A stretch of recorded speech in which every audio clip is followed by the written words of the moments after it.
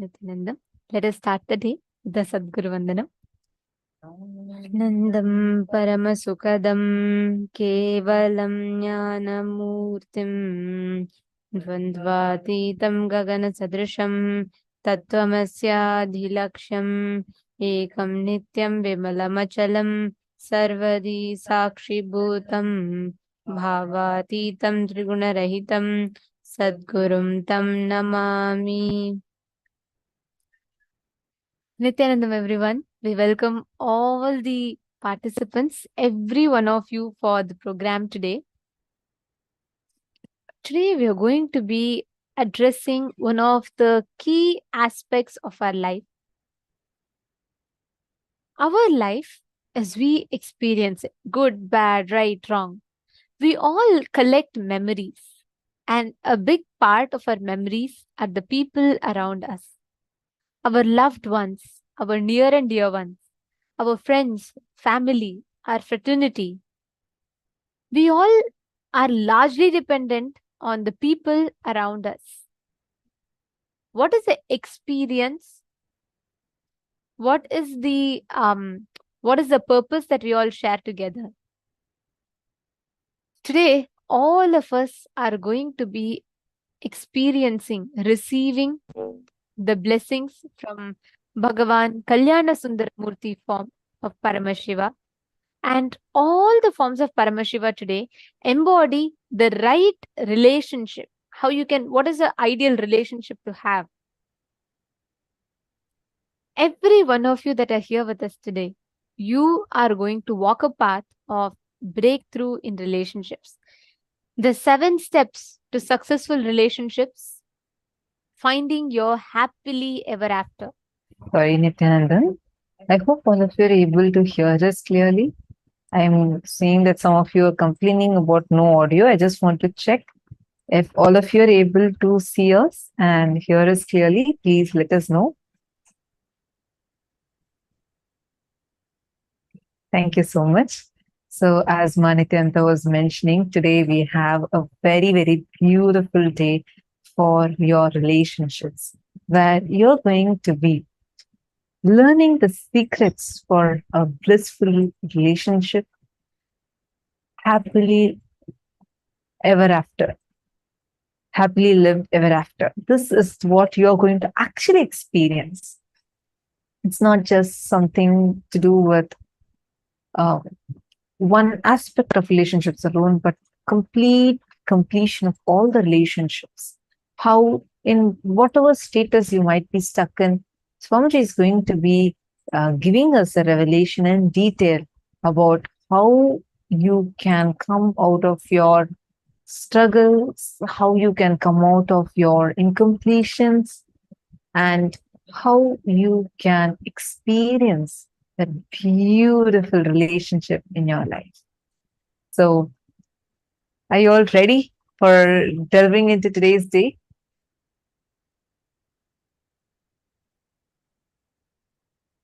We're all going to be learning about how we can discover oneness in relationships in life. How do we exactly manifest when we say oneness? What does that mean? And how do we manifest that space of oneness? Now, I request every one of you to share with us. Please take a few minutes and share with us what is the any 3 relationships in life that you really want to have a breakthrough in, and what is a breakthrough you want to have?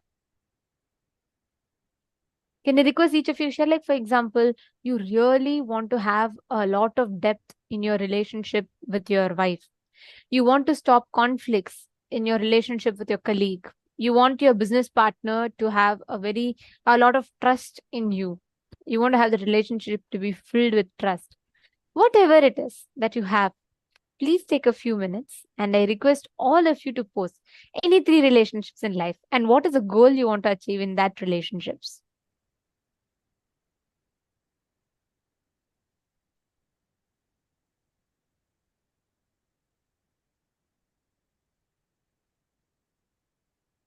Yes. I request every one of you to post.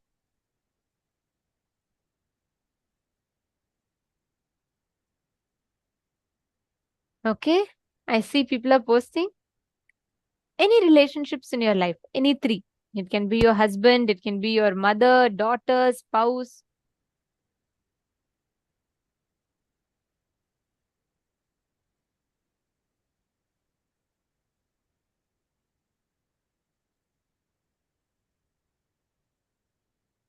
Okay. I see different answers. Okay. Thank you all. Thank you for posting. Make a note of it because by the end of the day today, you're actually going to manifest this. But how do we manifest this? What is the science of these relationships in life? Please understand the first step is to discover oneness in relationships. What does that mean? Let us understand now. That's the first session we are going to be having. Let us understand the revelation.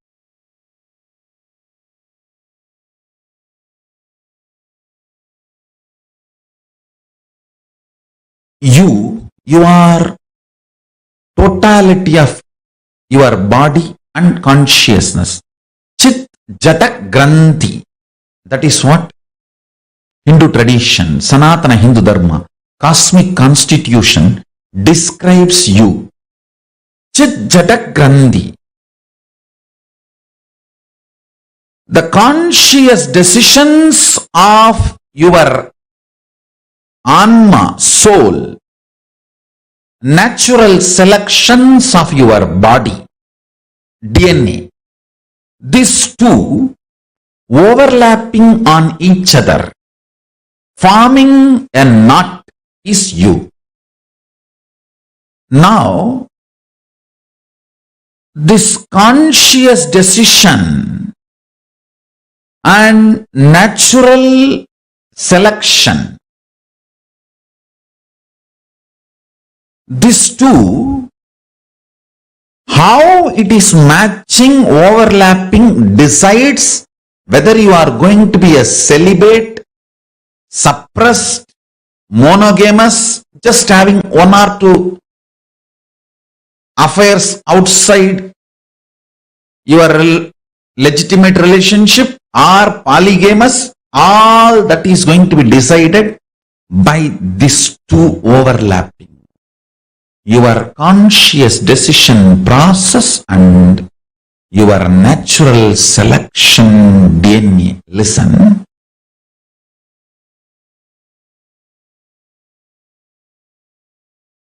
Just because every one of you have a human body, do not think you are all human beings. This generalization is the worst crime done against you. Each one of you are unique because your conscious decision process is not measured by any so-called rational scientific methodology till now. Only the natural selection, DNA evolution, natural selection is studied. Only that part is studied and understood. Understand? Just because the science has not yet evolved to study something, you trying to deny, that is a mediocre mentality.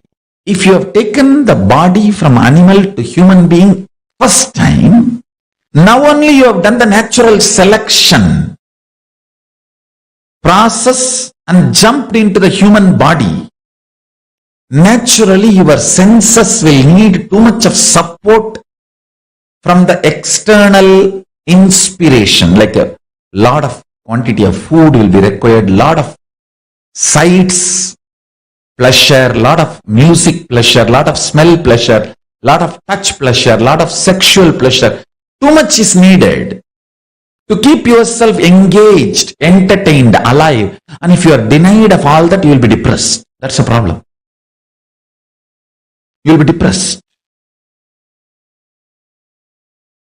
So I don't want to say what is right, what is wrong. I don't want to give you a kind of a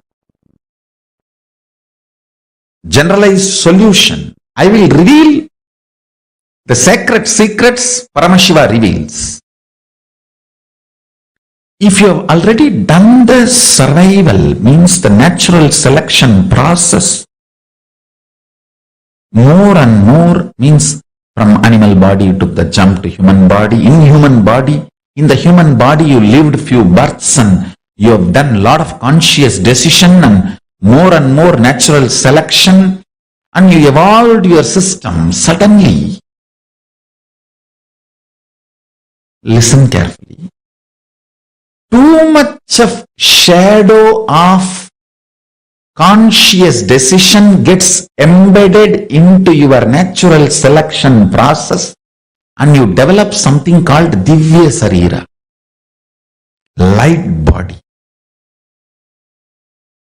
which reduces your sensual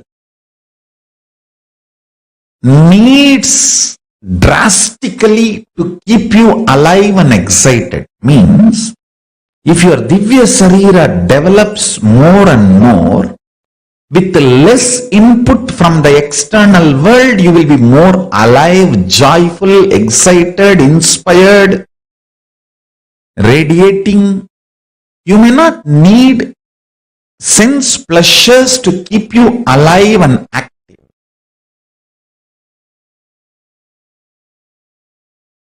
Now, you need to look in and see where you are standing in your natural selection process and where you want to go using your conscious decision power. Understand, knowing the telescopic and microscopic reality of you, self, God, Ishvara, Jagat, universe, makes you make right decisions about relationships. Understand? Don't think I am giving an impractical solution for your simple day-to-day problems. No. No band-aid solution can help you in your relationships. You think just a plastic smile can help you completely be happy with your family and relationships? No. Your core need to cognize powerful cognition. Only then your attitudes and understanding about you and life will get matured. Maturity means having the telescopic and microscopic vision, clarity, powerful cognition about everything you are handling in your life. Everything you are handling in your life having telescopic and microscopic vision is what I call enlightenment. When you know life cannot be destroyed, you know nothing can touch you, you will start loving and being compassionate with everyone. You can't destroy me, so I am compassionate and loving to you. You are not a threat for me. Nobody is a threat for me.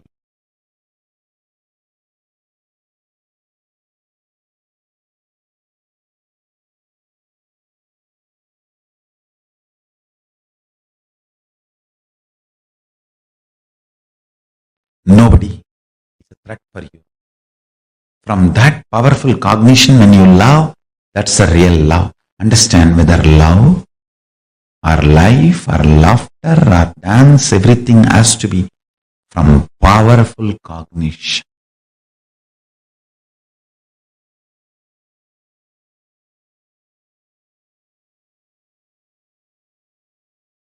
The shades of relationship is decided by the conscious decision process. Decide to use the conscious decision process to break free from the DNA you developed by natural survival.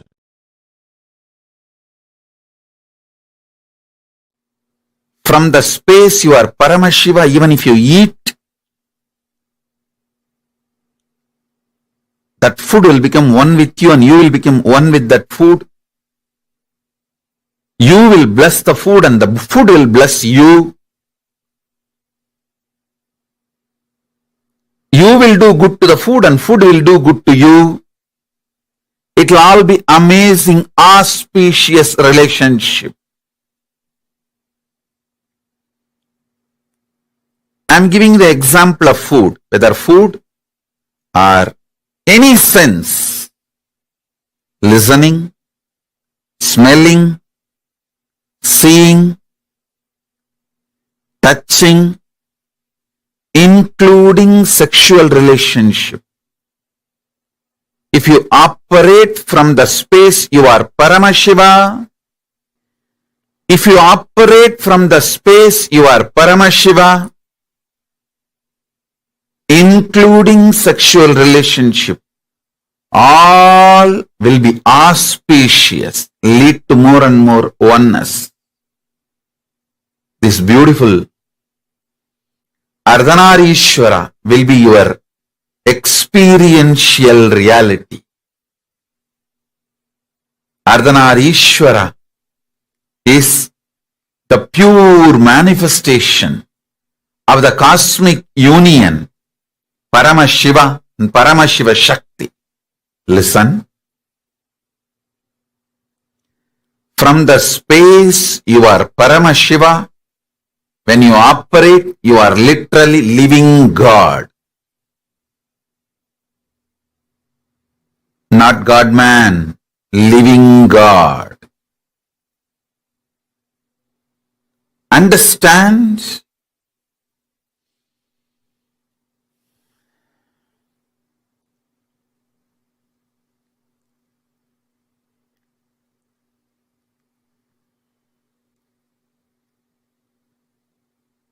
Anything you do from the idea you are a body, you are mind, it will all be just situationship.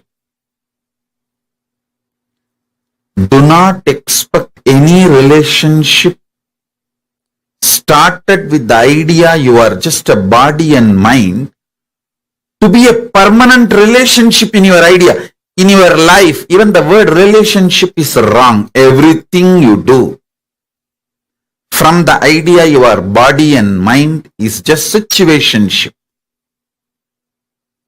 So don't blame the situations, other person, anything.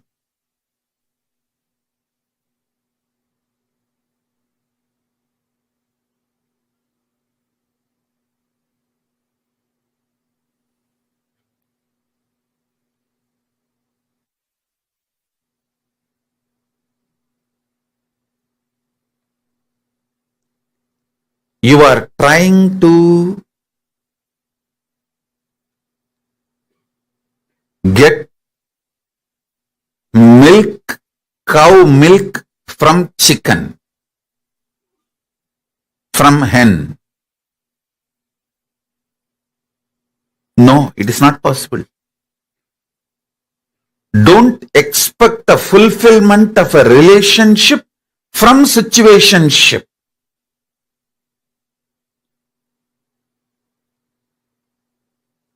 Most of you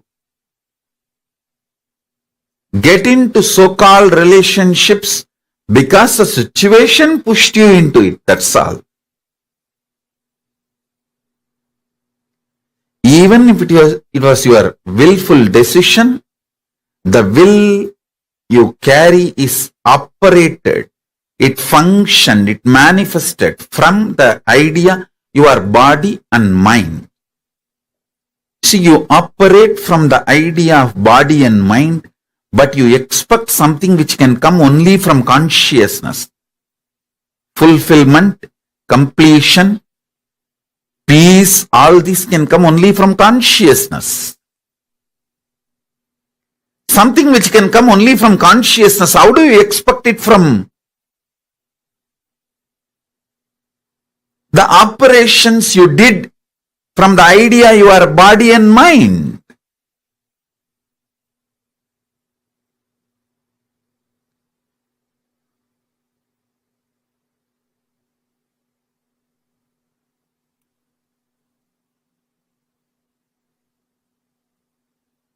So listen.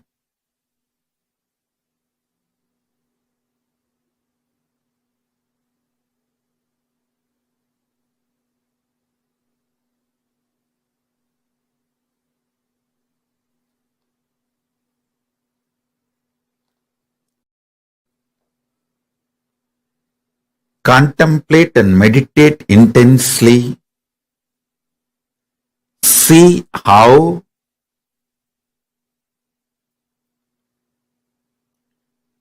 you build situationships in your life, but you expect the results, fulfillment which can come only from relationship.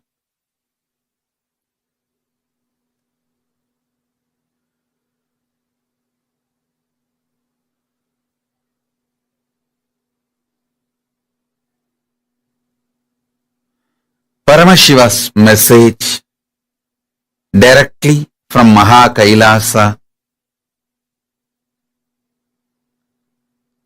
Whatever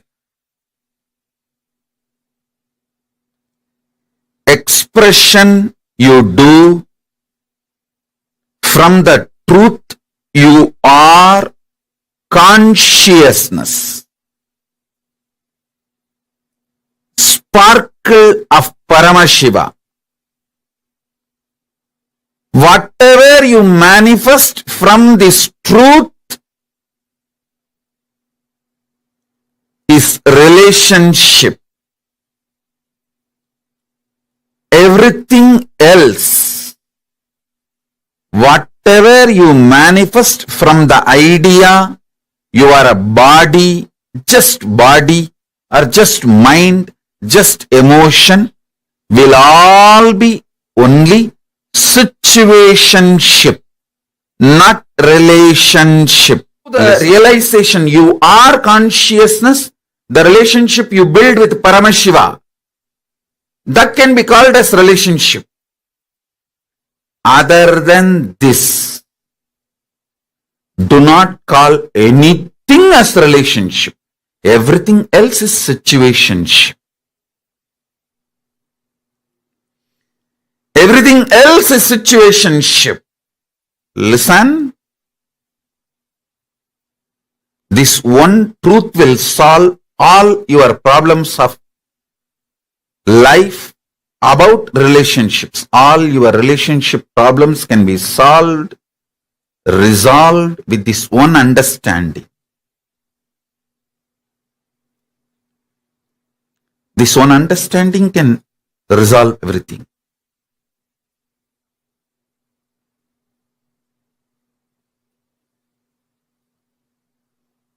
Other than your conscious relationship with yourself, your conscious relationship with Paramashiva, everything else is situationship.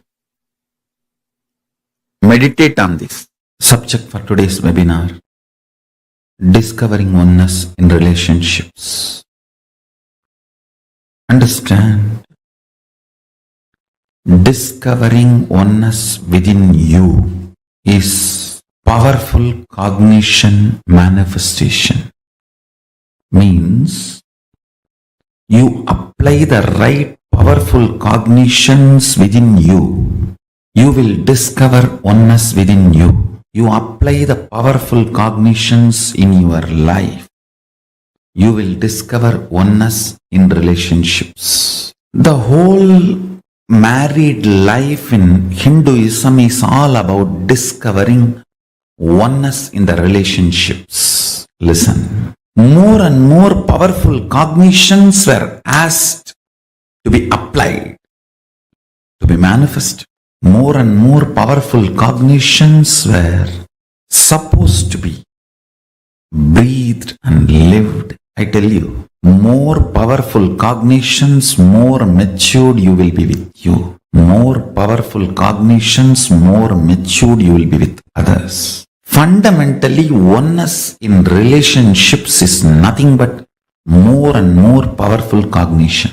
Means the cognitions you carry about you, life, cosmos, body, mind, pleasure, pain, right, wrong, sex, lust, greed, death, all this should become very high, powerful cognitions. The more and more powerful cognitions, more and more you will discover.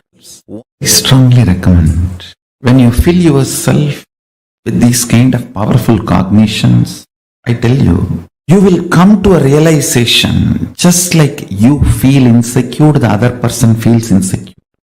You feel greed, other person feels greed. You feel attention need, other person feels attention need.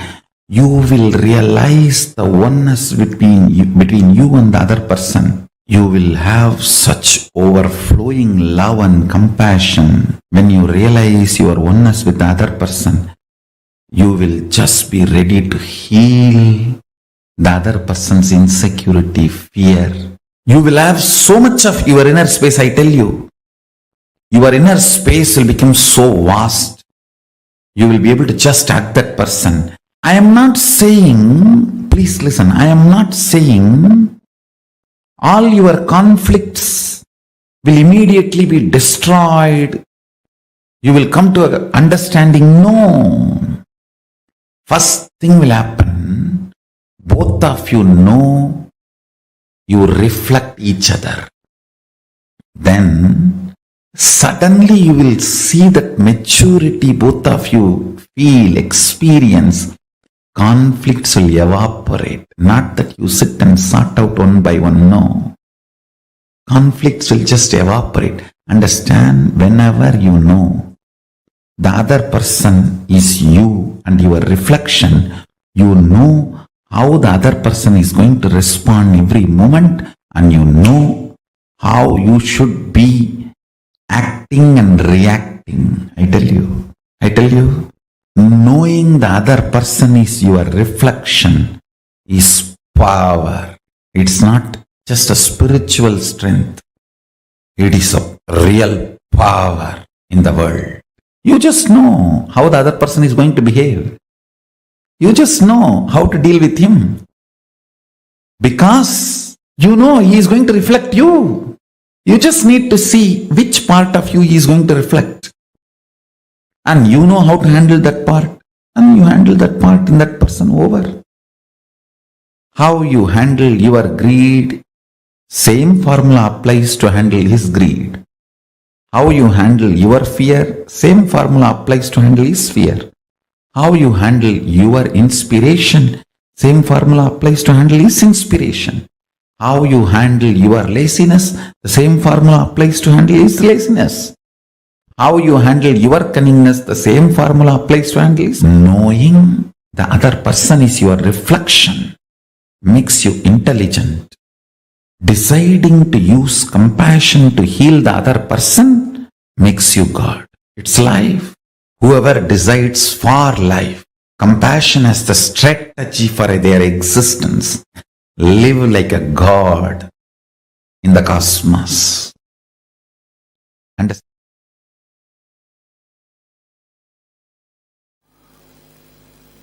I'll expand on how the integrity and authenticity expands your relationships and enriches you to have the fulfillment. The answer, Suniye, first I wanted to make these three statements. One, relationship does not mean only the few human beings who live around you. When I use the word relationship, I mean your relationship with your health, with your money, with your life, with your success, with the nature, everything. Second, you also have a very inauthentic way of dreaming about your life, just to have few cozy relationships around you, and that is enough. You are complete with your relationships and relationship dimension, which is completely wrong and inauthentic. Third, please listen. Third, only when you expand you to the level with integrity and authenticity, anything, anybody comes in your breathing space, there is a conflict-free, complete relationship. You are going to experience fulfillment and success.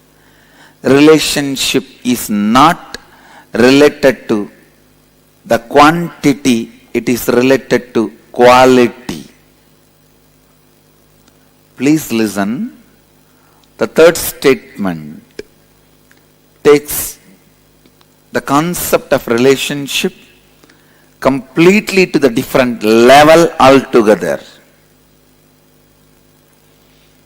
When you bring integrity, you will heal all the damage you caused inside you, outside you, due to the relationships, the ignorance you had in the zone of relationships. Listen. Your ignorance in the space of relationship not only causes damage in others, it causes damage in you also. When you cause damage in your spouse, in your mother, in your father, be very clear, you cause damage in you.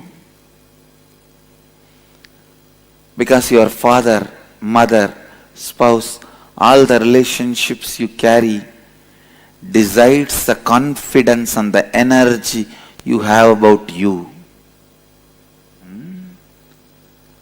One of the important healing factor in relationships is the other person feeling confident, you are transformed, you are going to be different in future. To tell you honestly, nobody is too serious about the past hurt. Everybody is expecting about what is going to be the future. If you give them the confidence, assurance, the future is going to be really transformed, authentic and responsible. There is nobody who is not ready to heal their past or drop their past. Everyone is waiting to drop their past and relate with you in a new way. Who is interested in carrying the past wounds? Just like how you are waiting to drop the past and have the new future. Everyone is waiting to drop the past and create the new future. Everything has to happen out of completion.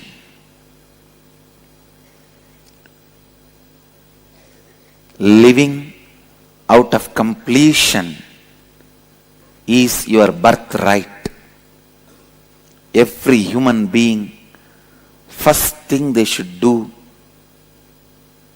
when you start living your life is find the root thought patterns, suffering patterns, which is causing you suffering, and complete.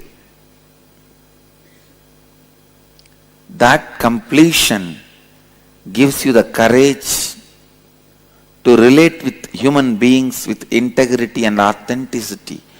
People are afraid to relate with other human beings.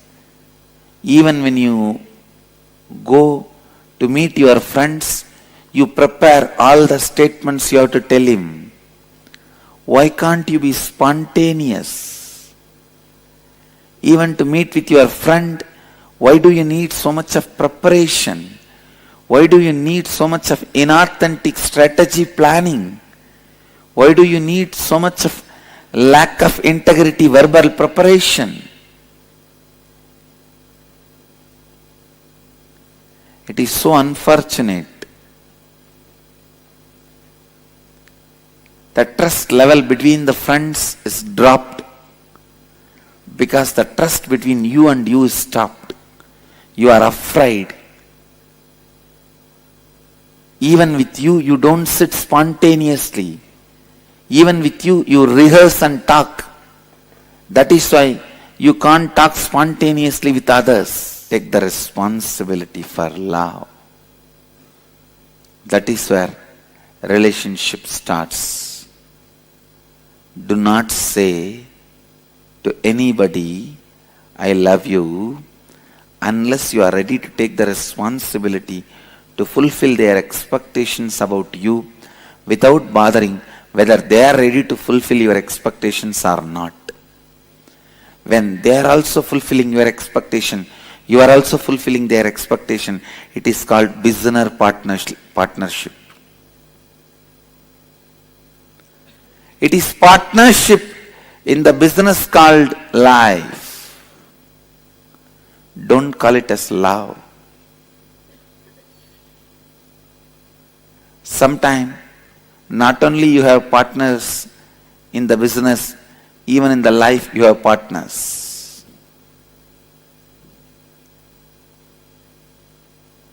Maybe you can use the word life business partner.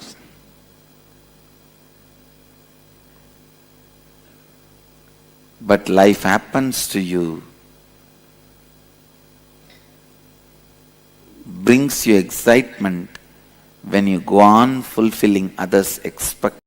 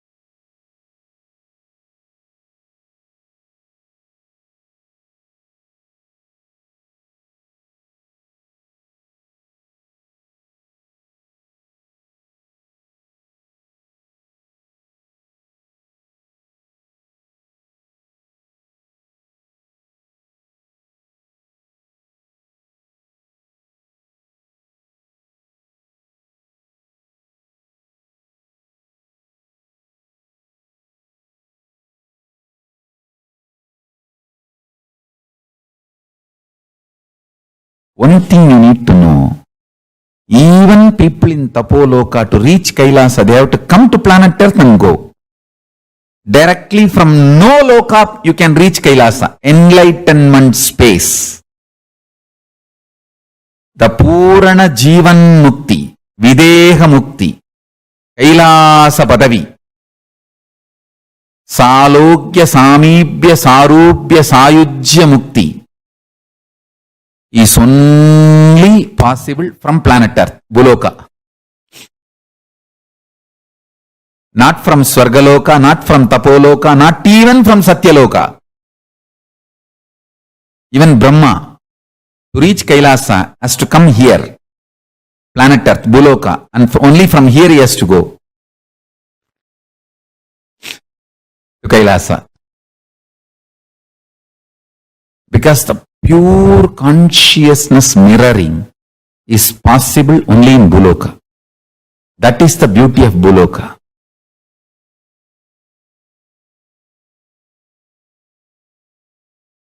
Now let me expand on reality so that you will understand how the four principles can be used to make reality as you want. Let me define what is reality. This is a very important definition. Only when you experience this as your reality, you can experience Brahmanyam Bahuputratam. Listen. Not having any conflict internally and contradictions internally about what you want to experience as your inner world and outer world, and projecting it powerfully, so powerfully that there is no conflict between your projection and your experience, perception. No conflict, no contradiction. Because there is no conflict and contradiction inside what you want and outside what you are experiencing, feeling the non-duality, Advaita, is reality. First thing, inside itself you have so much of conflict and contradiction. What you really want inside you and outside you.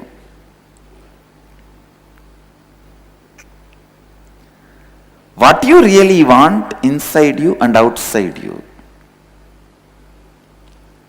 That itself has so much of conflict. Second, because there is a conflict inside, what you project is not able to move the outside as you want.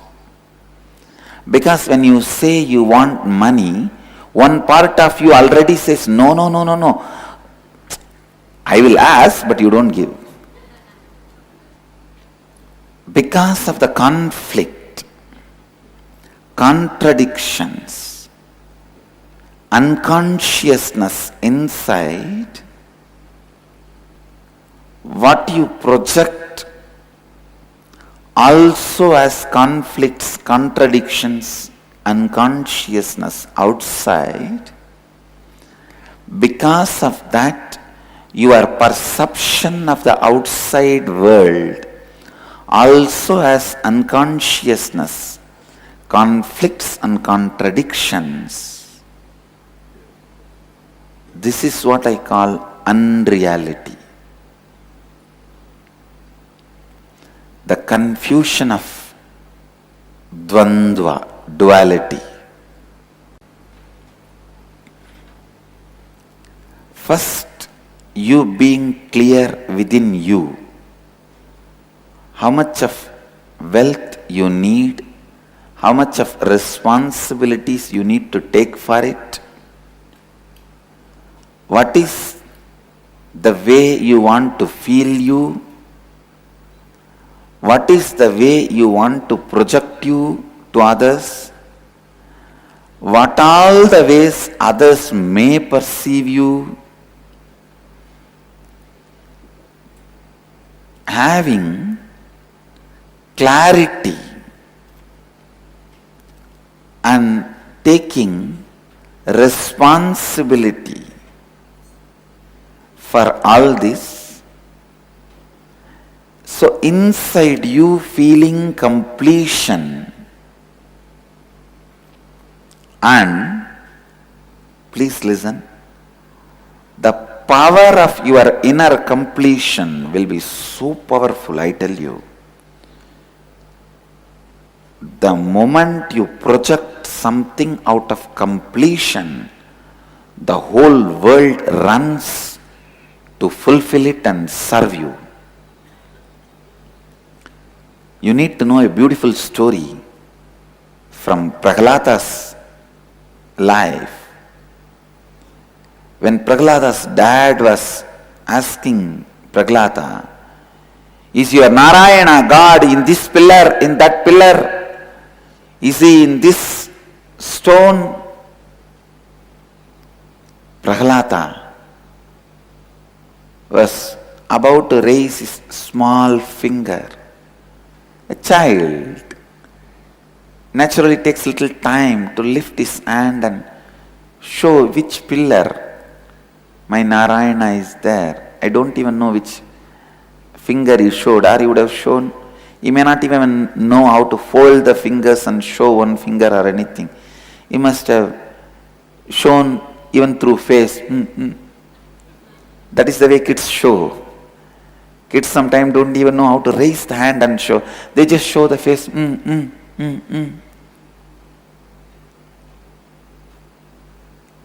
When Prahlada was about to mention the pillar, Narayana started running from Vaikuntha.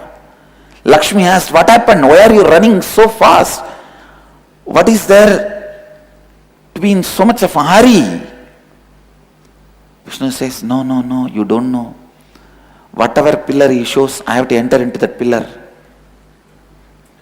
Wherever he shows, I have to occupy that place and come out. Listen. When a child is established in integrity, just for his hand movement or the direction he shows, God lands. Listen. Whole world moves as you want when you are established in integrity. Prahlada is embodiment of integrity. Nachiketa is embodiment of authenticity. Dhruva is embodiment of responsibility. Markandeya is embodiment of enriching. Prahlada is embodiment of integrity. He was in completion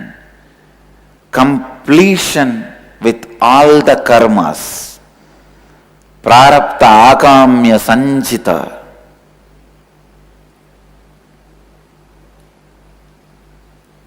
That is why the direction he was turning his face or trying to show, God lands there. Same way, if you are in completion with integrity, without conflict, contradiction, internally, whatever you project on the world is project for the cosmos. Whatever you project on the cosmos is a project for cosmos. simply does it. Simply Cosmos does it. When you are integrated and project on the outer world obeys you just like that. It obeys you just like that.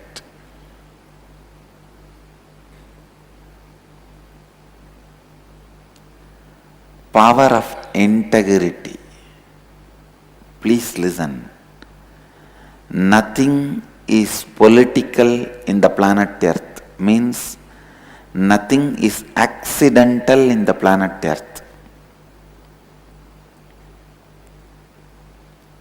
Everything runs with these four principles.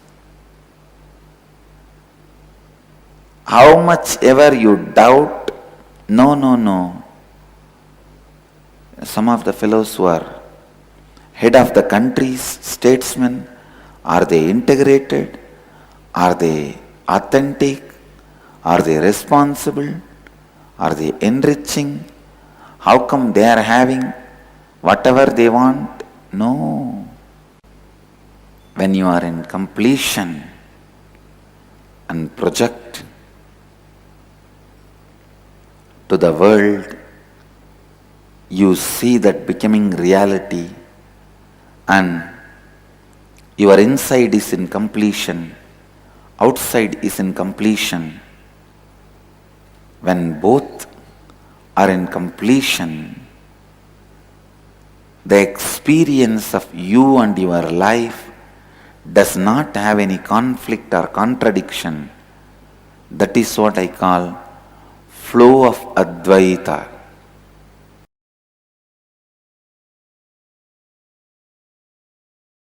If you are established in the space of Advaita, even if the other guy tries to attack you, abuse you, his whole being will not cooperate with him to attack you. Simply, he will lose strength and fall into stupidity and foolishness, powerlessness. He will not be able to attack you. He will collapse before even he stares at you. The power of the space is such, I tell you, learn this science, practice this science, master this science, even if you have failed earlier. Can Swamiji define what is the space of Advaita? Means there are some ultimate truths. Everyone is extension of you. Whether you call us a Hitler or Bin Laden, Buddha or Mahadeva, please understand, Hitler or Bin Laden, Buddha or Mahadeva, Krishna or Kali, everyone is extension of you. You should be very clear why somebody is Buddha, somebody is Bin Laden. Let me make it very plain and simple, straight. So now you need to know which part of you is paining you, which part of you which is making you hate somebody. You should address that part and complete it. By completing with that part, you make the other person powerless. If he still holds on to the violence, please listen. Listen once more. For example, in the world, In fact level itself, there are violent people, terrorists, who attack, abuse, destroy.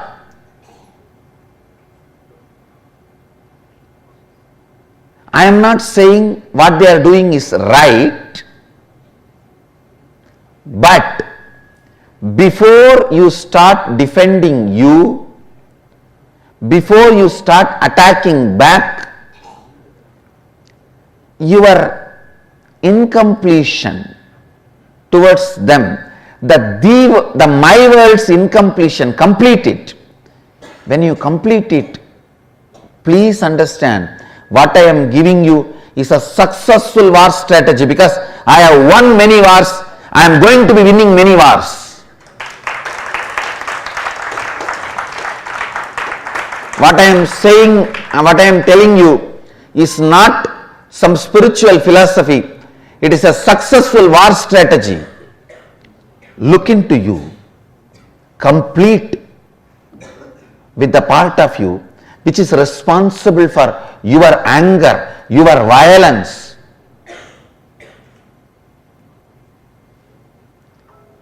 Complete with that. You will see that guy,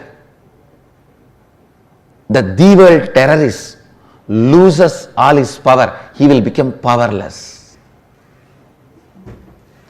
You entertaining anger towards him, which is in the my world, keeps his violence active and alive. The moment you complete with this, your enemy will no more be lion, he will become a rat. You just need a little rat poison. You don't need a gun and AK-47. Make the enemy powerless by making your enmity powerless. Sincerely, when you create the space of Advaita in you, means non-violence, no enmity. Again and again get back to that space, no enmity, non-violence. I am not even saying become friendly, that is up to you whether you want or not. But decide to be non-violent, no enmity. I tell you,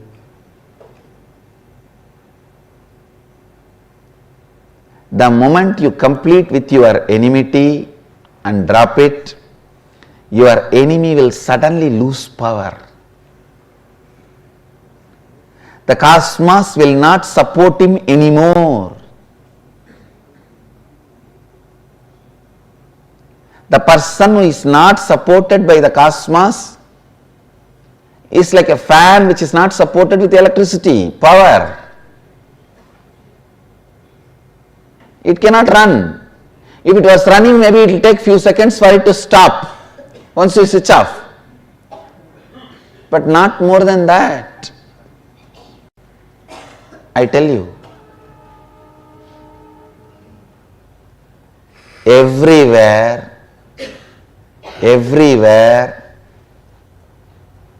Advaita has a direct utility value, whether you are in a hospital for health, you are in a marketplace for wealth, you are in a court fighting a case, you are in a war field fighting some people, you are in a place of riot where you have to survive,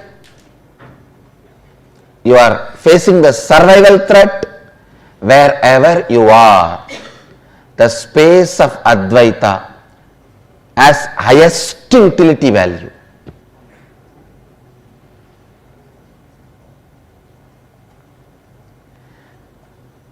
Just be brutally fanatic and practice Advaita. I am telling you. whether you logically know the values of it, the side effects of it, or you need to take a little more time to learn the side effects of it, after effects of it. Start practicing Advaita, the space of Advaita. I tell you, it will be amazing Kalpataru,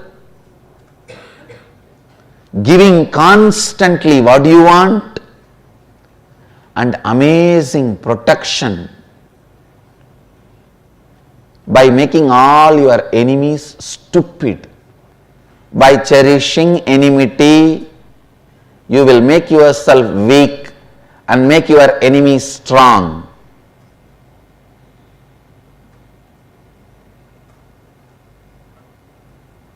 By completing with enmity, you will make your enemy weak. And after that, you don't need to destroy him. And even if you destroy, you won't have sin.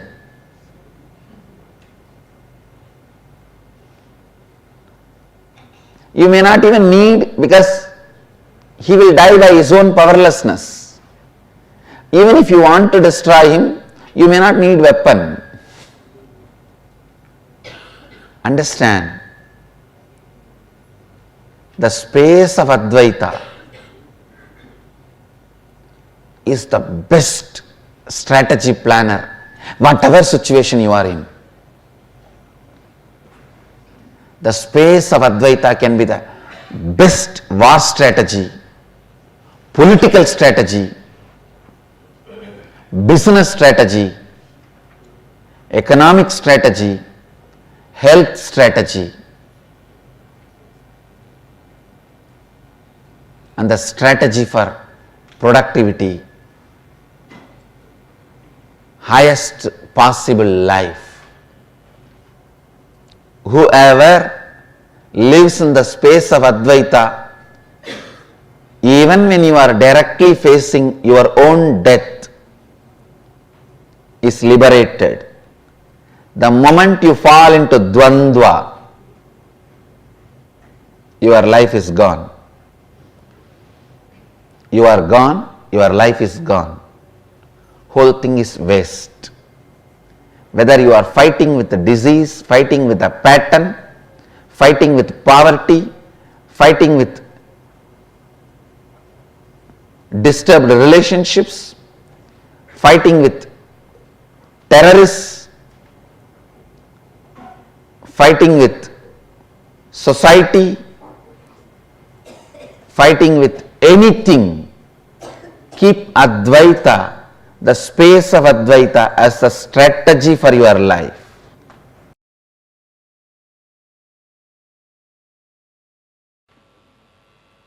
Please listen. Whole life is a business. Whole life is trading. You give something, receive something.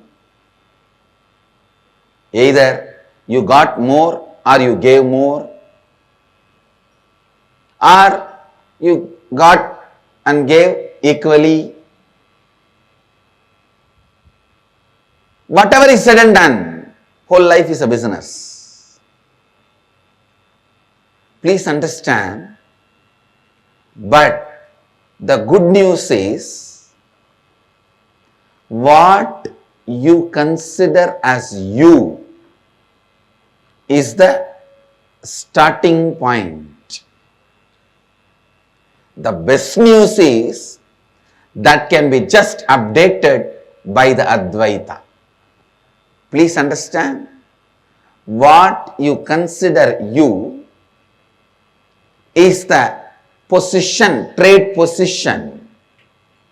If you consider you only dependent on your physical qualities, you only have depreciation asset. You only have depreciation value. But if you assess yourself based on the qualities you carry in your mind, It can be, you can be appreciation asset, means intelligence, your ability to handle any situation. How you perceive you, if it is just occupied, means your self-image, your identity about you, if it is occupied completely by your look, by your beauty, the physical dimension, please listen, you are making all your strategies and plans based on depreciation asset. More and more as time passes, life will be hell for you. Kala will bring suffering for you. Please understand. Strategy which brings best things as Kala passes is eternal strategies. If your perception about you is all based on your beauty, you are having exponentially depreciation asset. You can manage few more years with various creams and cosmetic items, but it will continue to depreciate.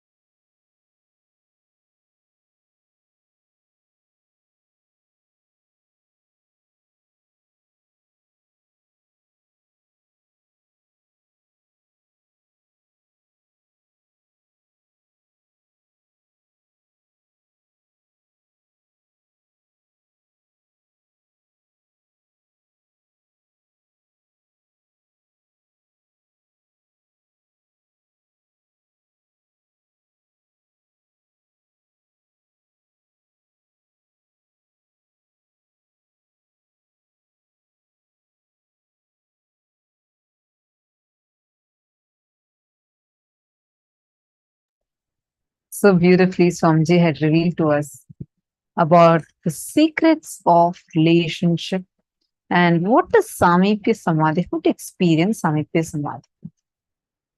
Physical nearness to Guru is called as Sameepya Samādhi, a method of realizing oneness or Advaita.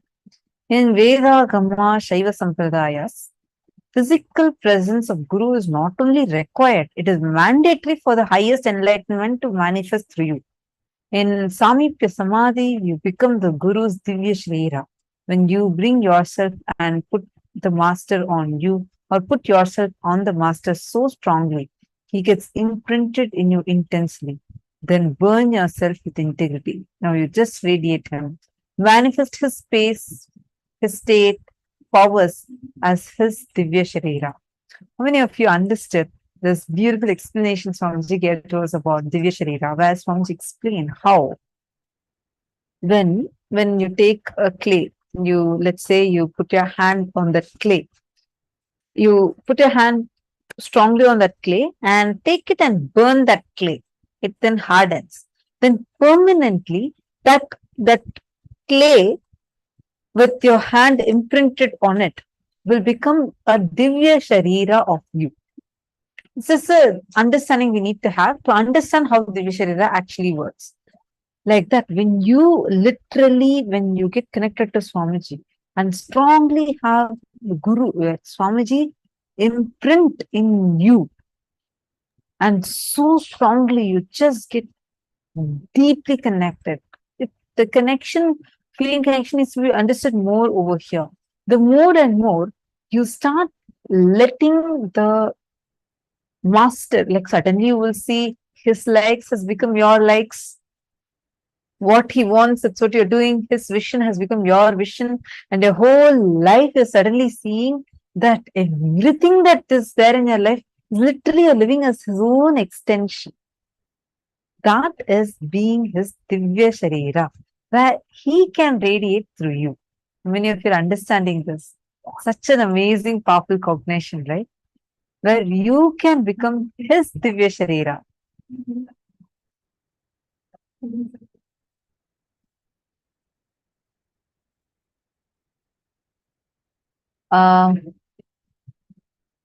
Okay. Xian Ying Zhou is asking, what's the reason honey cannot be eaten? There's actually no necessity that honey should not be eaten. No?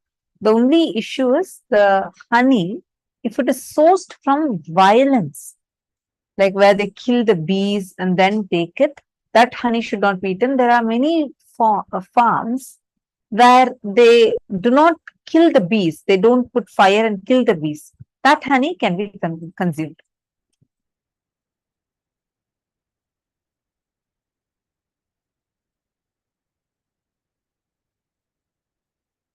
How many of you understood this amazing, powerful revelation? Same way Swamiji revealed to us about how to make your enemy powerless by making your enmity powerless. And also when you think about this is right. The way these samadhis are, the Sameepya Samādhi will always lead you to Sarupya Samādhi. All KAILASA Vasis, if you see everyone, all Swamiji's sannyasis, every one of us experience Sameepya Samādhi, where we all experience the physical nearness of the master. From there, we move on to Sarupya Samādhi, which means our form becomes that of the avatar. Like, for example, just because we are living around Swamiji, right? Like my life in Gurukul, as we all grew up, every time we see Swamiji wear a turban style, next day you will see all Gurukul kids will be replicating it. If you see small kids, right, the way they play, I still remember when we were all very young in Gurukul, the games that we used to play, because Swamiji said he used to dress up deities. Alankar, we used to dress up. And then you will see kids, small kids, all sitting and like how Swamiji will give satsang.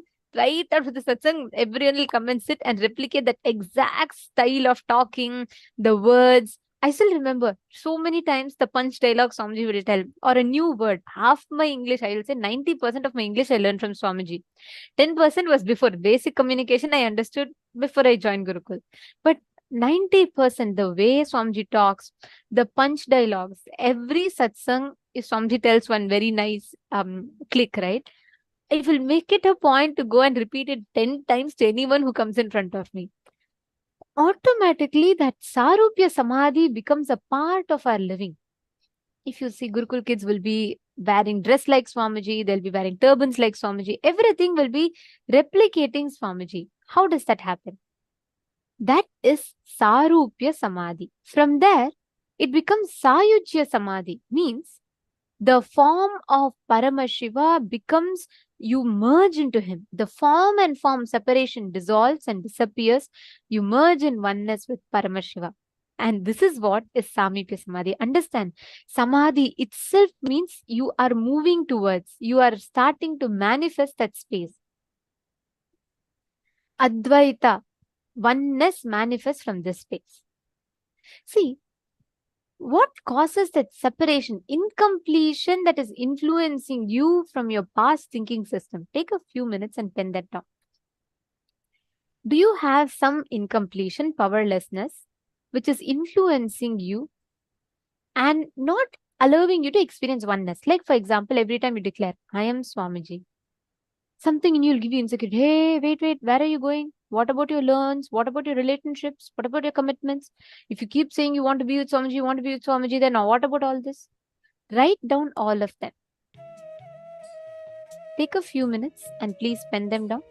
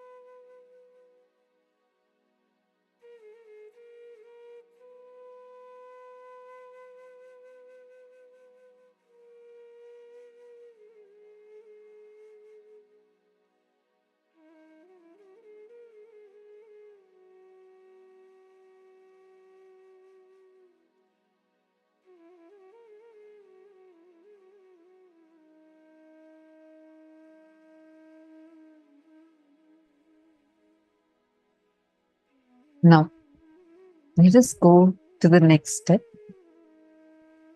Complete with Atmurti. Just sit with Swamiji's Atmurti. Verbally talk. Don't do it as a mental talking. Many times you say, you know what, I am talking to Swamiji. I am just mentally talking to Swamiji. And I am doing telepathy. See, do not do telepathy with Swamiji right now. I have seen many people saying this, saying that, no, I am talking to Swamiji. Just mentally, I am talking to Swamiji. I am mentally sharing whatever I am experiencing. No, do not do that. Talk verbally and tell whatever incompletions or the struggles, whatever you're facing. Go verbally, talk it out to Swamiji's Atmamurti and literally relive the whole thing. Relive the entire incident and relieve it from you. Okay? I request all of you to take a few minutes, go to Swamiji's Atmamurti.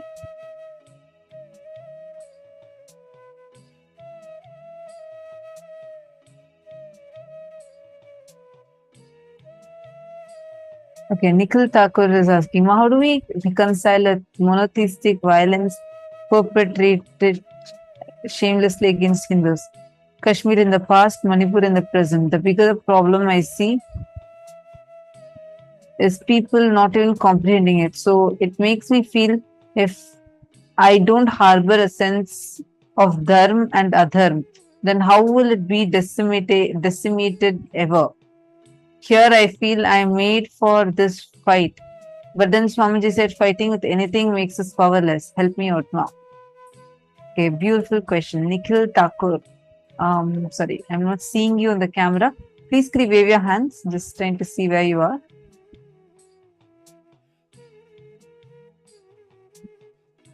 Nikhil Thakur.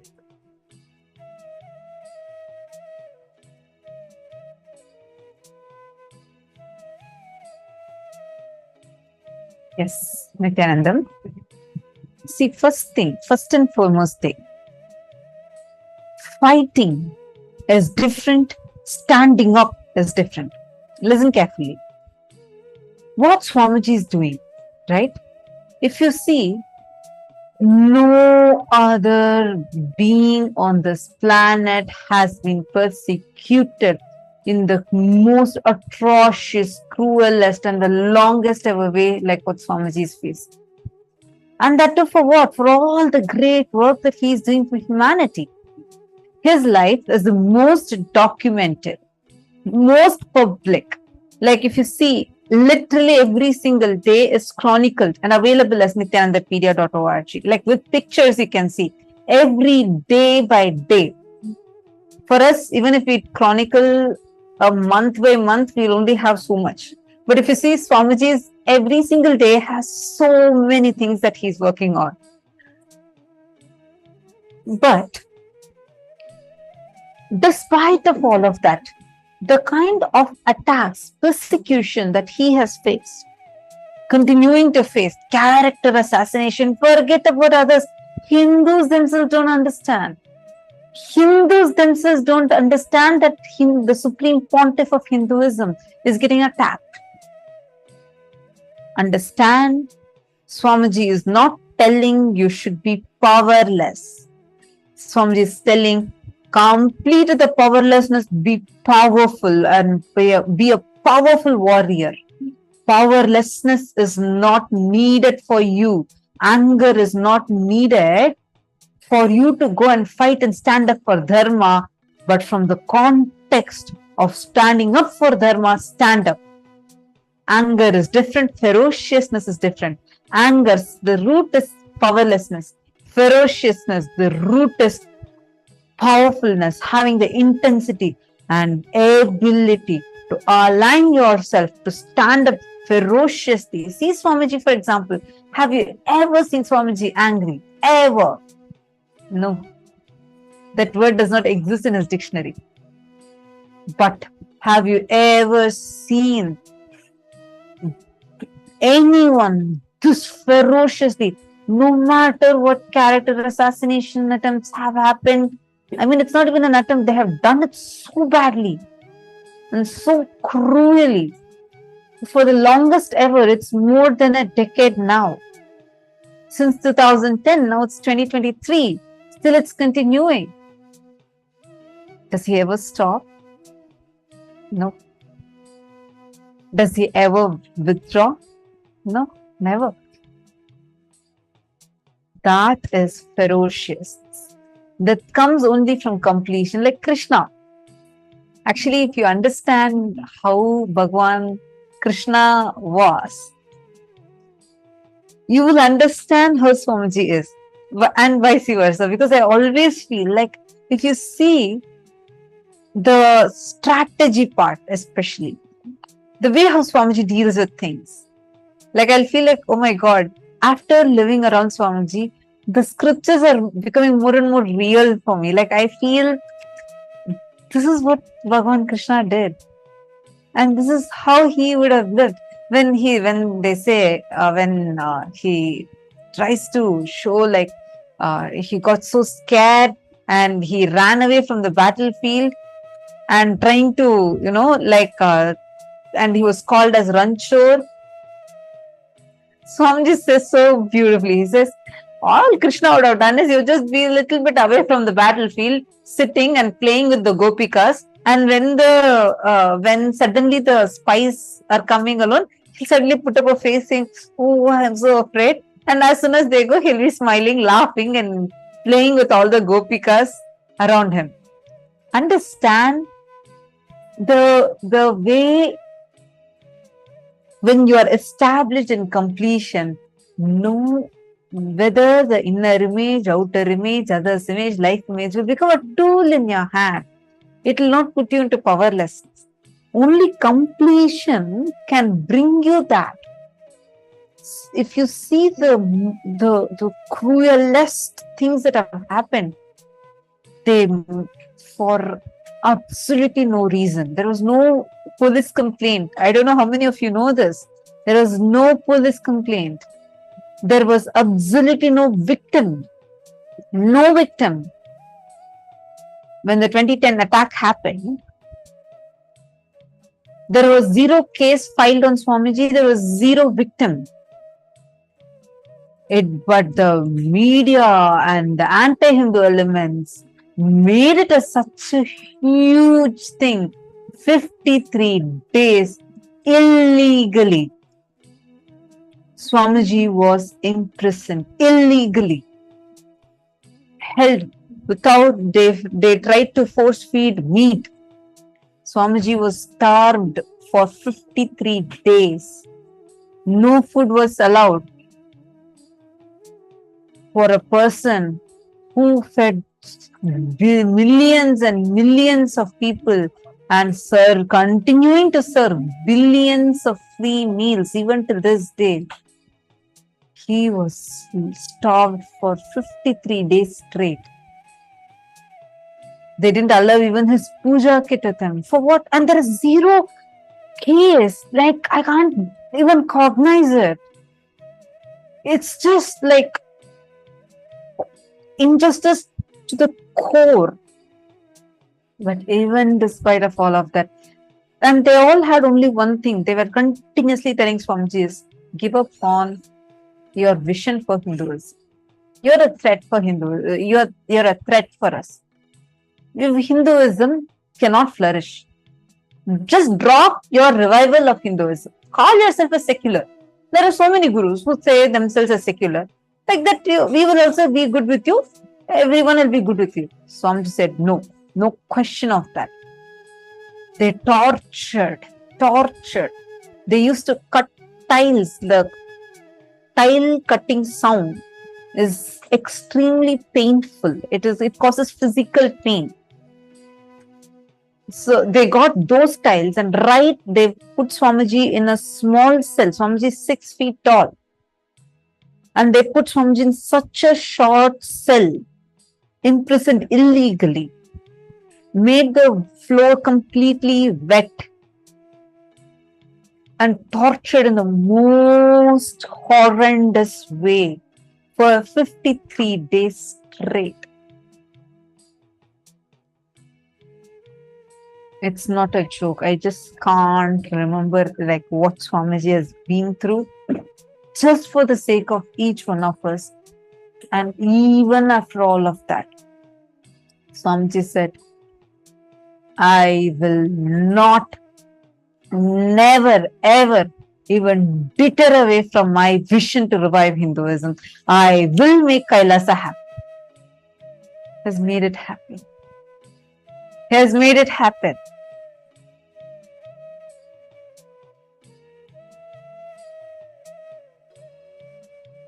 Nikhil Thakura is posting, I remember the abduction case with both of you too. Exactly. The whole case is such a faltu case. It was like the worst way. Like I experienced how the whole thing is just a joke. Like they can just manipulate the legal systems and attack anyone.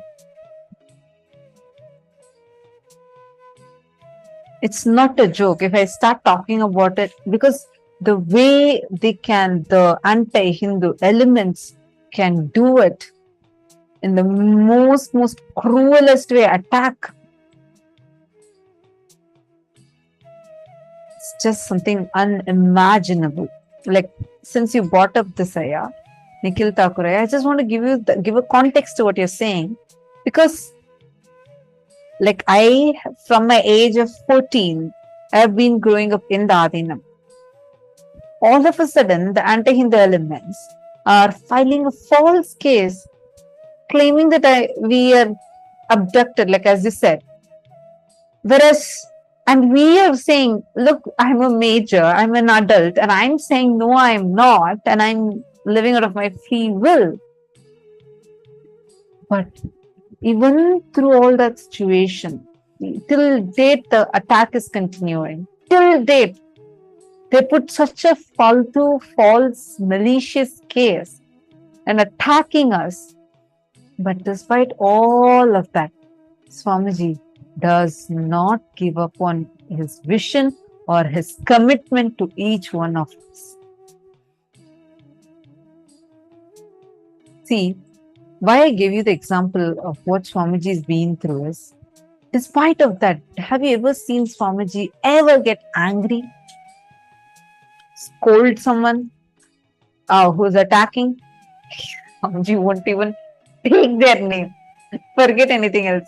Swamiji would not even give them the legitimacy by even uttering their names. But he does not just that he ensures this mission continues, he ensures that his mission intensifies every single time. That is how flare up by intensely doing the mission. That is what will happen when you're established on completion. And that's not called as fighting. That is called as standing up, being a warrior, a real ferocious warrior. Anger is different, ferociousness is different. I hope you understood. Yeah, like I hope I answered your question.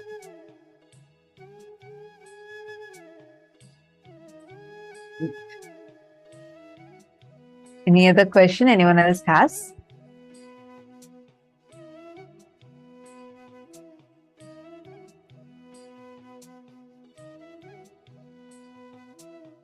Right. Make your enemy powerless by making your enmity powerless. This is something I really, really love. Because the moment you start cognizing this, you will understand how to deal with life the way how Swamiji is dealing.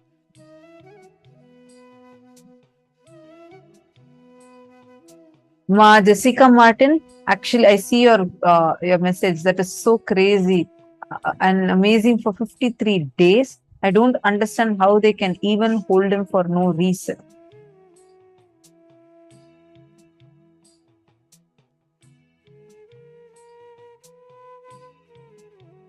I think it's beautiful to be so convicted on your purpose to be able to deal with life in this way. You will just melt if you see. Actually, no one ever knows the kind of attacks Swamiji has been through. We all know only, even if you think, no, I have heard all the sessions, we only still know tip of the iceberg. There's too much what Swamiji has been through. But you will never see that ever affecting the mission. Swamiji's for personal, for himself, he will never do anything, like meaning not a penny he spends for himself. Like if you see the way Swamiji lives, right? For all of us, all the disciples, everyone, Swamiji will just shower us saying, get the best food, get the most organic food, get the best clothes, best place to live in, get everything the best. But for Swamiji, even the jewels Swamiji wears, it's all only what devotees have offered. Swamiji says, just because the devotees have offered out of their love, I will just reciprocate it by wearing it, just to see that smile on that devotee's face and just to fulfill them. You will never see someone like Swamiji ever, like the way, whether it's relationships or how to deal with life, everything, unless you have physically lived around Swamiji and been able to see his life. How much ever you listen in satsang, it's one level. But when you see how Swamiji lives, it gets transferred directly from his bio memory to your bio memory. All right, now I think it's getting time. Let's continue this internalization exercise. I hope all of you finish the second step. The step 3 is you're going to be completing with the mirror. Invoke the incidents in the mirror and relive the whole incident. Understand the difference between remembering and reliving.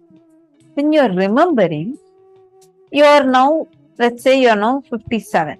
Something happened at the age of 7. If you remain as 57 and visualize what had happened at the age of 7, that is called as remembering. Reliving means forget your present identity. Just dump it, throw it, and become that person at the age of 7. What intelligence you had, how you were, visualize and become that person. Enter into that person's physiological, psychological frame. Take a few minutes and meditate on that person. Become that person. Then you relive that instant by invoking it in the mirror. You're going to literally look at a reflection. All your 3 eyes should be locked on your 3 eyes reflection. And literally visualize the whole incident playing on the mirror. I hope you're clear. Let's do this step now.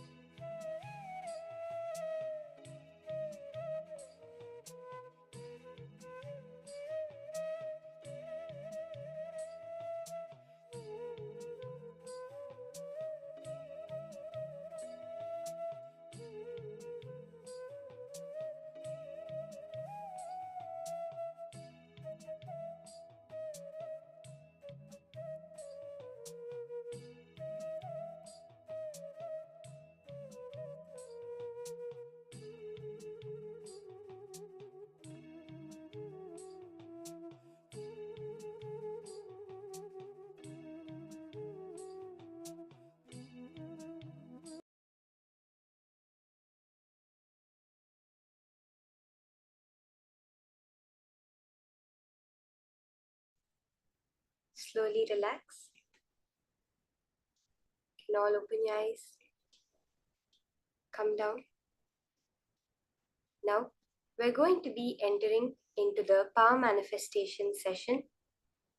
Today's power is a very exciting power and very related to the topic that we are learning today. The first power that today we are going to be starting with is the power of mind reading. If you just knew what was going on in your partner's mind, you would never mess up, right? That comes from this power of mind reading, where Swamiji has initiated us, telling, if you know your own inner space, you'll be able to understand the space of everyone around you. Because fundamentally, the way you perceive people, like I said, it's the way you perceive people. So it's dependent on you. When some breakthrough happens, some completion happens within you, the way a person responds to you directly changes. It manifests as the power of mind reading. You're going to be able to scan an image another person is thinking about, an incident a person is thinking about, and a root cognition of a certain incident today during the power manifestation. See, this is a beginning level. We are going to just start with learning how to do this power. Suddenly you will start seeing in your daily life, when you interact with people, you will start being able to understand their space.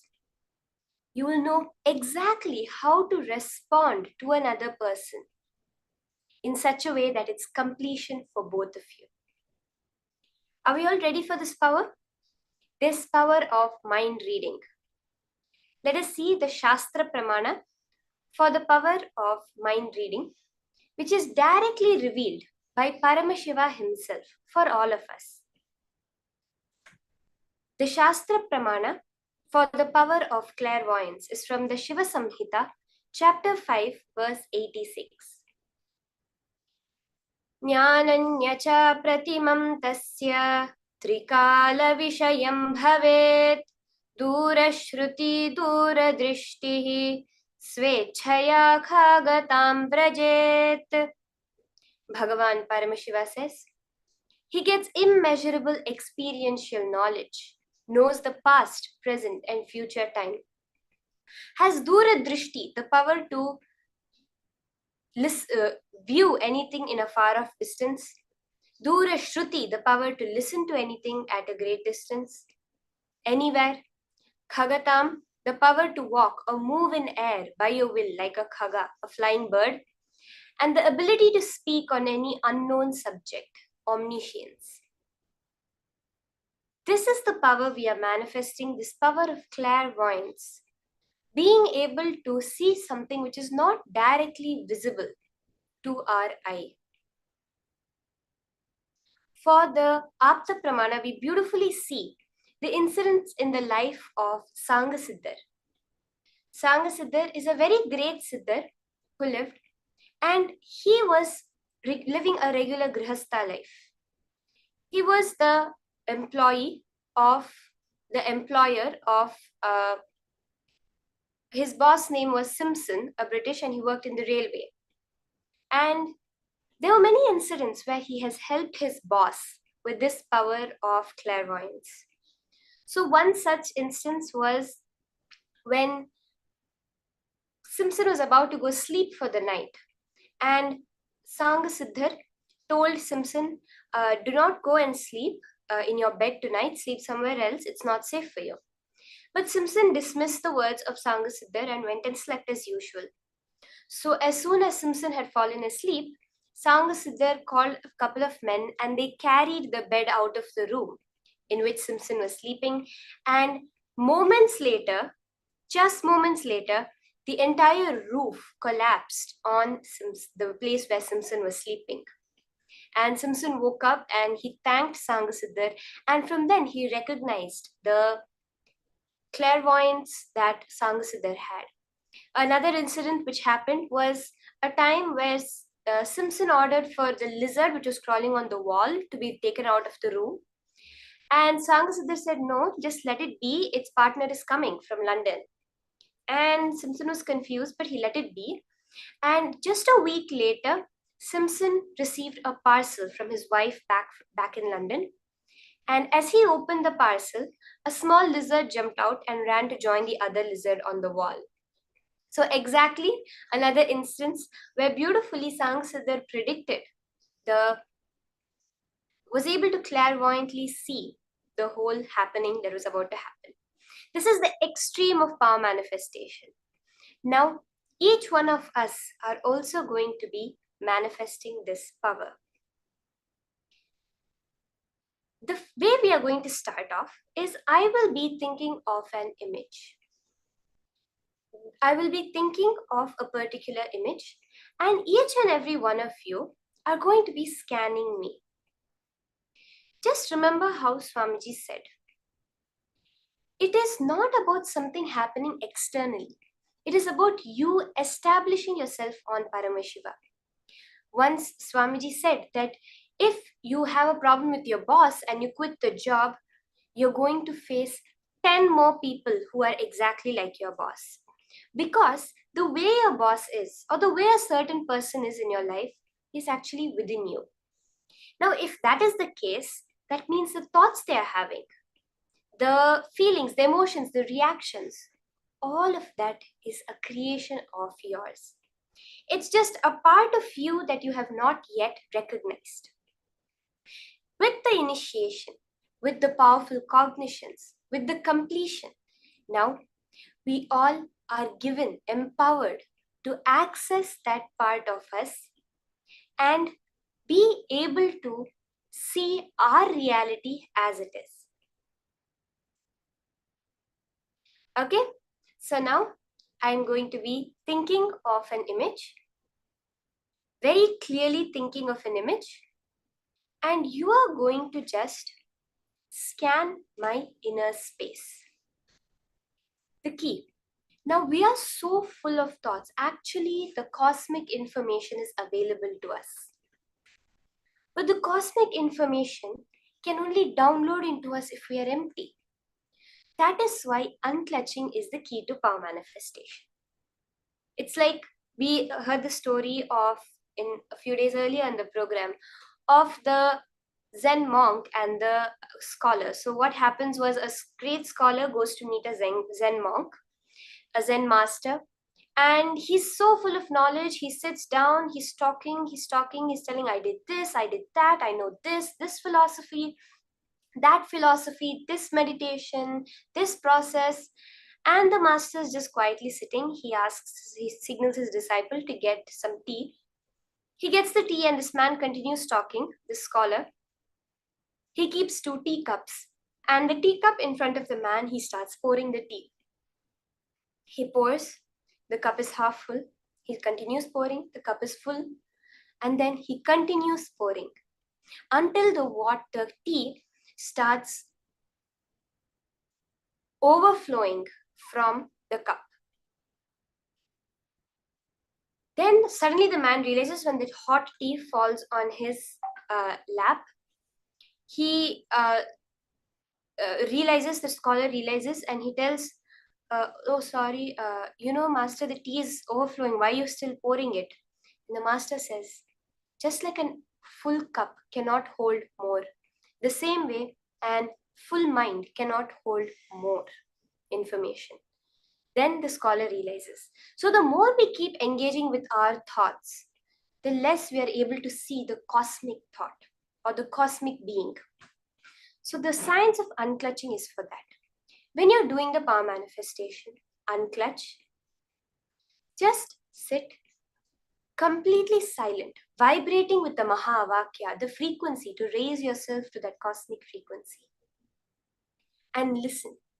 Just sit in that space, connect to Swamiji, and the answer will come. So now, let us start the round of manifestation. I'm thinking of an image, and you're going to be scanning the details. What is that image? You can say colors, you can say shapes, sizes, items, various things that you are able to see. Okay? Are we all understanding clearly what this round is about and how to manifest? Yes? Can I just have a wave of hands if you're all understanding? You can just wave your hand in the camera if you're all understanding the whole round. Yes, ma. I see ma Dhanvantri Shaktini. Okay, thank you everyone, ma. Mary Claire. Okay, so let's start this round. I'm thinking of an image and you're all going to connect to Swamiji and scan what I'm thinking of. Let's keep the round quick. We'll have a couple more rounds after this. So let's start.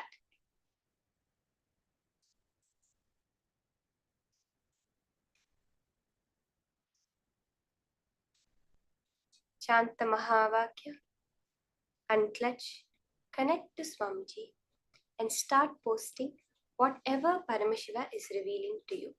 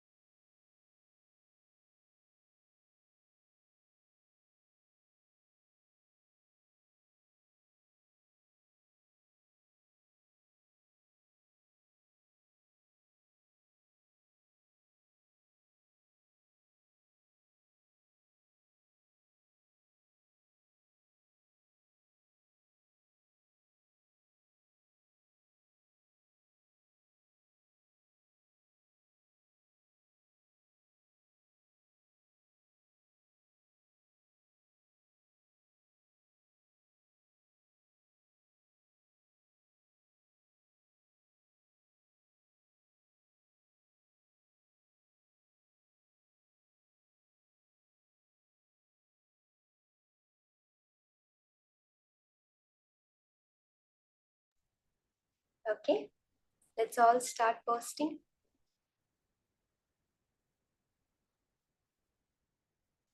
Let's all post in the chat whatever Paramashiva revealed to you as it is, the colors, the shapes, the items, the objects, any feelings you got, whether you were able to feel something, you smelled something, you heard something, whatever it is Paramashiva revealed to you, just post it like that.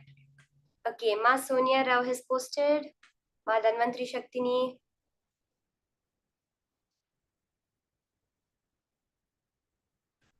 Okay. The image that I was thinking of, the colors, the shapes, items, whatever feeling you got, whatever Paramashiva revealed to you, just do not have any doubts. Just as it is, you can post, okay? Just quickly post so that we can move on to the answer and we can have a couple more rounds, because then you will really start to get the hang of it. You will start understanding exactly the methodology. How is the power manifesting within you? Okay, I see my stick. Ma Priyatma Srupini, thank you, ma. Okay, let's see the answer now. What the image that I was thinking of is. Does anyone left to post? Quickly post before? Yes. Now, this is the image that I was thinking of.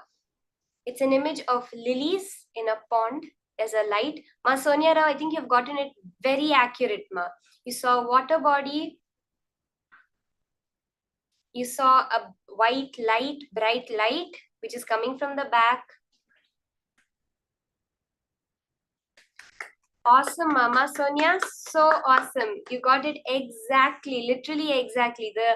The exact color, the shapes, the water body, the brightness that's coming in, all of it.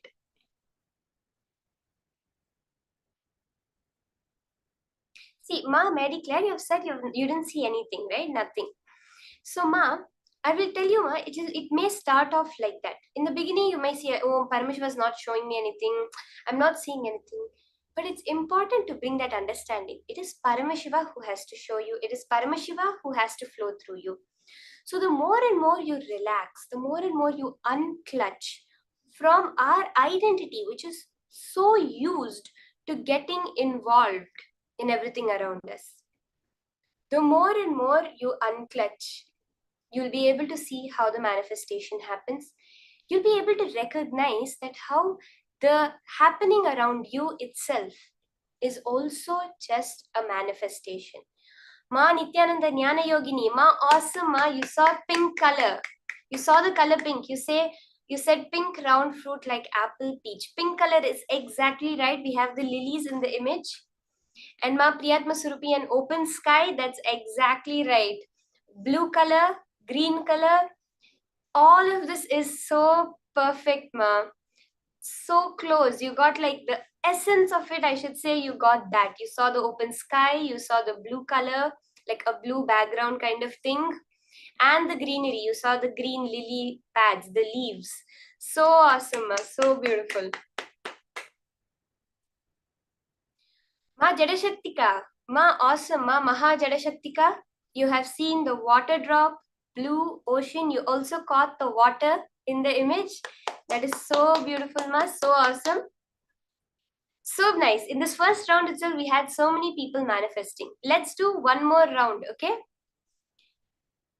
So many people saw water. That water, the very fact you're seeing it, that the feel of the image, relaxing, I know someone posted.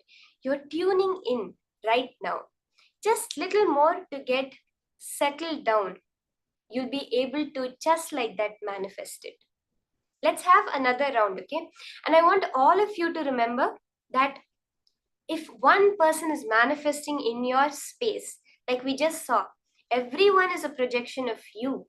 Everyone is some thought current within you that you see around. So that means you have manifested. If you are there witnessing a manifestation, it is a manifestation of you. Okay? So let's get into another round.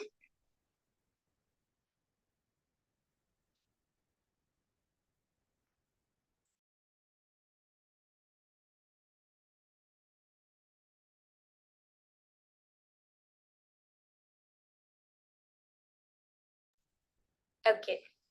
We have another image now. I have an image that I'm thinking of. Again, the same space. See, one manifestation always leads to another. As Swamiji said, the solution for not manifesting powers is to manifest more. But we are all manifesting, so more manifestation can only be our reality. So are we ready? Just connect to Swamiji. Chant the Mahavakya, unclutch, and scan. What is the image that I am thinking of right now?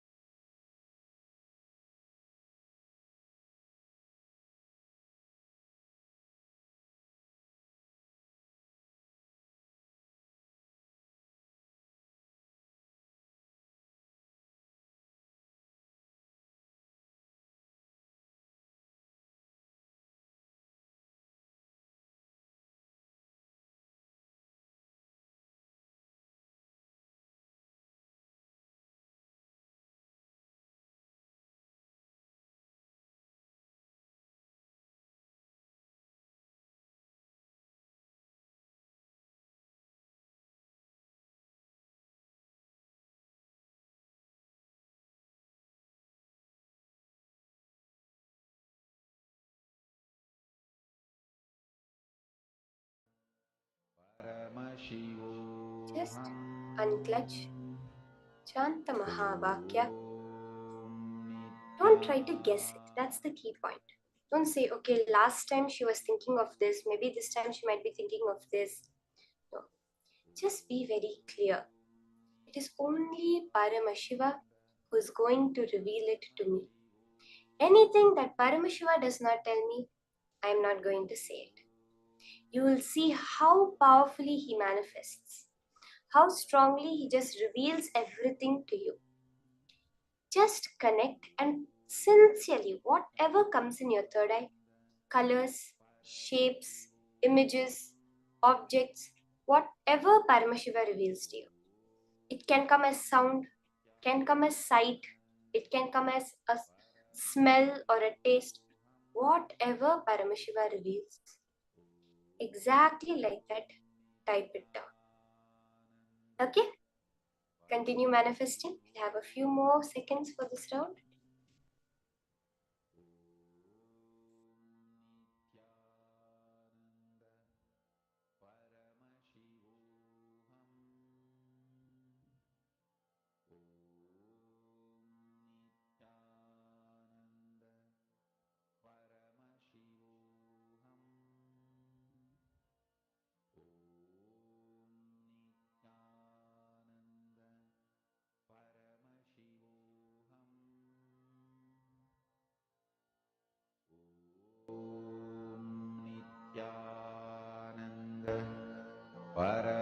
Paramashivoham. Om Nithyananda. Paramashivoham. Om Nithyananda. Paramashivoham. Om Nithyananda. Paramashivoham. Om Nithyananda. Paramashivoham. Om Nithyananda. Paramashivoham. Om Nithyananda. Paramashivoham. Om Nithyananda. Paramashivoham. Om Nithyananda. Paramashivoham. Om Nithyananda. Paramashivoham. Om Nithyananda. Paramashivoham. Om Nithyananda. Paramashivoham. Om Nithyananda. Paramashivoham. Om Nithyananda. Paramashivoham. Om Nithyananda. Paramashivoham.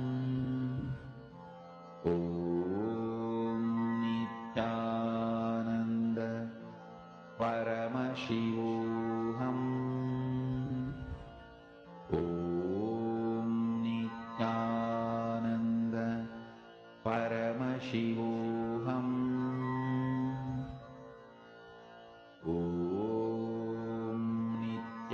Nithyananda. Paramashivoham. Om Nithyananda. Paramashivoham.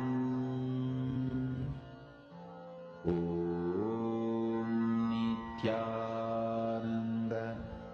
Paramashivoham. Om Nithyananda. Okay. Paramashivoham. All of you can post your answers. Let's all finish posting. Nithyananda.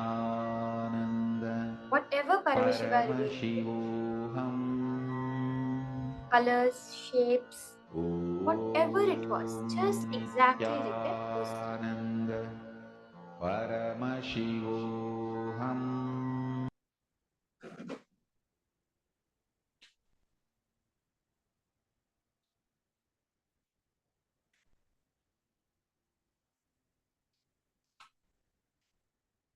Okay, see a closed roof with more dark background, ma Priyatma Surupini. Jnani Yogini have posted. Everyone just post in detail whatever Paramashiva reveals. Okay, see green trees, mountain hole, small river, brown, orange, gold, wood, puja kit, worship trees, Ma Sonia Rao, tree, something with metal. Ma Sonia, when you're scanning, don't use words like maybe, because you introduce doubt into it, and then it's no more manifestation, it becomes more of the mind. So, as Swamiji always says, hold that highest powerful space. Paramashiva never says maybe. Swamiji never says maybe. He just knows, because it's the third eye that is revealing it to you. It is Paramashiva who has revealed it to you. So don't use words like maybe, is it, or anything that can bring that self-doubt within you. Are you understanding, ma?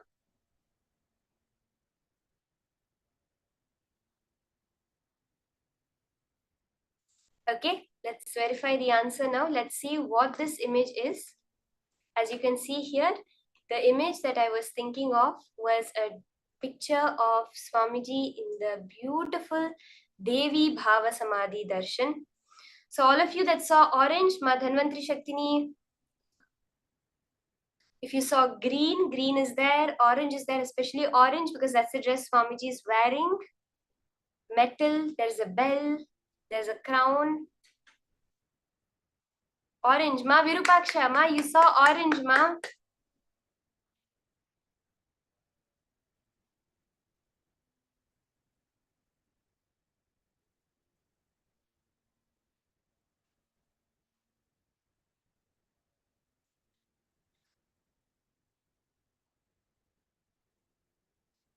Ma Istik, you saw flower and you saw bell. Both of that you saw, ma.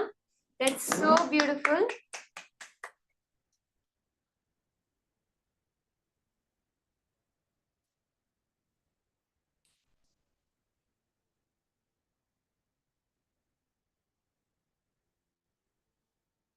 Okay, Pavanaya, you're posting that you saw mostly darkness with some colors flashing, randomly appearing in between. See, Aya, you're actually getting the manifestation. I always tell people, and Swamiji always says, when you start seeing something, right, even if it's like not coming exactly the way you think it's right, or else you're not able to make any coherent out of it, it just needs more unclutching. That's all. You're starting to see, Aya, that itself shows that the manifestation has started. When you're seeing that colors flashing or some images starting to appear, to stabilize yourself, to clearly be able to see it or have it as a clear vision. The only thing is more unclutching, more feeling connection with Swamiji and vibrating with the Mahavakya. Just remind yourself any one powerful cognition that has clicked with you. Yes, this is correct. Unless I am Paramashiva, nothing can happen in my life. Then hold that as your cognition. Let's take one previous time where you got something right. What was going on in your inner space at that time? Hold that again. The science is repeatable, so something that has worked before has to work now also. Are you understanding, Aya? Just unclutch more. It will come. You're starting to see, Aya, that itself is a manifestation. Okay, Ma Donna. You saw brown, orange, gold, wood, puja kit, worship, and trees. Oh my god, Ma, that's so close, almost accurate. You saw the puja, the bell which is there. It's worship. Yes, it's Devi Bhava Samadhi Darshan. You saw the brown color, the orange color, the golden color. That is so close.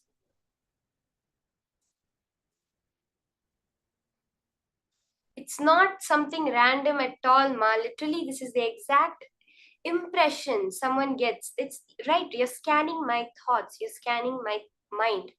So what am I thinking is what is coming. So when I think about Devi, obviously the worship, the puja, all of that is also what you have caught on to, ma.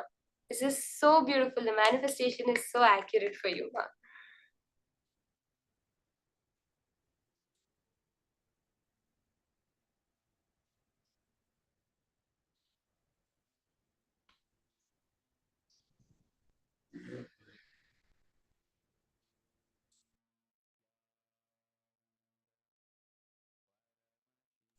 Okay, now before we enter into the last round, I want each and every one of you to sincerely commit. Let's all declare to unclutch.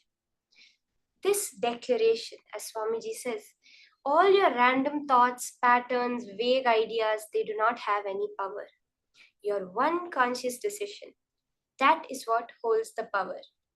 As Swamiji said yesterday, success is a habit. Manifestation is also a habit. It's not like a lottery. It's not a fluke or a luck that you're experiencing. It is that consciously built muscles that make manifestation happen. Even success in power manifestation is just a habit. So from that context, let's all commit to hold the will persistence to unclutch. Okay? Each and every one of us, Madonna, Nithyananda Jnana Yogini, all of us, let's hold that will persistence, not to give up. Ma, Mary Claire, just because the first or second time it did not come, Ma Sonia, all of us, let's make that conscious commitment. We are going to be completely unclutched, which means that even if the answer does not come, it does not affect us. Even if the answer is right, it does not affect us. It's just a celebration knowing that we are manifesting Paramashivam. Okay?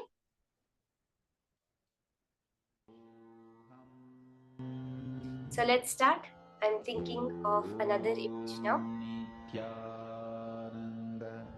Just without guessing, whatever Paramashiva reveals, exactly like that, type it down and post. Okay? All of you now who are committing to be unclutched, just put in the chat saying, yes, I am committing now to hold only that highest space of Nirvikalpa Samadhi, of unclutching as my inner space. Okay? Can I request all of you just to post that, yes, I am committing to be in that space of unclutching for this round of manifestation. Yes, Ma Priyatma Surupini has posted. Thank you, Ma. Paramashivoham. Om Nithyananda. Paramashivoham. Om Nithyananda. Paramashivoham. See many yeses. Let's start. Chanta Mahavakya. Intensely unclutch. Connect to Swamiji. Know that Swamiji is always manifesting. Therefore, he will manifest now also. And scan what is that image that I'm thinking of now. Nithyananda. Paramashivoham. Om Nithyananda. Paramashivoham. Om Nithyananda. Paramashivoham. Om Nithyananda. Paramashivoham. Om Nithyananda. Paramashivoham. Om Nithyananda. Paramashivoham.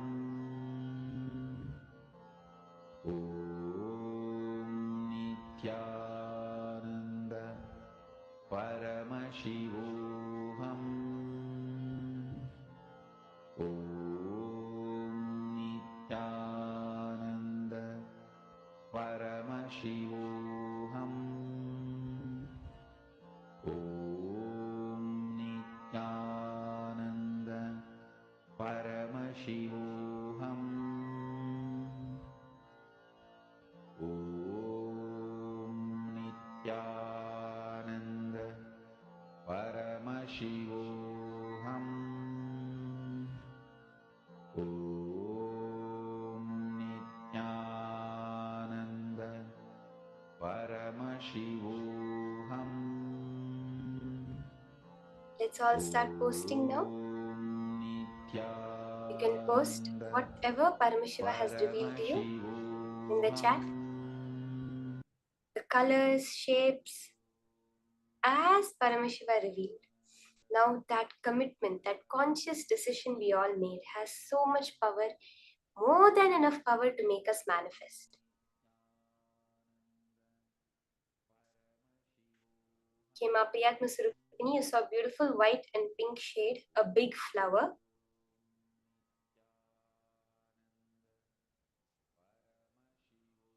Green, yellow tree,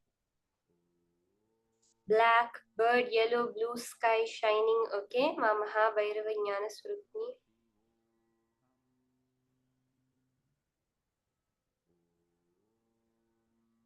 Animal, round, black, sky, white clouds, snow. Just exactly as Paramashiva is revealing. See, don't try to guess it. There's a difference. When we are guessing it, right, there will be doubt in what we are thinking. But when Paramashiva shows you, just know it has to be true. So the more you're doing it, connect to Swamiji, let him show it to you. Don't try to guess like, oh, because last time it was like nature, so maybe this time it might be nature again. Just connect to Swamiji and intensely post.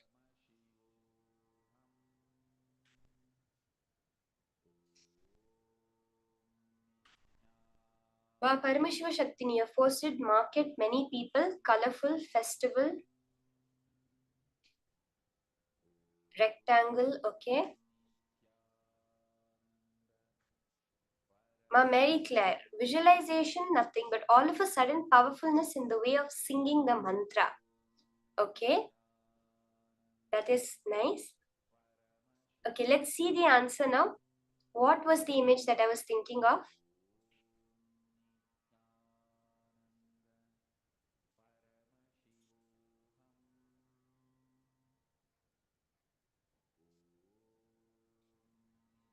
Let's all now see. What was that exact image I was thinking of? So as you can see, I was thinking of this image, Swamiji pouring the Abhishekam for the deity. If you saw white, there is white in the picture.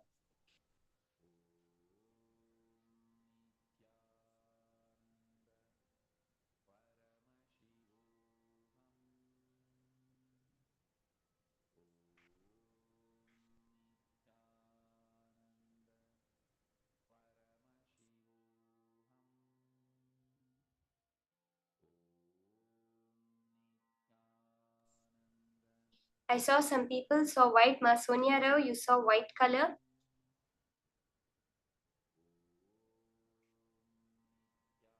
Ma Mary Claire, you have actually posted that you felt that powerfulness in the way you were chanting the Mahavakya, right?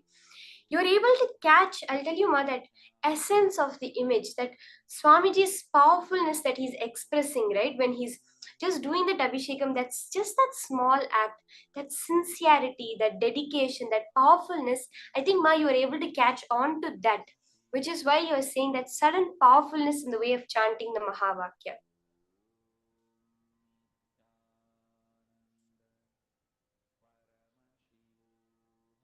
If you saw brown color, yes, the color Swamiji is wearing is brown.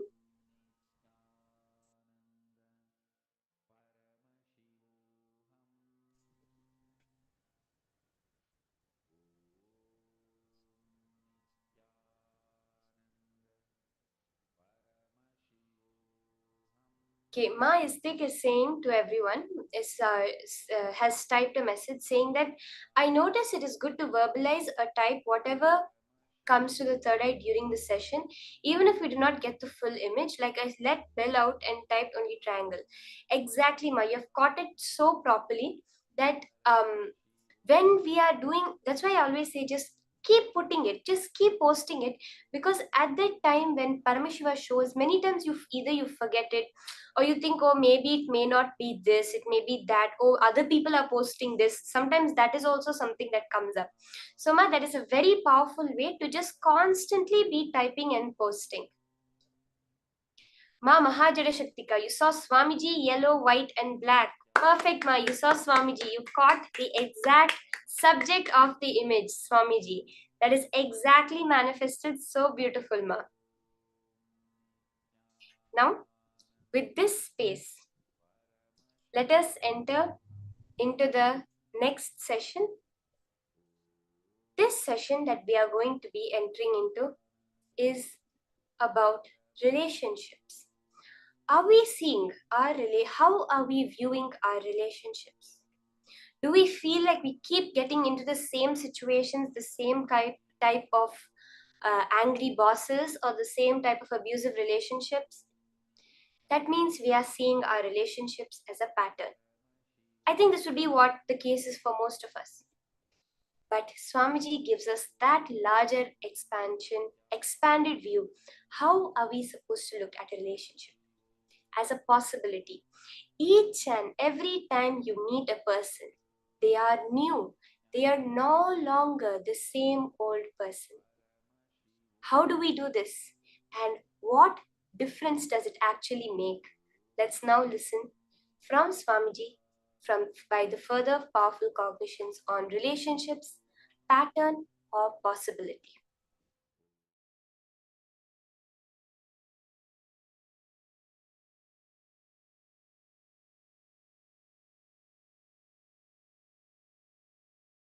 Husband sent a text to his wife at night. Hi, I'll get late. Please try and wash all my dirty clothes. And make sure you prepare my favorite dish before I return for dinner. He sent another text. And I forgot to tell you that I got an increase in my salary at the end of this month. I'm getting you a new car. She immediately texts back, oh my God, really? Husband replied, no, just I wanted to make sure you got my first message.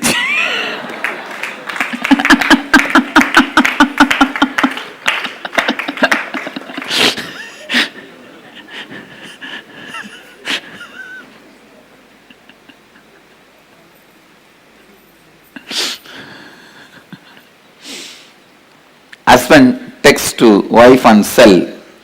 Hey, what are you doing, darling? Wife, I am dying.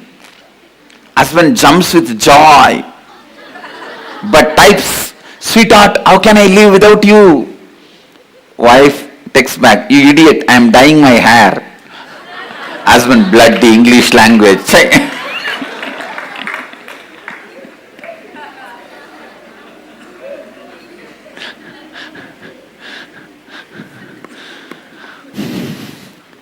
Boss hangs a poster in the office. I am the boss. Do not forget. He goes to lunch and comes back from lunch break. He finds a slip on his desk. Your wife called and she wants her poster back home.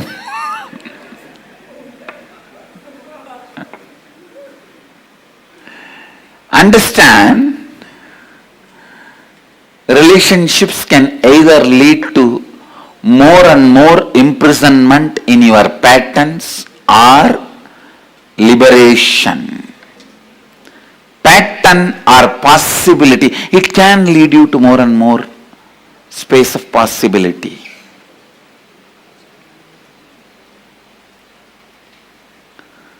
The first and foremost fundamental relationship that exists for you is the relationship between your pattern and your possibility. Please understand.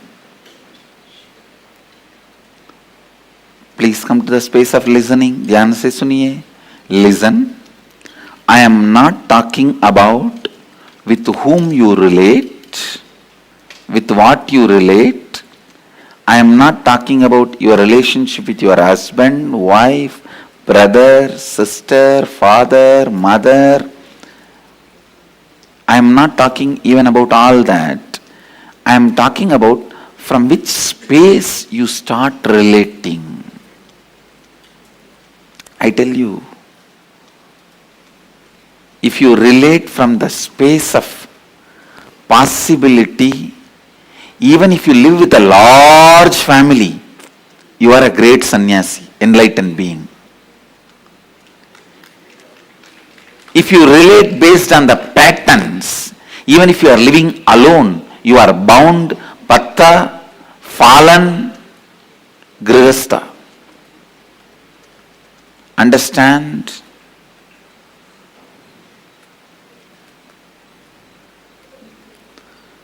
Grihastha or sannyasi, bound or liberated, is no way connected to the number of people you live with or relate with. It connects with the space from which you operate. If you see every human being as a possibility, for that you also should see you as a possibility. Understand? When you see you as possibility, you will see everyone as a possibility. When you see everyone as a possibility,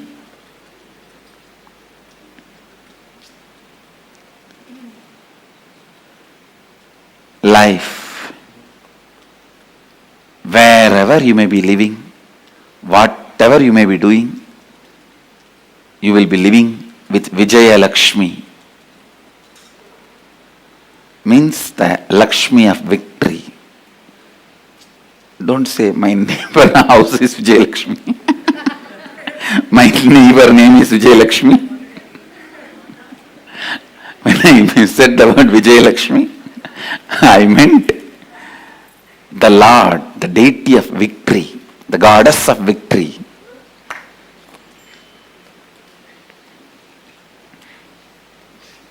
Please understand.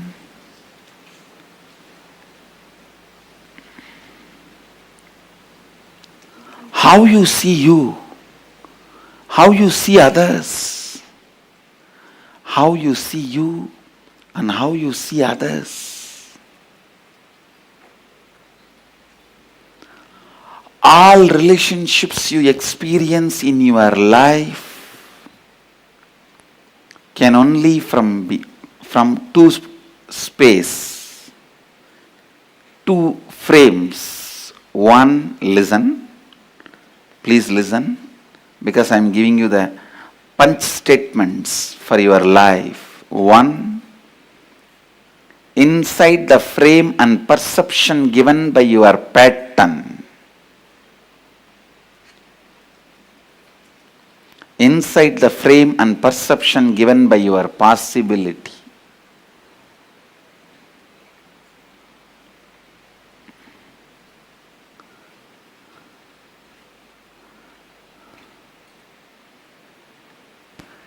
When you are able to see people as possibility, you will have tremendous passions. All ashramites will understand this statement. You will have tremendous patience. You will wait, and go on reminding.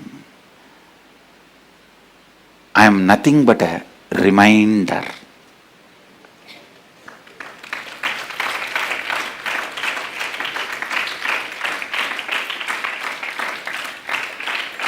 I am nothing but a reminder.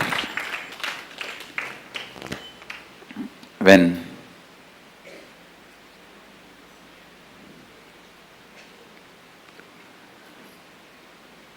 you see the possibilities, I can say in a way, eternal reminder. When I see the possibilities.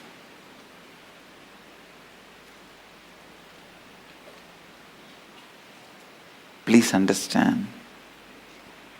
When I see the possibilities,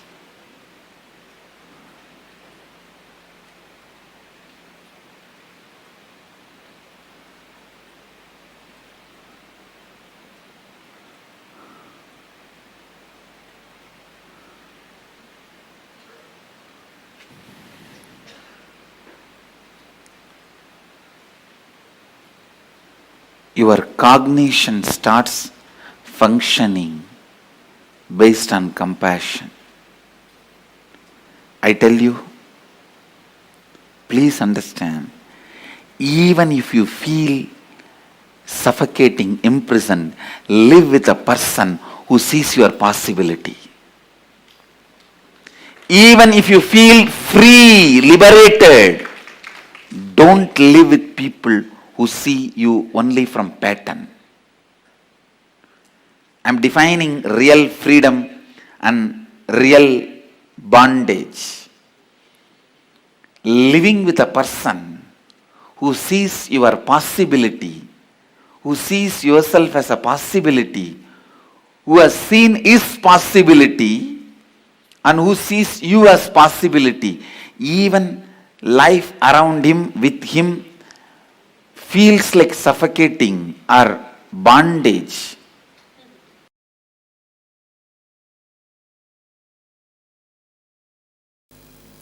I'll expand on how the integrity and authenticity expands your relationships and enriches you to have the fulfillment. First, I wanted to make these three statements. One,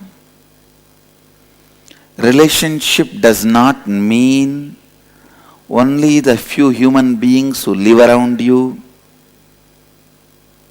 When I use the word relationship, I mean your relationship with your health, with your money, with your life, with your success, with the nature, everything. Second, you also have a very inauthentic way of dreaming about your life, just to have few cozy relationships around you, and that is enough. You are complete with your relationships and relationship dimension, which is completely wrong and inauthentic. Third, please listen. Third, only when you expand you to the level with integrity and authenticity, anything, anybody comes in your breathing space, there is a conflict-free, complete relationship. You are going to experience fulfillment and success. Relationship is not related to the quantity, it is related to quality. Please listen. The third statement takes the concept of relationship completely to the different level altogether. When you bring integrity, you will heal all the damage you caused inside you, outside you, due to the relationships, the ignorance you had in the zone of relationships. Listen. Your ignorance in the space of relationship not only causes damage in others, it causes damage in you also. When you cause damage in your spouse, in your mother, in your father, be very clear, you cause damage in you. because your father, mother, spouse, all the relationships you carry decides the confidence and the energy you have about you. When you bring the integrity as a space inside you, the space you perceive, you experience, you operate, suddenly so much of healing happens to you and to others. Listen, one of the important healing factor in relationships is the other person feeling confident, you are transformed, you are going to be different in future. To tell you honestly, nobody is too serious about the past hurt. Everybody is expecting about what is going to be the future. If you give them the confidence, assurance, the future is going to be really transformed, authentic and responsible. There is nobody who is not ready to heal their past or drop their past. Everyone is waiting to drop their past and relate with you in a new way. Who is interested in carrying the past wounds? Just like how you are waiting to drop the past and have the new future. Everyone is waiting to drop the past. I have seen in my experience, when authenticity happens, you are ready to spontaneously relate with every new being who is coming in your presence. I have seen some people running away from society, hiding themselves in caves. Listen, sitting in cave and meditating is not wrong, but if you are doing it for wrong reason, it is wrong. If you are inauthentic and unable to handle the people who come in your space authentically, spontaneously, you just want to escape from all relationships and you go and hide in the caves. Living out of completion is your birthright. Every human being, first thing they should do when you start living your life is find the root thought patterns, suffering patterns, which is causing you suffering, and complete. That completion gives you the courage to relate with human beings with integrity and authenticity. People are afraid to relate with other human beings. Even when you go to meet your friends, you prepare all the statements you have to tell him. Why can't you be spontaneous?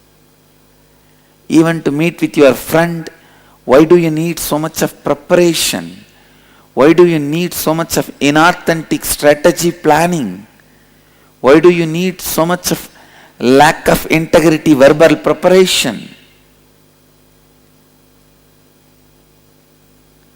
It is so unfortunate. The trust level between the friends is dropped because the trust between you and you is stopped. You are afraid. Even with you, you don't sit spontaneously. Even with you, you rehearse and talk. That is why you can't talk spontaneously with others. Take the responsibility for love. That is where relationship starts. Do not say, to anybody, I love you, unless you are ready to take the responsibility to fulfill their expectations about you without bothering whether they are ready to fulfill your expectations or not. When they are also fulfilling your expectation, you are also fulfilling their expectation. It is called business partnership. It is partnership in the business called life. Don't call it as love. Sometimes, not only you have partners in the business, even in the life you have partners.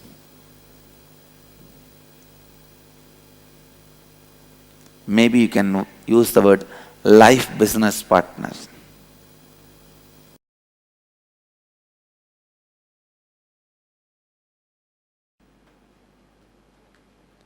You have only two possibilities. First, heal, enrich your relationship with you.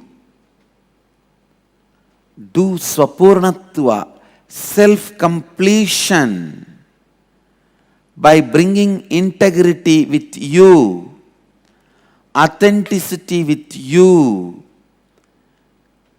responsibility about you, enriching yourself. Listen, I ask you to bring these three qualities in you as a first priority. That does not mean I am asking you to do only this. You have to be doing it simultaneously with you and others also. Only then it happens in you. पहले आप स्वयं को लाभान्वित कीजिए, अपने आप को पूर्णत्व स्थिति में लाइए. पहले आप स्वयं को लाभान्वित कीजिए, अपने आप को पूर्णत्व स्थिति में लाइए. When you bring completion to you, relationship with you starts.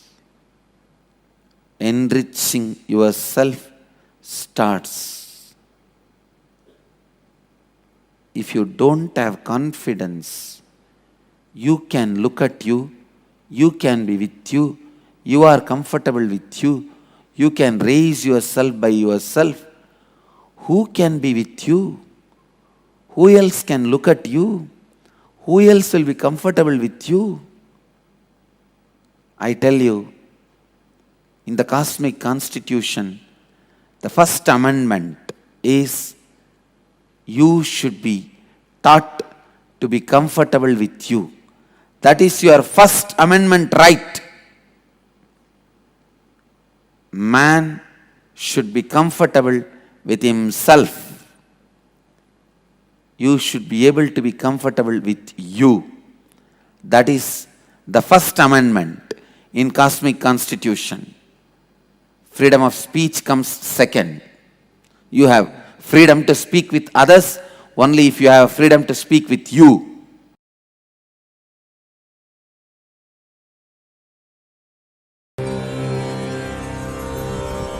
Relationships gives you the feeling. It is very important in the life because through every relationship you try to have extended life. While you are living, whatever your body and mind cannot do for your interests and pleasure, you try to fulfill through the body and minds of your relationships. And same way, whatever they cannot fulfill through their body and mind, they are trying to fulfill through your body and mind.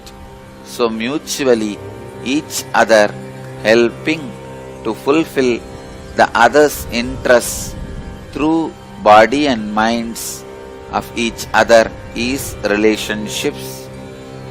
If both of you understand the interests of each other and ready to support each other's fulfillment, it is called successful relationship.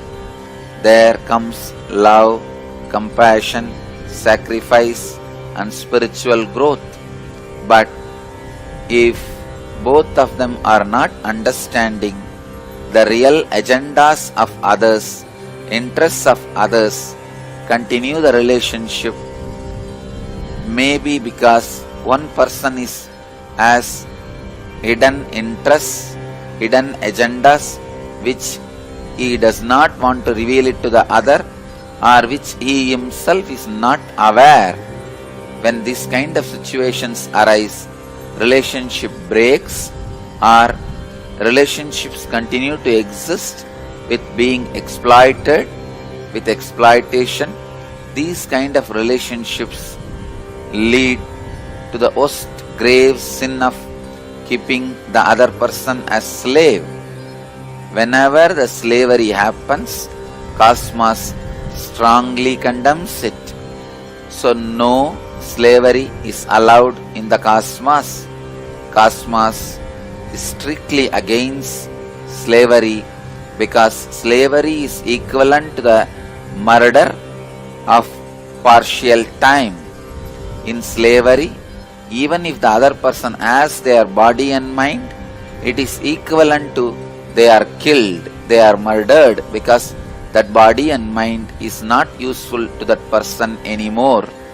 So, relationship with an open, mutual interest should be encouraged, and it supports both the beings to evolve towards the fulfillment and finally the understanding how many bodies and minds you may use to fulfill your interests, that your interests are not going to lead you to your restful awareness. So that understanding may help you to renounce all the interests and even your own body and mind and settle down in restful awareness. So this understanding will naturally be leading you towards enlightenment.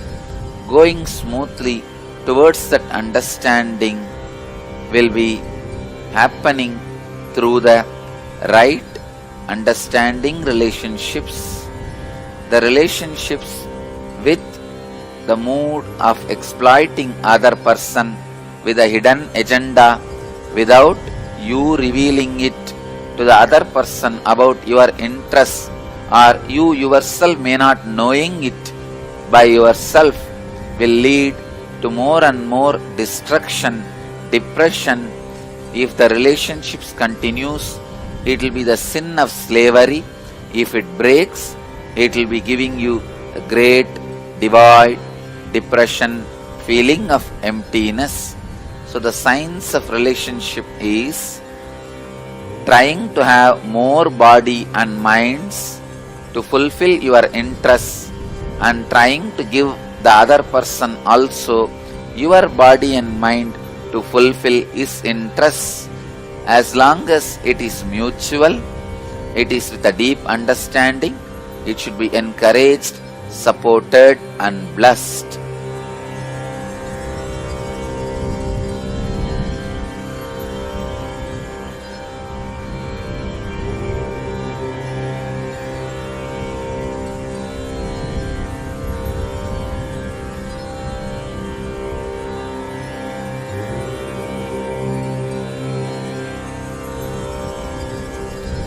Relationships with deep understanding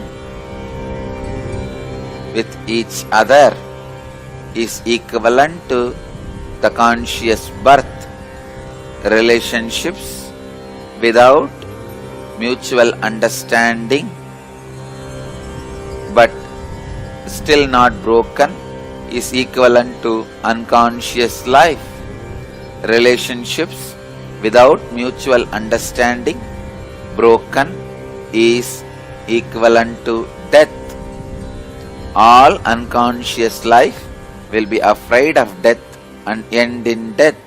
Same way, all relationships which does not have mutual understanding will constantly have fear of being broken.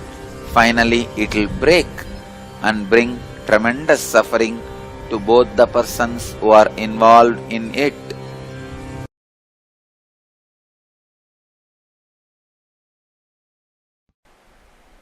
Understand the science of relationships. It is not just the phenomena of the mind, it's a phenomena of the body.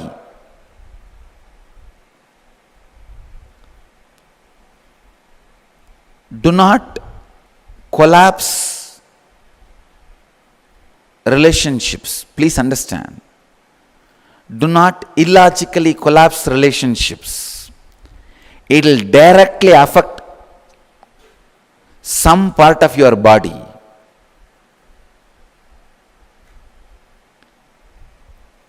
Unless you are logically completely convinced that this relationship can't be maintained, this is going to be abusive, it is going to be disturbing and disrupting your life, don't collapse any relationship. That is why I always insist, when people come to me asking they want to break their family, they want to go for divorce, I tell them, wait for some more time. They say, no, Swamiji, anyhow I have decided I can't live with her, I can't live with him, better let me break now. Why torture? I tell them, no. If you are tortured, your muscle memory and biomemory will strongly start believing this is more disruptive, this is not the way you want to live. Then if you break, you will not have any physical diseases. But before your biomemory or muscle memory is convinced, only when your head, the mind is convinced, if you break, the collapsing will simply turn into a disease inside you. That is why I insist, wait for some more time. Whether your muscle memory or biomemory changes your decision or it is going to support your decision, let's see. Let us see how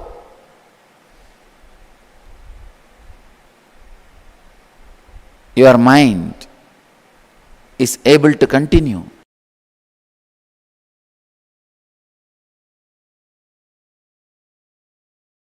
When a man feels insecure, his first reaction is sexual activity. When a woman feels insecure, the first reaction is frightening, terrifying, fear, and destroying everything, doubting everything around her due to that fear. Understand? In both situations, you just need little bit of unclutching and relaxing into the truth you are cosmos. Develop this one phase in you. You are cosmos. You will see tons of your reactionary assumption based destructions will reduce.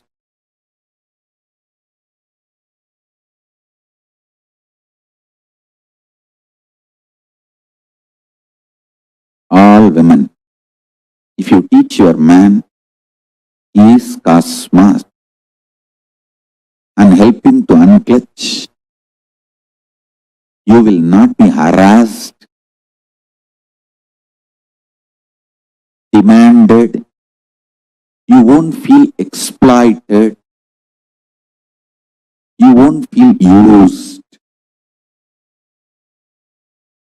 It will be such a beautiful part of your existence. All men, listen, if you teach your women, they are cosmos and little unclutching. You don't have to shiver in your own home for the 3 days.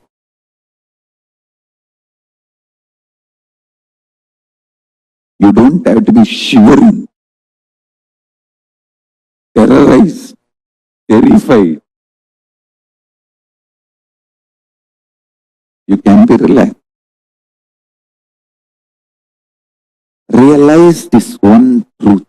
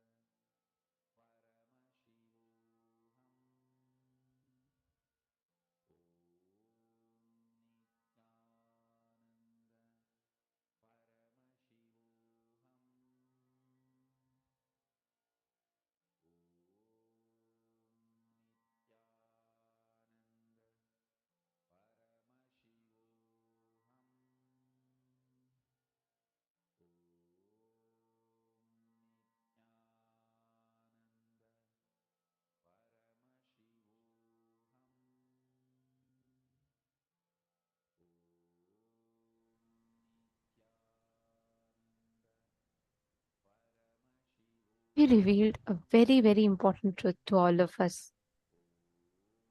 Where do we experience the relationships as patterns? Where do we see as possibilities? 3 jokes that Swamiji said in the beginning. Every time we recreate all the struggles, the failures, the incompletions, dissatisfaction in relationships again and again, like a vicious cycle. But why does that happen? All relationships that we have in life, each of them are projected from our incompletion. Again and again, they are a manifestation of our incompletion. How does your incompletion work? It is like let's say you take the same clay, the same color paint, and you keep painting it over and over and over again and trying to change the color. It will not change. You might change the object, but if you have a purple paint and paint things purple, everything is going to appear purple. Relationships can either lead to more and more imprisonment of you in your patterns or to liberate you from your patterns as a possibility. First thing, heal and enrich your relationship with you. Do swapurnatva, self-completion, by bringing integrity with yourself, authenticity with yourself, responsibility with yourself, and enriching with yourself. Just know how to unclutch, how to just sit in that space of samadhi, where to put the boundaries, where the other person needs you, where you need yourself. Completion will give you that courage, the courage to relate with human beings with integrity and authenticity. See, Swamiji is saying that very important example, right? Swamiji is saying only when you are able to enrich yourself, the conversation you have with you, only when that conversation changes, you will see the relationships with others in life will start changing. Only when the understandings, the kind of words that you use with you, only when that changes, you will start bringing integrity. You will start healing all the damages you unconsciously caused in your inner space.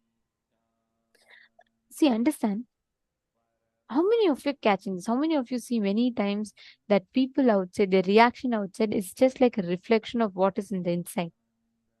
Now, Karen is asking, but what if we have a hidden agenda that we are not aware of? Okay, so Makari, if you are first in completion with yourself, you're asking how to discover what it is. First and foremost, look in and do self-completion. So, Purnatva Kriya. That would really, really help you a lot. First, to get a better understanding of yourself. You'll first have a clear understanding, clarity of you in every relationship. Spend a few minutes.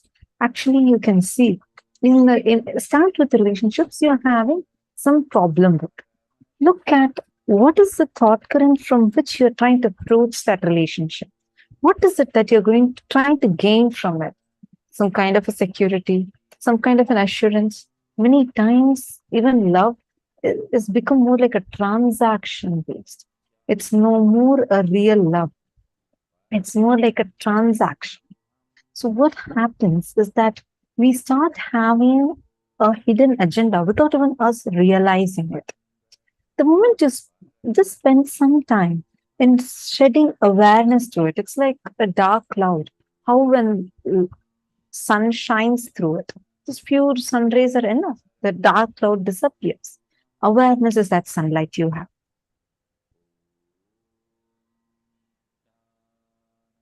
Okay, you're saying, but it was not hidden. I was happy to have neighbors helpful. Not a problem. See, understand. If you have a clarity, see, for example, when you are clear, this is what is your anyakara for that person, and be very clear to the relationship you have, and have a clear understanding of it. The moment the clarity comes in you, you will first of all not feel manipulated and not have the tendency to manipulate others. Understand, anytime you feel that someone else is manipulating you, look in. So at some point, you would have manipulated other person. At some point. Because it's the same manipulation mentality which is reflecting through this person. It may not be this person, but you would have exploited someone else, which is why it is coming back to you. But the moment you completed that thought current, the person in front of you would also change. Now, a simple example, let's say that you are having a very tough time with your spouse. You feel like that your spouse is not at all understanding you, no matter what you say. First thing, just spend a few minutes. Actually write down. You have a conflict, write down that incident. Write it down. Spend some time. I know it may feel like, oh my God, I have so much to write down. No. Start with one incident and write that down. Analyze it. Write it 5 times. Go back to that situation. Write every emotion you went through. Write every situation. The chilly, angry feeling that you have. The kind of a thing you go through. Write it down. Once you write that down and like start analyzing it, you will see, you will sense that, oh my God, this is the thought current that keeps repeatedly coming again and again and again. Are you understanding? That again and again, the thought current that keeps coming back. That pattern you will be able to identify. Oh my God, this is what the other person is reflecting in this man. I am having this agenda. You'll complete with it. The moment you get into the context of enriching, don't think you will be exploited. Someone else will use that powerlessness. You will not have powerlessness. Enriching love does not make you powerless. Love makes you powerless. Is a very convoluted, corrupted, manipulated cognition force-fed into us. Love is a power. Compassion is a power. It has the ability to transform people. I have seen the way how Swamiji, just with immense love, without giving up, works with every individual. Even when people are trying to attack, there was one person, I still remember, someone when Swamiji was being persecuted, there was a person who was going and spreading rumors and trying to create and was conspiring. And just a year later, after things slowly started settling down, she herself came back for receiving healing from Swamiji. Everybody around Swamiji tried to stop her, saying, no, how you did so much of Guru Droha, you cannot come here. Swamiji said, it's okay. Now if she's ready to complete, I'll bless her and I'll heal her. And Swamiji healed that person. I was like, oh my God. In no way Swamiji ever gives up. And that compassion Swamiji has, that love Swamiji has, transforms people. Understand the love of Paramashiva. When you actually start understanding it, you will see. I have seen even when the Adinavasis, like when Swamiji starts a project, right? Swamiji gives a project, like each one, Swamiji will give a vision. Swamiji will give detailed guidance of how to do it, what needs to be done. And Swamiji himself will be personally sitting and micromanaging it too. But let's say that we didn't do it properly, we mess it up out of laziness or some pattern, we mess it up. Normally, if you're working in any other company, they would fire you. The kind of mess ups, they'll just fire you. But Swamiji will patiently work with that individual without giving up. He will repeat the same instruction again from scratch and make sure, even if it takes years, he'll work with that person again and again and again and make sure that they transform. if you are established on completion and make completion as a driving force, and from the context of completion, when you deal with any relationship, it becomes relationship. Otherwise, it only ends up as a situationship. Are you understanding, ma?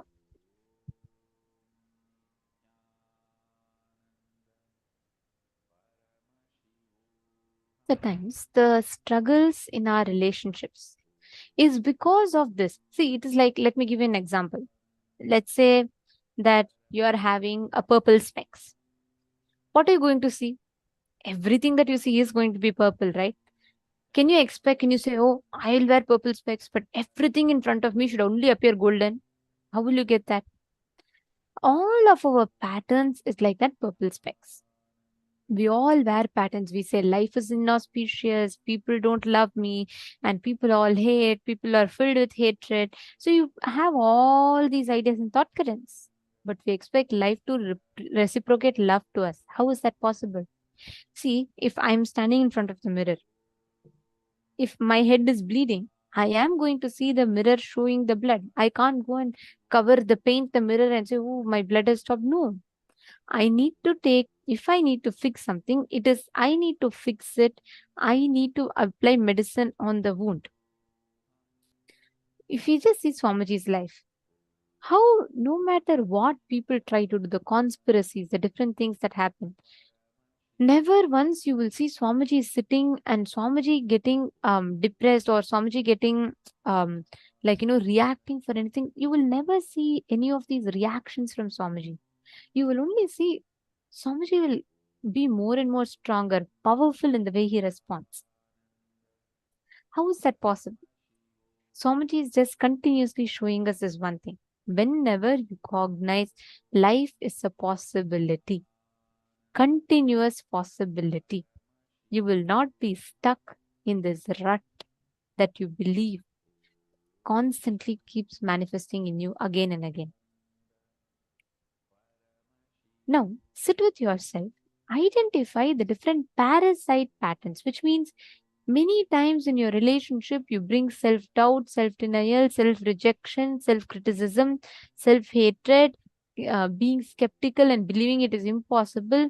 Look in and pen down all of that. For example, you really want to get the um, depth in relationship with your spouse, but inside you, you have a strong doubt.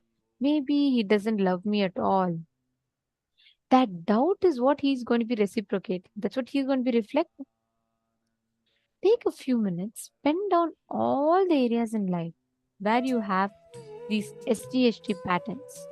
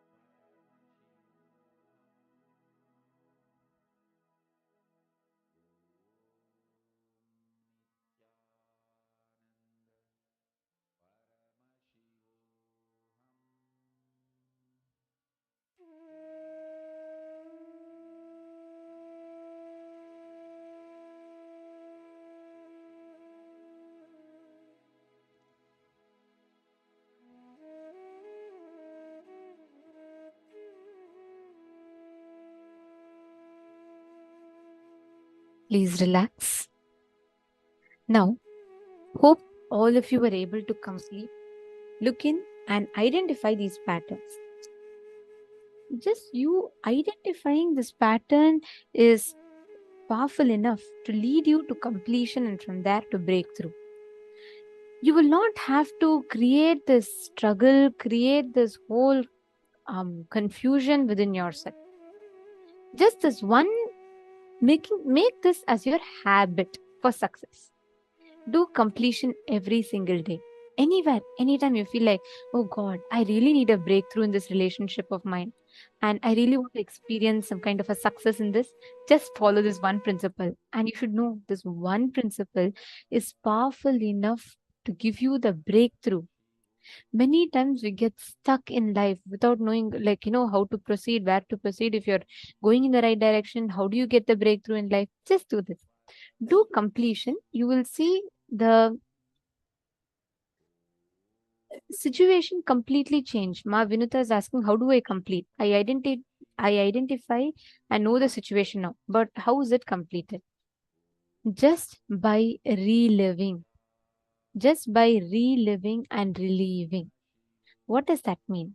Ma, when right now, let's say when you're 7 years old, there's a situation where your mom comes and she's trying to call you. I'm just giving an example. So let's say she's coming and saying, okay, Vinuta, come in, Vinuta, come in, don't play out. Maybe you listen to her, but you're more enthusiastic about playing in the rain, so you want to continue playing. Let's say the third time she comes and she just gives you a slap and then she drags you inside the house. Now if you look back, it would be funny for us, right? You'll be like, oh God, just my mother did it out of her concern.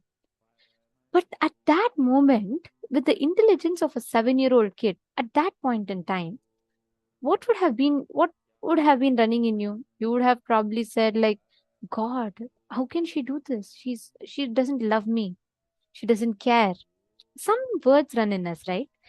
Completion is not remembering. Listen very carefully. It is not, Ma Vinuta is not going to remember the incident which hurt you. You are going to go back to that situation and relive it from that same logic of a 7-year-old. See, right now, let's say you are 30 years old and you're going back. If you go back to it from the perspective of a 30-year-old, yourself might be a mother. And you yourself will know the logic. Okay, maybe she did it out of concern. She didn't have another choice. I didn't get her, I didn't listen to her. You'll convince yourself with all that. At the age of 7, your intelligence did not understand any of it. According to you, you felt that you're being stopped. Correct? That logic doesn't work that.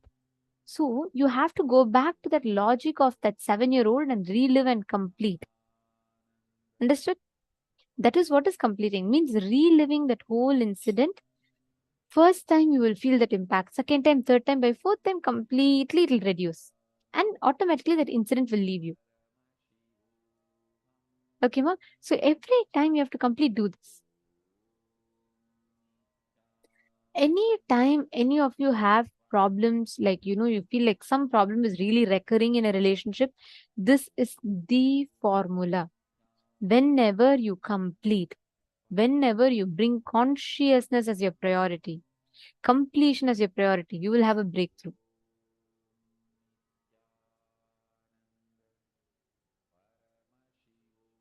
Great. Okay.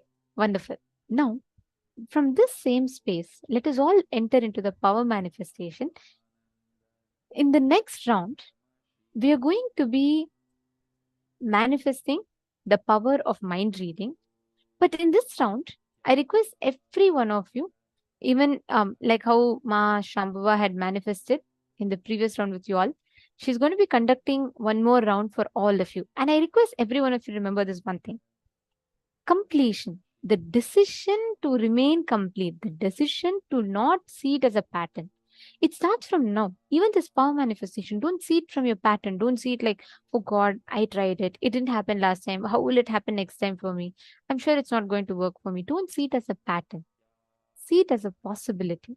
Look at it like a possibility. What can you do for you to have that breakthrough? So just decide, this time I am going to have that breakthrough. I am going to manifest it. It's a possibility. Understanding? Let's all enter into the power manifestation now.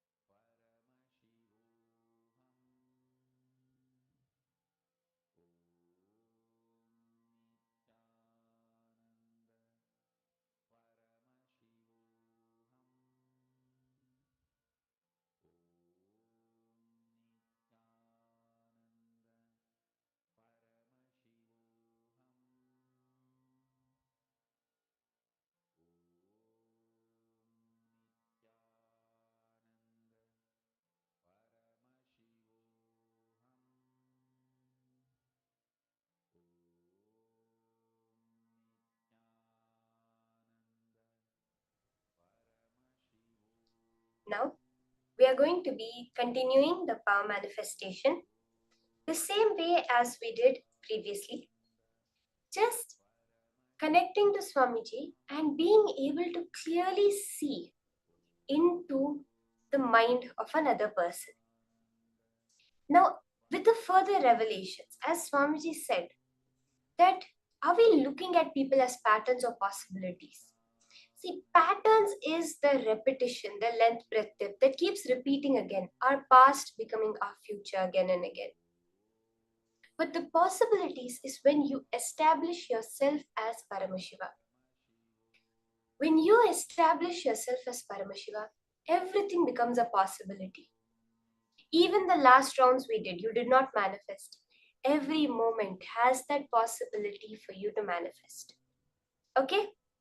So let's again declare that will persistence. Let's declare to make success happen. Because success is a habit. It takes that will persistence. It's not that suddenly you come, sit, do, it happens. It is when we consciously decide that yes, I'm going to make myself a channel for Paramashiva to flow through me. Then just he's waiting to flow through you. He just needs the go ahead from you. Okay? I have a picture now.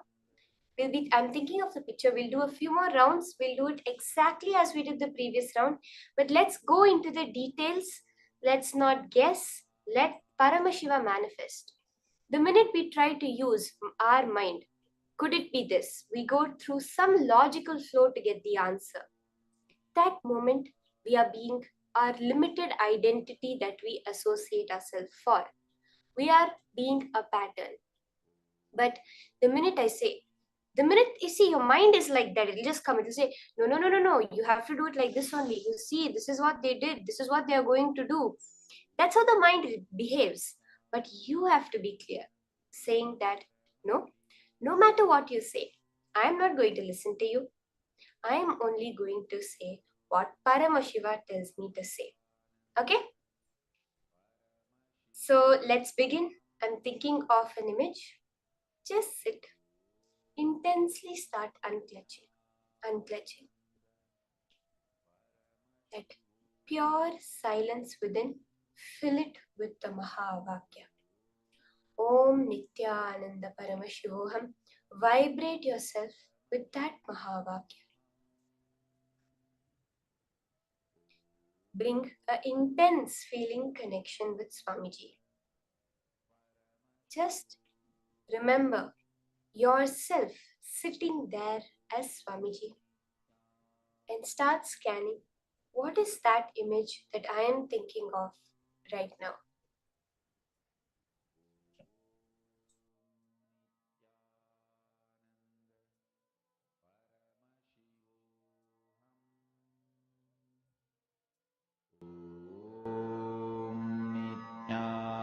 Nithyananda Paramashivoham. Om Nithyananda Paramashivoham. Om Nithyananda Paramashivoham. Om Nithyananda Paramashivoham. Om Nithyananda Paramashivoham. Om Nithyananda Paramashivoham.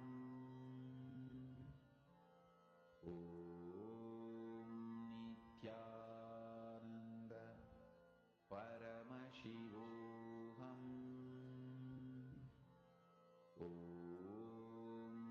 Nithyananda Paramashivoham. Om Nithyananda Paramashivoham. Om Nithyananda Paramashivoham. Om Nithyananda Paramashivoham. Om Nithyananda Paramashivoham.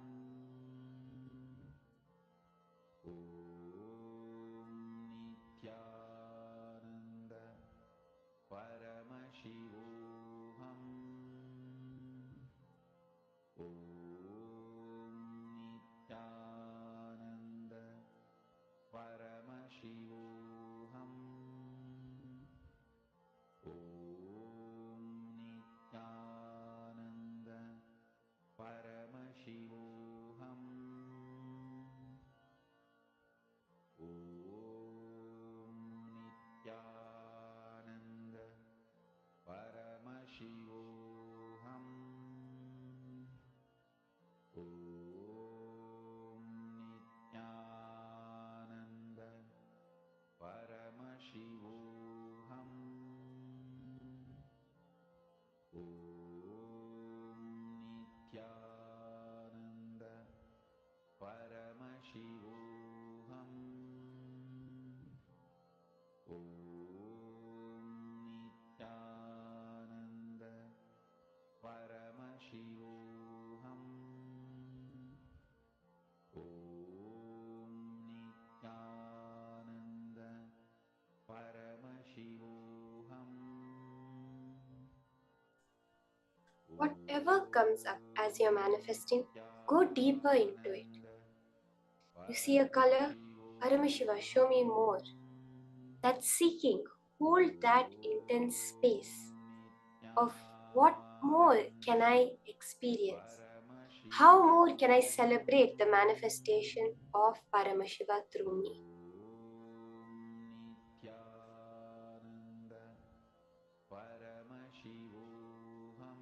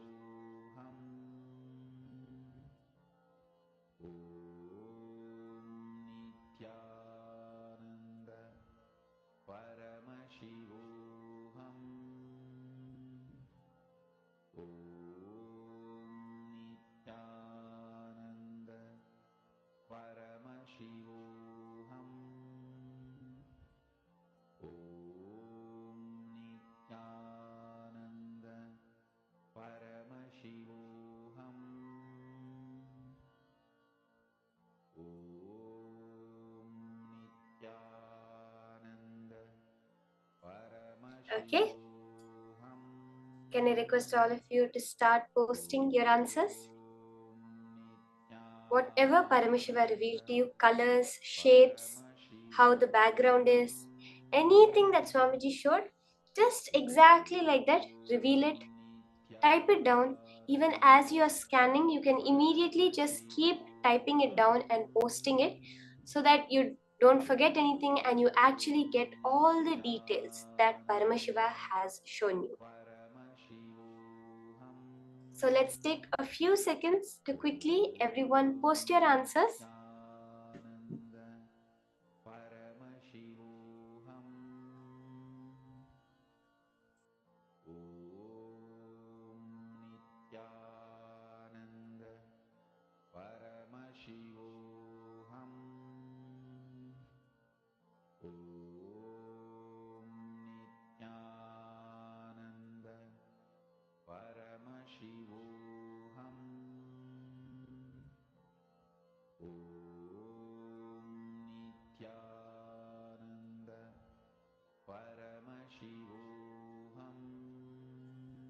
So I'm seeing the answers coming in.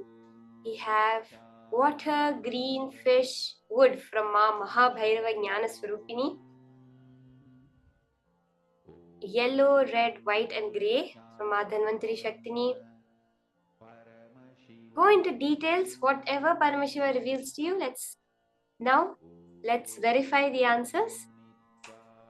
Let us see what the image that I was thinking of exactly was.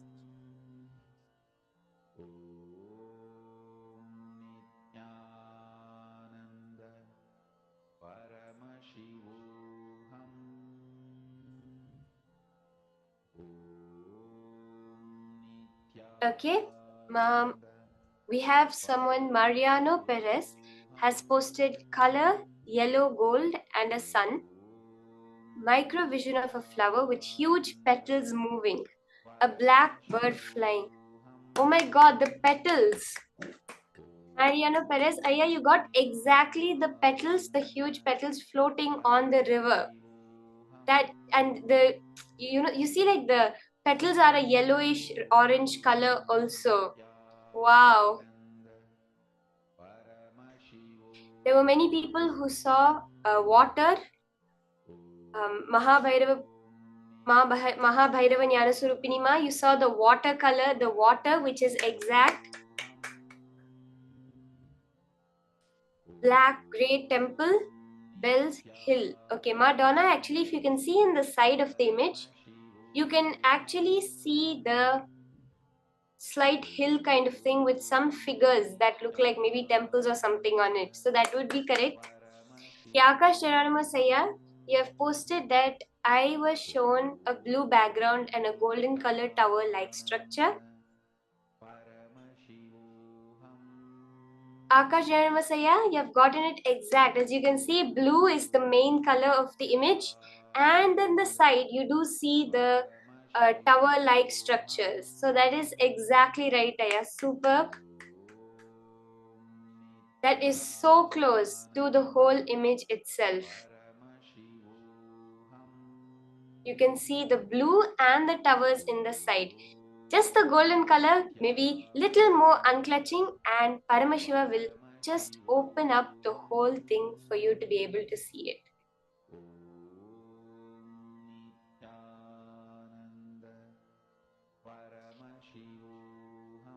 Ma Priyatma Surupini, you saw black with a white circle. Actually, if you see the very top of the image, you can see the white circle.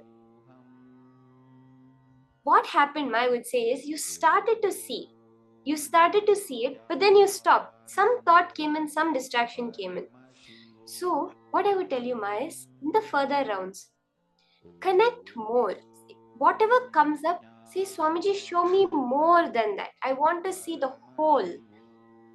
Go from that way, Ma, and you will really manifest phenomenally. So many times you started the seeing the correct thing. You saw the very top of the image, that white circle, and then you stopped. So go more deeper into it, Ma. You will really be able to see how much more manifestation happens.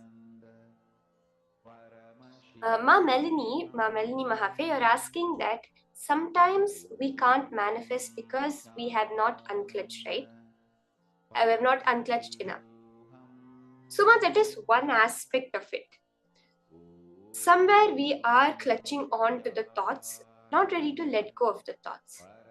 But more than that, Ma, what I would say is don't try to find a reason, oh, I'm not doing it well, therefore I'm not manifesting. Swamiji very clearly says that when you are having some trouble accepting Paramashiva, understand it is a trouble on his side. He is the one having a little difficulty digesting you into him. So hold that space, I would say. Just don't focus on, oh, it's not manifesting. Because every time you repeat that word to yourself, the more we strengthen it. We strengthen the words, the more and more we repeat it. So just hold that space of Paramashiva is doing it. I am not doing anything here. That is what unclutching itself is, Ma. It is just saying that Paramashiva is manifesting. Paramashiva is doing it. Paramashiva is showing me I do not have a role here. When you establish yourself on that, Ma, whether the external manifestation appears or not, you will only celebrate. The emphasis here is not on the physical manifestation, that is the side effect. The actual happening is that connection between you and Paramashiva. That is what our full attention has to be on, not on the results, but on the experience itself.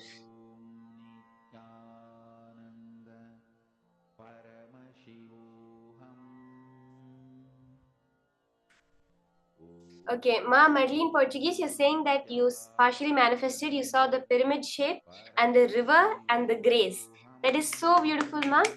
Even one small manifestation is manifestation. It means that you've started connecting to your existence in the parallel universe as Paramashiva.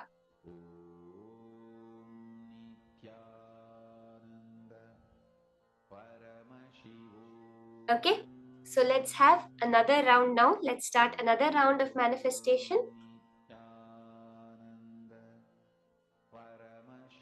I will be holding another image in my inner space, thinking of another image, and all of you just connect to Swamiji and unclutch. Remember, it's not about what the external result is. It is about enjoying the experience, experiencing the oneness with Paramashiva, and knowing that it is Paramashiva manifesting. Okay? So let's start. Start the chanting the Mahavakya. Om Nithyananda Paramashivoham. Unclutch and just hold yourself as Swamiji sitting there, as Paramashiva embodied. I'm now thinking of the image. Don't guess. Don't try to say this is a theme of what she's been thinking about. Maybe this, it seems like this. No. Paramashiva, you are taking care and you are going to show me what I need to see. So let's start.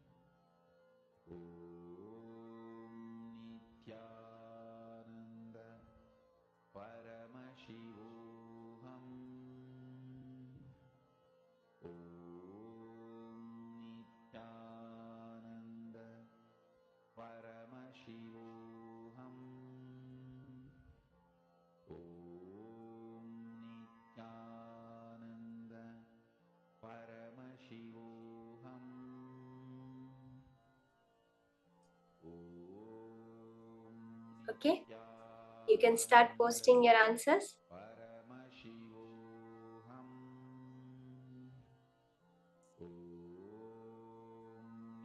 I can request everyone just start posting whatever Paramashiva reveals. Exactly like that, just post it in the chat.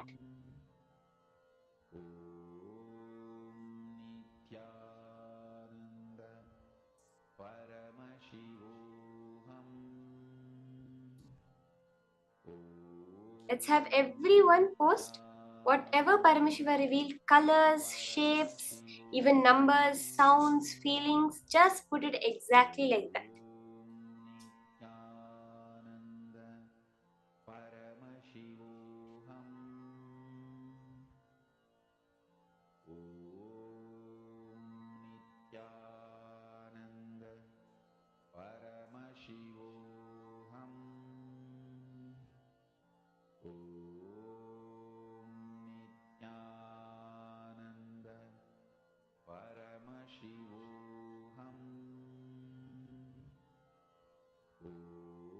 Let me see, what is it that Paramashiva has shown you?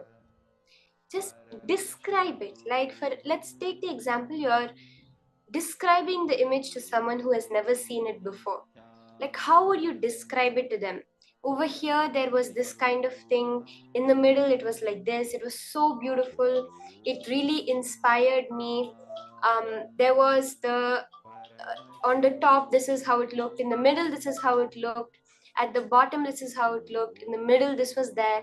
This is the main image of it, what it's trying to convey.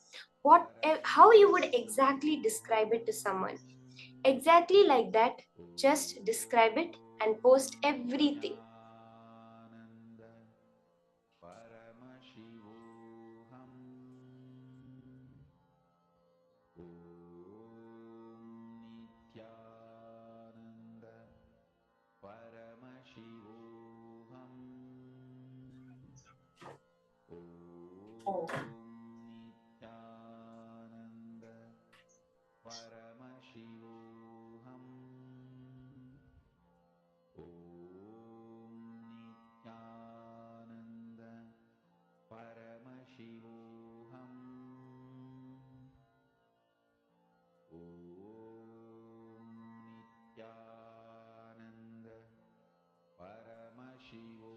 Okay, let's now see the answer. What it is that the image that I was thinking of.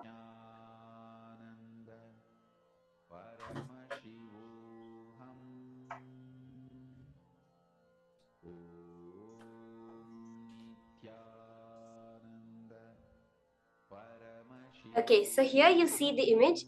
Madonna, actually I see that you've posted red, pink, feather, bird, leaves, flower. Ma, you got it so accurate. You saw the bird, you saw the feathers of the bird, the red color. It's like so accurate, Ma. So awesome. Ma, that's so beautiful. From morning, I've been really noticing how your manifestation has been increasing. You've actually been seeing more and more how the whole thing is being revealed to you, Ma. And each and every one of us, this is our manifestation. Let's all clap and celebrate Madonna's manifestation, because each and every one of us have also manifested. Okay. Sri Nitya Guru Prasadini Ayya has posted red, orange, yellow colors at the top left leaf shape. Okay, Ayya, you got the colors right. That's beautiful.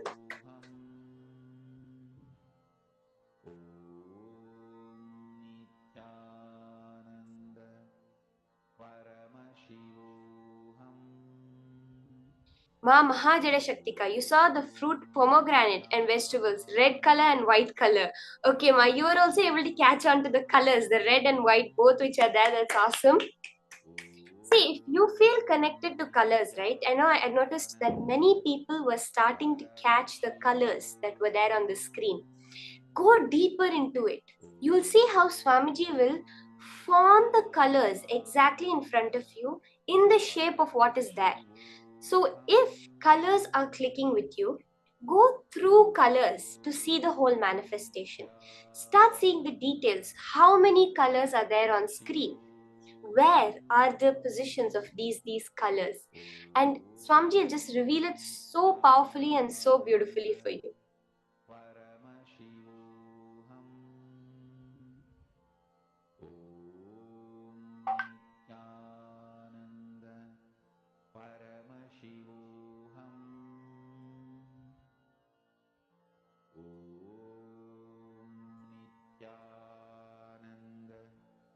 Okay, with this powerful manifestation, let's enter into the next session. We are going to be learning from Swamiji the next level, how to do completion. We have now diagnosed the issue. We have seen what the solution is. Now, Swamiji is taking us into manifesting that into our very life through completion with others. So let's now listen to the higher powerful cognitions from Swamiji on completion with others.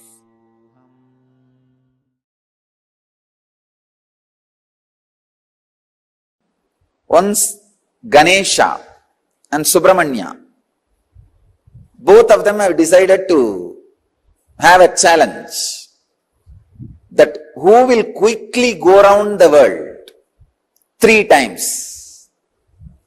Subramanya, as you all aware, has his own flight, peacock. He just sat on his peacock, started flying,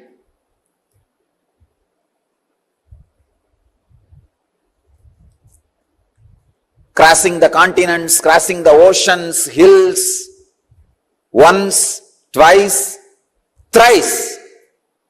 He completed and came back. He saw this Ganesha, heavy guy. His vehicle is a rat.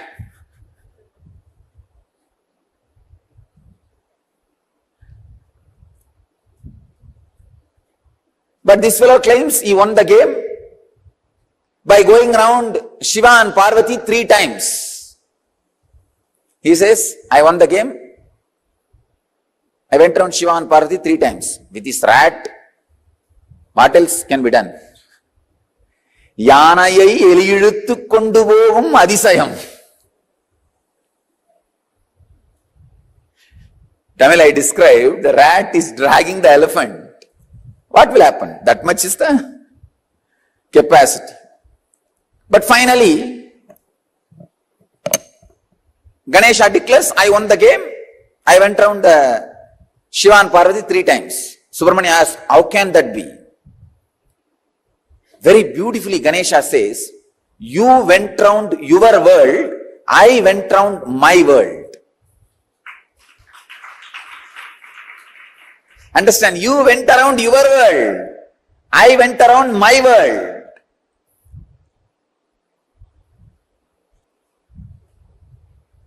You went around your world, I went around my world.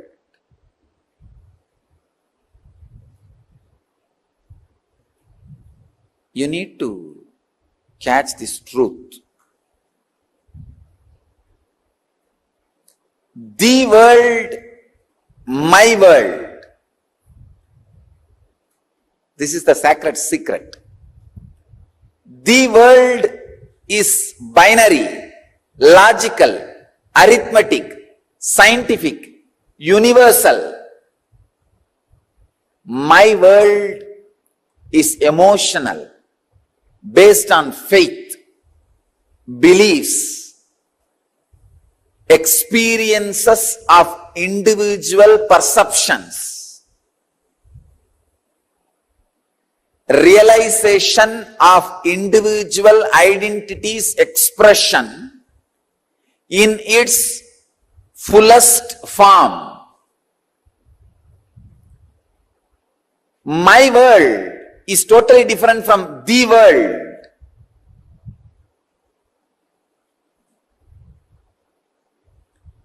When my world is completely in tune with the world, you are a Jivan Mukta.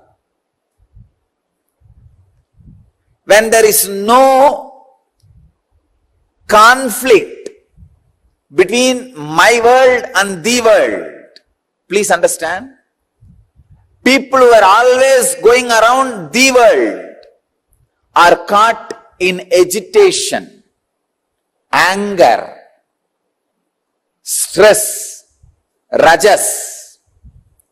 People who are completely caught in my world sometimes can miss the world.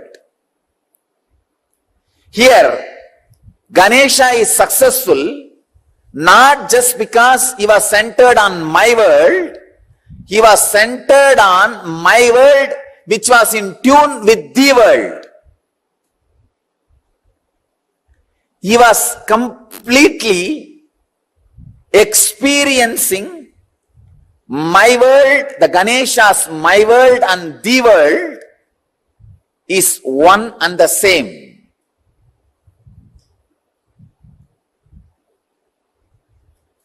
Ganesha's my world and the world has become a solid experience for Ganesha. Understand? Ganesha's my world and the world has become a solid experience for Ganesha. I'll give you a clear picture.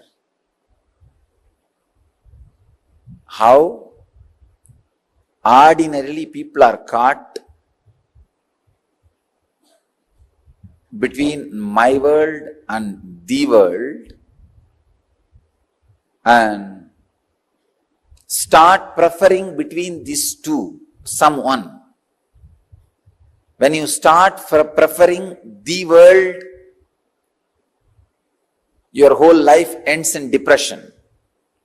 You are drained in my world. When you start preferring my world, sometime you can lose your balance and get into some fantasies and whims and fancies. My world should expand and grow and completely should be in tune with the world. Ganesha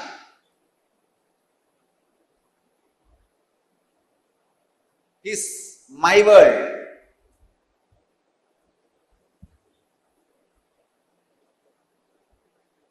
And the world.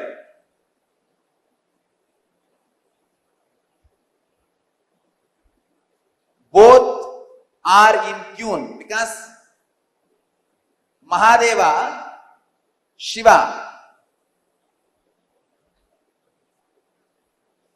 and Devi. Please understand, Shiva and Devi are really the world, and Ganesha also experienced Shiva and Devi as my world. Please understand, they were really cosmos, and he is also experienced them as cosmos. So the my world and the world has fallen in tune as the experience of Ganesha. So he going around Shiva and Devi is literally going around the world. Even though he said he went around my world, in his case the my world is the world. Usually human beings who give preference only for the world become extraordinary materialists but end up in spiritual poverty. Spiritual poverty, depression, utter depression. Same way, people who prefer only my world sometimes end up in hallucinations without falling in tune with the world. Understand, the world can't be rejected as you think. Misunderstandings about the world should be rejected. For example, fire is the world. Your fears and misunderstandings about fire should be rejected, not fire itself. You can't reject it. Its existence cannot be denied.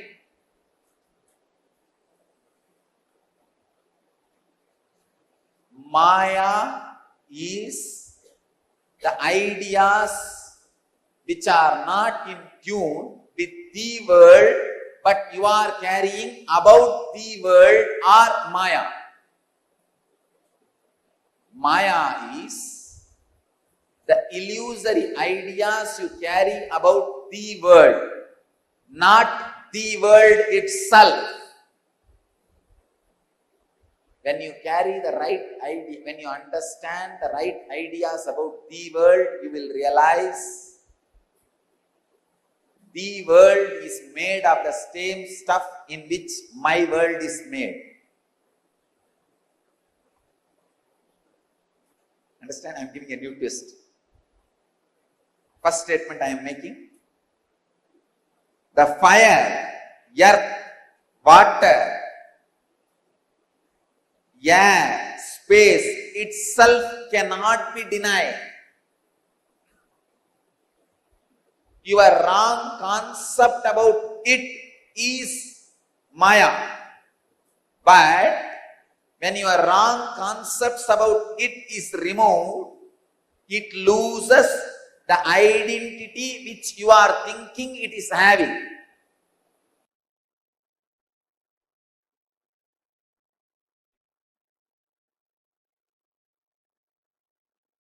One example.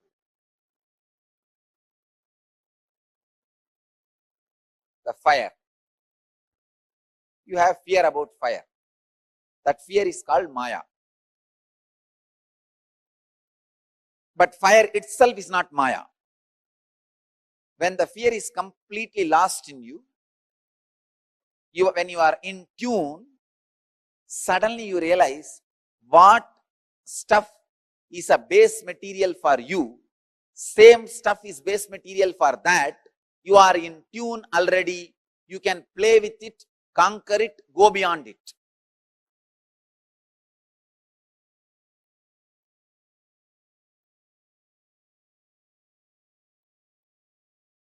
Catch it if you can.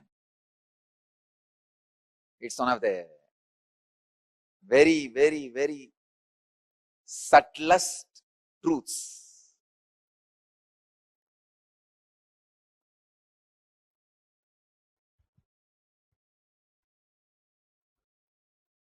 The discrepancy between my world and the world in ideological level is conflict. Discrepancy between my world and the world in practical level is poverty and failure. The discrepancy between the my world and the world in the emotional level is depression. The discrepancy between my world and the world in the conscious level is illusion.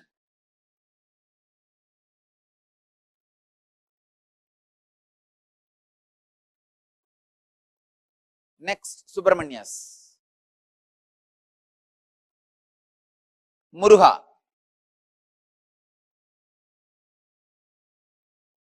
First, he goes around the world. As usual, when you go around the world, you will get into an intense rajas.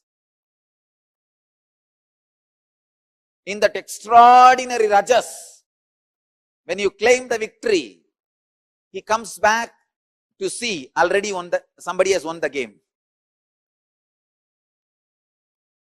It is like, we have a very beautiful story about Bharata, in whose name the whole Bharat is named. He suddenly felt he should conquer the whole world and conquers, reaches the peak of the Meru hills, which is mythological basically in Hindu tradition, to establish his flag. When he goes there, suddenly he finds 10 million flags are there. Means before him 10 million people have conquered the world. All their flags are there. He felt, oh God, where did I land? Then Brahma appears and says, oh my son, do not think you are the first one to conquer the world. Before you, millions of Bharatas have come. Millions of conquerors have come. All of them have conquered this world and claimed it is theirs, it is theirs, it is theirs. For this period, You are claiming it is yours, that's all. Then Bharata realizes, wow, that realization, click, makes him go for doing tapasya. And in the tapas, he becomes enlightened. How to be in tune with the world and my world. The balancing of the world and my world happens. Please understand, if you don't balance the world and my world, even if you conquer, it will be suppression of the world, it will get back to you as tsunami. The materialistic civilization is conquering the world without balancing my world, which is leading to all ecological imbalances, all natural calamities. Here, just like Bharata, Muruga comes back after going around 3 times the world, sees Ganesha sitting contently, radiating, and that gives Muruga initiation. Click. So he goes to a private place, Parani, stays there and does tapas, by becoming a sadhu. He becomes a sadhu, leaves everything, goes there and establishes himself in my world. When he is in tune with the world and my world, in the tapas in Parani, he becomes enlightened and starts radiating enlightenment to the world. Understand? The world and my world. You need to understand the whole story in right angle. Don't think he went and stood there in anger and Avai came and sang some songs and then he went away back to Shivan. It is a cinematic version. Exactly this is what has happened. Subramanya, when he sees just the success in the world is not the ultimate, you need to balance, understand, tune with my world and the world, then conquer, then go beyond. Without in tune, any effort to conquer the world leads to great chaos in the world and my world. The restlessness in my world, natural calamities in the world. Extraordinary restlessness in my world reflects as natural calamities in the world. Understand? All the civilizations which is suffering with extraordinary attention to the world without balancing my world are suffering with too much of natural calamities.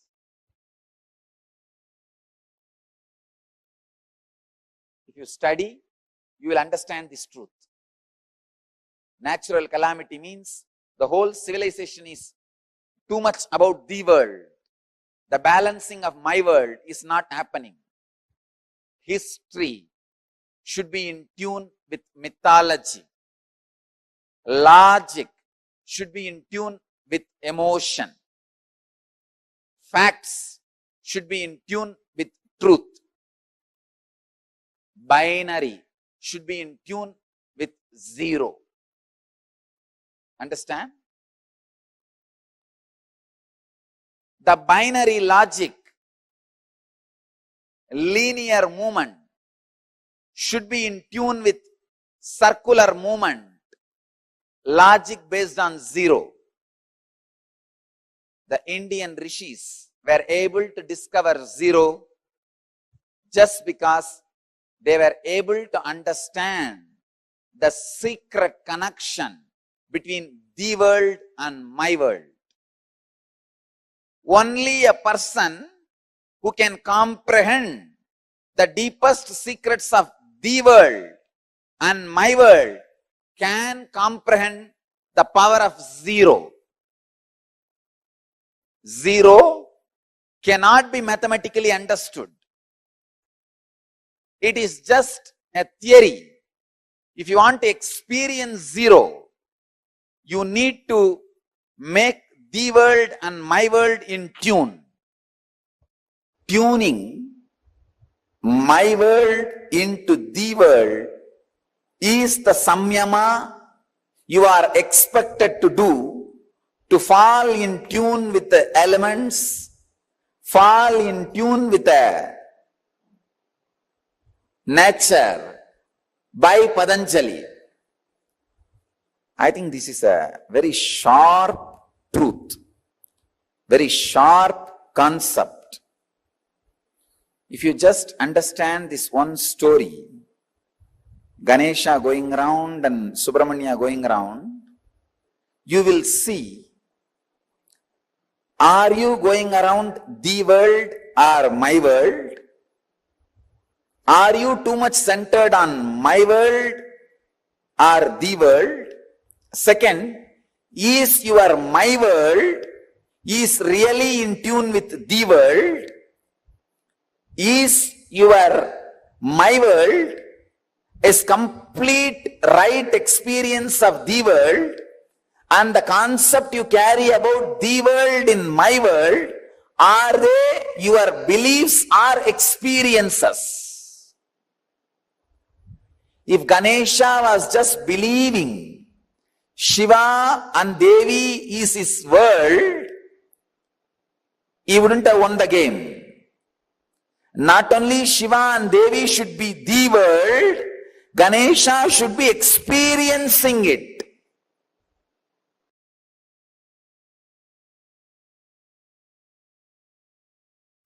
Listen, completion with yourself is more like a spiritual practice. It is with completion with others, the life itself starts. Listen, it is from the completion with others, life starts. The completion with others, I can say,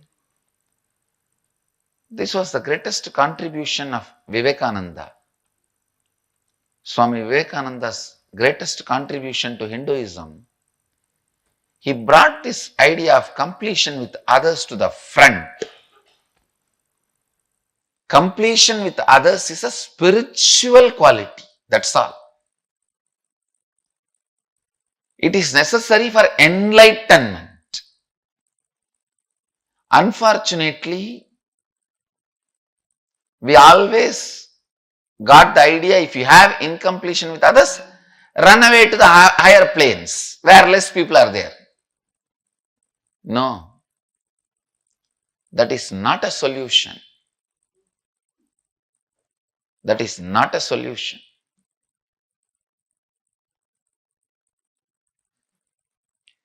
Completion with others is the basic necessity, the basic quality you need for enlightenment. Understand? People sometimes ask me, how do I know whether I am suppressing or completing? If you are able to be in the space of completion with others, you are completing inside you with you also. If you are not able to be in the space of completion with others, then inside you are not completing with yourself, you are only suppressing.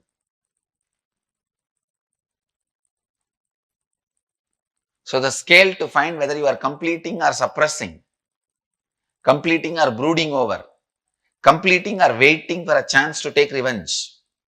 I have seen many people. The name of completion, now I am completing, but I am not going to keep quiet. I will wait for time. When my time comes, I will tell you what to do. I will do what needs to be done. Completion with others is a spiritual practice. Completion with yourself is like Mahadeva. Completion with others is like Devi. Devi is required for the life to happen. That is why in all our temples, I have put Devi along with Mahadeva. I have not put Devi as a separate deity.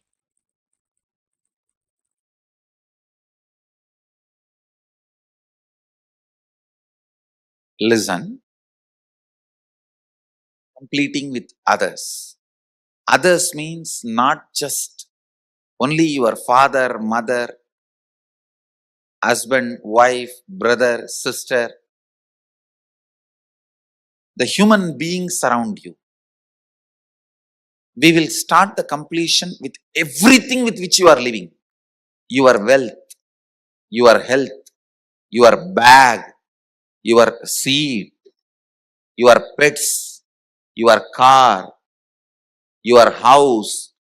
Please understand, all these are living part of your life.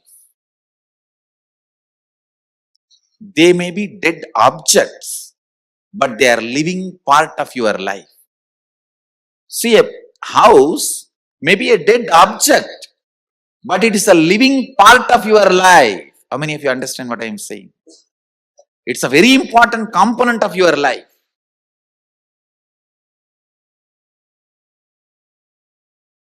First, we will start completion with all the human beings with whom we are living. First step, completion with everything. With every human being. First thing you need to do is deciding, I have to bring completion with others, with whoever I am living. I have to bring completion with whoever I am living. Even if they don't want, I will stretch my best and I will decide I am in the space of completion. Whenever they want, I am open to have them. I am open. I am going to be in the space of completion. Whenever they are also ready, it will become completely complete. Understand? Completion with others does not mean you are going to apologize to them. No. Apologizing is not completion. Asking sorry is not. So many people were saying, I want to apologize, I am sorry. No. I am sorry is not completion. I am deciding to drop hurting pattern in my life, or any incompletion, misunderstanding, anything. I am deciding to drop, and I am deciding not to bring them, not to give life to it again. See, past, you can't say you are wrong or you are right. No one can say you are wrong, you are right. It is not apologizing. It is not feeling sorry for the past. No.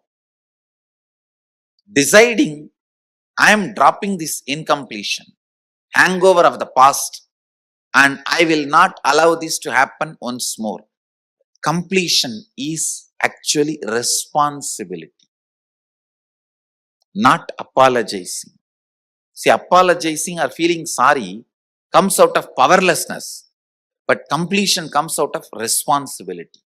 Understand the difference. Please listen, see the difference. Now when I am saying you need to complete with your mother, with your father, with your brother, with others, I am not asking you to apologize. I am not asking you to call them and say, oh sorry, oh sorry, oh sorry, bus bus. No.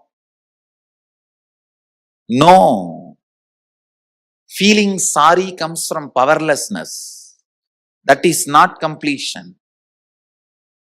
When you call, you explain, this is what has been perceived by me. Here, I am not interested in looking into you are wrong or I am wrong. That will only create more and more anger, hatred and suppressed violence. I am only saying one thing. I am ready to drop the past and its powerlessness, incompletion. I am declaring, I am dropping the past and I am complete. I don't have incompletion. And I will not create any incompletion anymore. Your decision and declaration, when it reaches them, you will suddenly see they also open up and start coming towards completion. But first, you need to be prepared.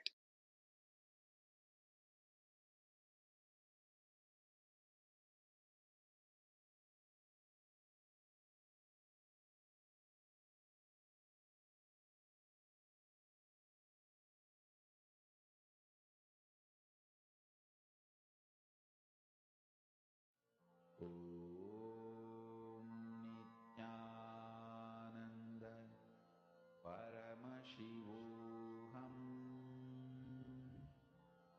Nithyananda Paramashivoham.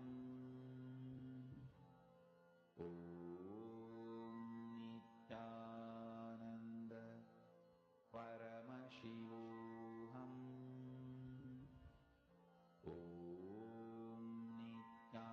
Nithyananda Paramashivoham.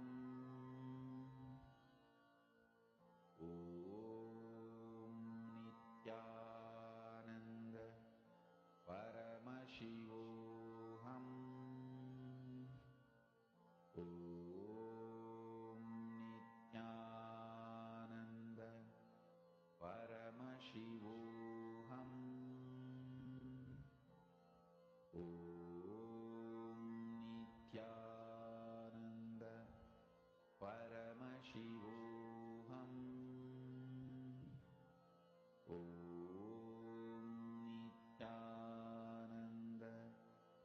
Paramashivoham. Nithyananda Paramashivoham.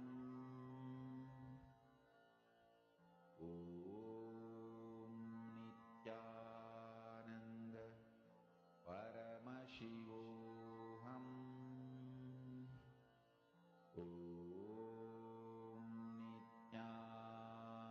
Nithyananda Paramashivoham. Nithyananda Paramashivoham. Nithyananda Paramashivoham.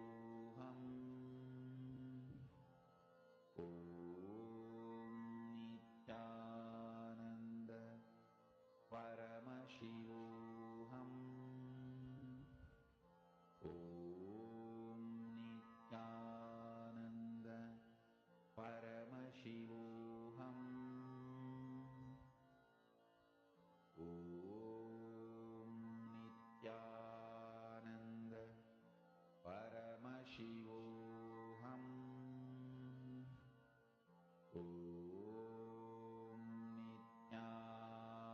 Nithyananda Paramashivoham.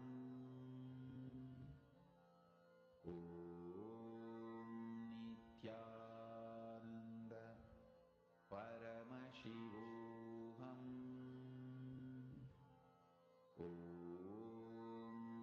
Nithyananda Paramashivoham. Nithyananda Paramashivoham.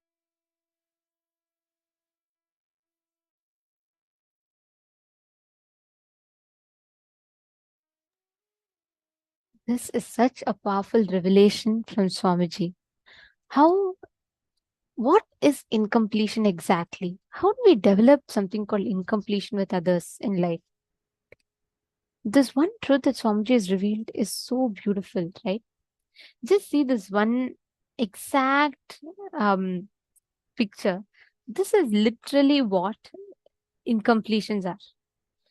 The person who sees it as 6, the person who sees it as 9, both try to declare their subjective reality as objective reality.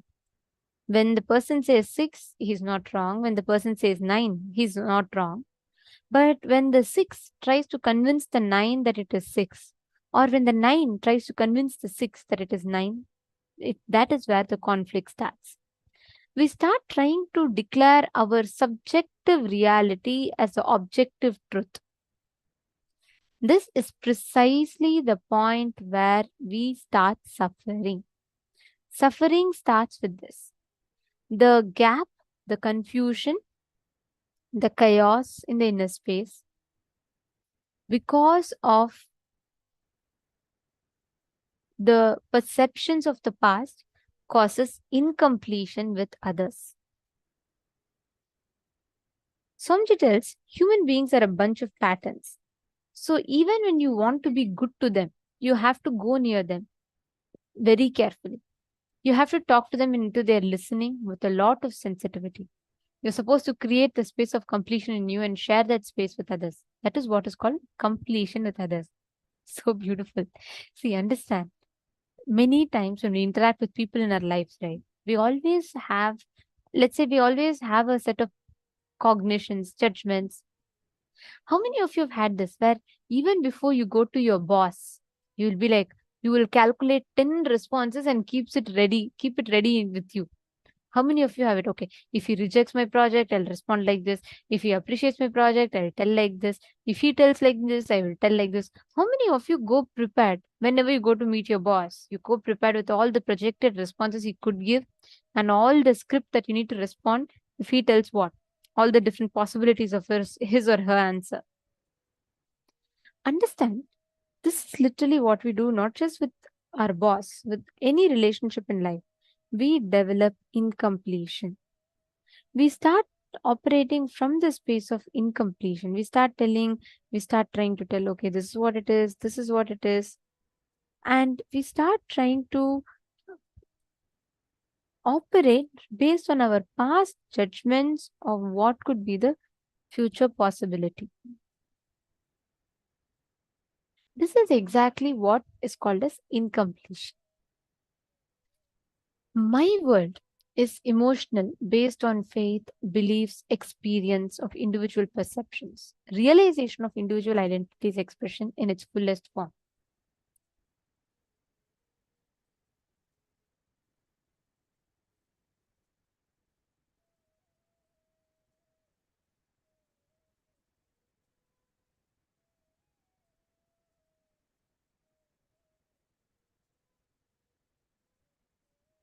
Truth for us to understand. There are two things. One is my world. My world is how you see the reality, your version of the reality. For example, let's say you have a problem, okay? You have some issues happening. The way you perceive that reality in your world, that is my world. The world is the reality as it happens. For example, if there's a conflict, addressing the conflict as it is the world. But your experience, your your subjective perception of the objective reality, this is the my world. Every single time, look back.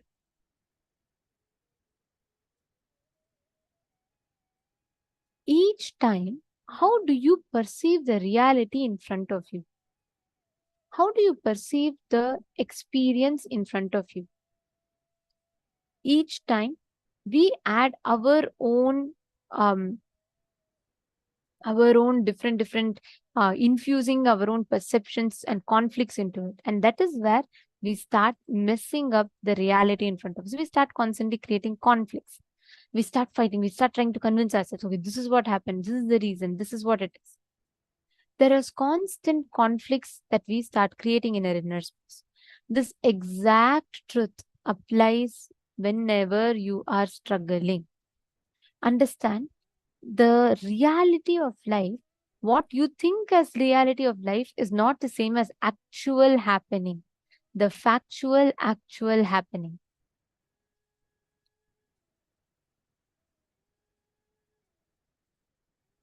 This is what Swamiji explains as my world and the world. Are all of you getting it? Can I request each of you to type out what you understand as my world and the world?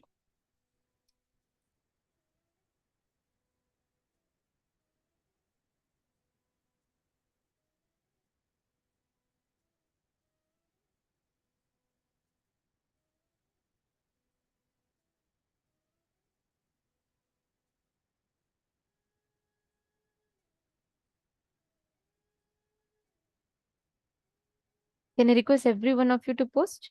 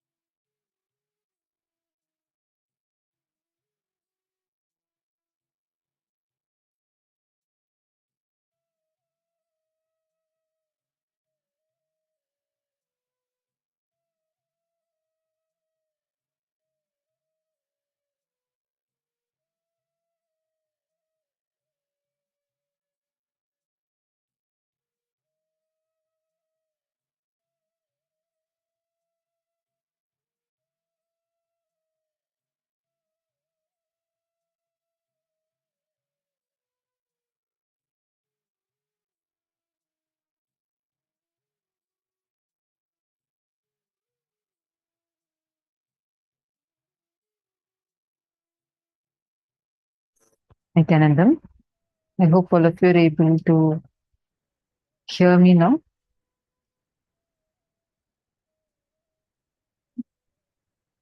Nithyanandam, if you are able to see me and hear me, please wave your hands.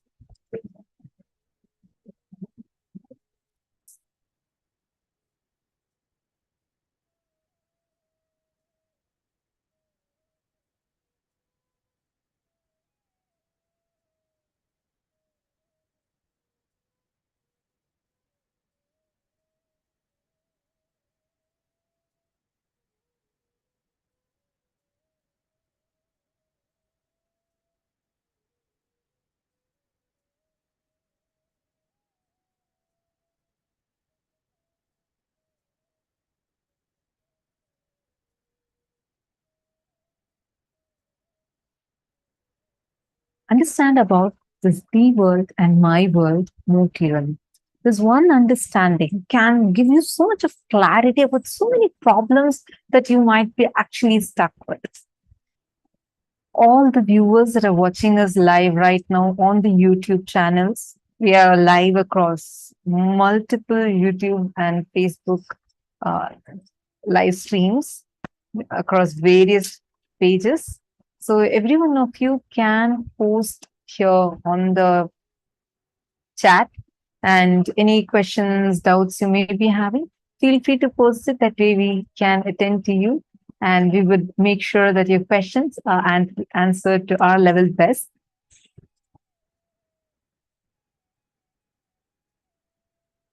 So understand this the world and my world.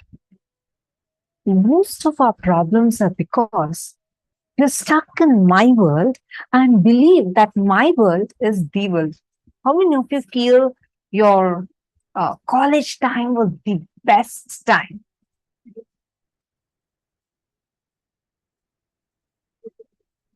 When you feel like that's like, or many times you keep feeling, oh, what a wonderful time I had in my college, in my youth, or in my school. How many of you had this feeling?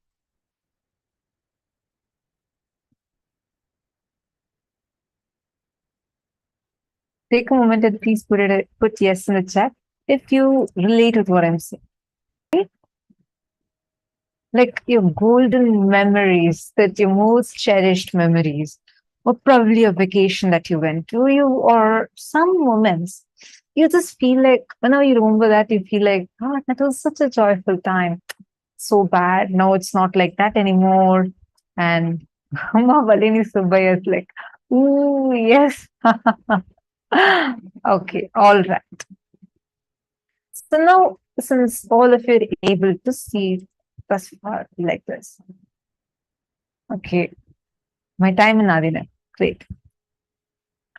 Saroj Polish is supposed to carefree time. Many of us think, remember like this, and we think at that time, why was life so good at that time? Now life isn't like that anymore. We all carry like this, but actually, just go back, see your photographs, might be looking all smiling faces, even your vacation time. Think what an amazing vacation you have had. But actually go back and review yourself at that time. Just see how many people you were having incompletions within that group photograph itself. Always we think, oh, the school time was the best time. Look at your school photograph and say, what a fun time I had when in my high school or probably a college. Each of us have different faces. But even that time, you did have incompletions. You did have problems. But you chose to remember this set of incidents alone. I just go review it. You yourself would know. We try to declare our my worth. Usually when you're in your school, you'll be waiting to go to college, hoping that will be the best. Or sometimes you'll be thinking, it was so good during summer holidays. But then you'll be waiting to go to college. Then once you go to college, you'll be thinking that I miss my childhood. Oh, my childhood was so fun. And then when you go to your office, you miss your college days. You think about your college days. We are all the time moving one to another, one to another, one to another. And we keep missing out on the present moment. Main key reason for this itself is because we think and try to declare our my world as the world. How many of you are clicking with this? Could you please post here in the chat? If you're clicking with this, understand.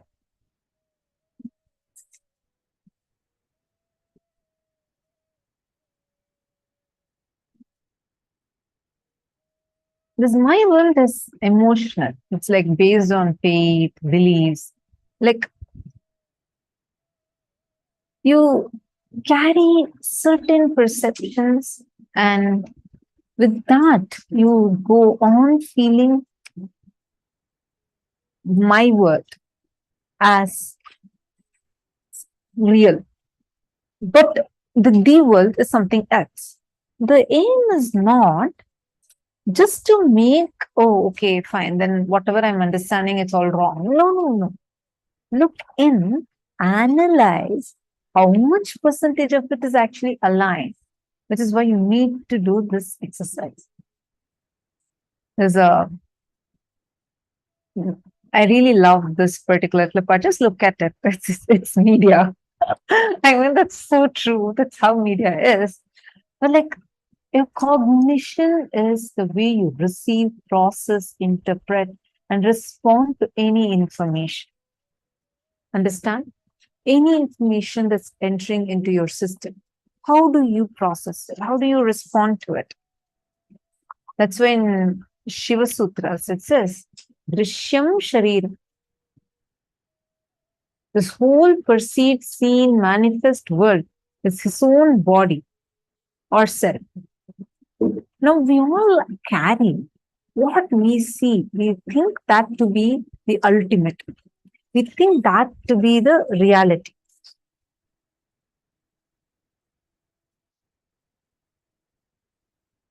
But the thing is, we need to do some effort, and we need to put that effort into just spending some time with our own inner space. Just take some time. Spend with your own inner space to look into how much of your my world is actually even in oneness to the world. Your my world should expand into the world.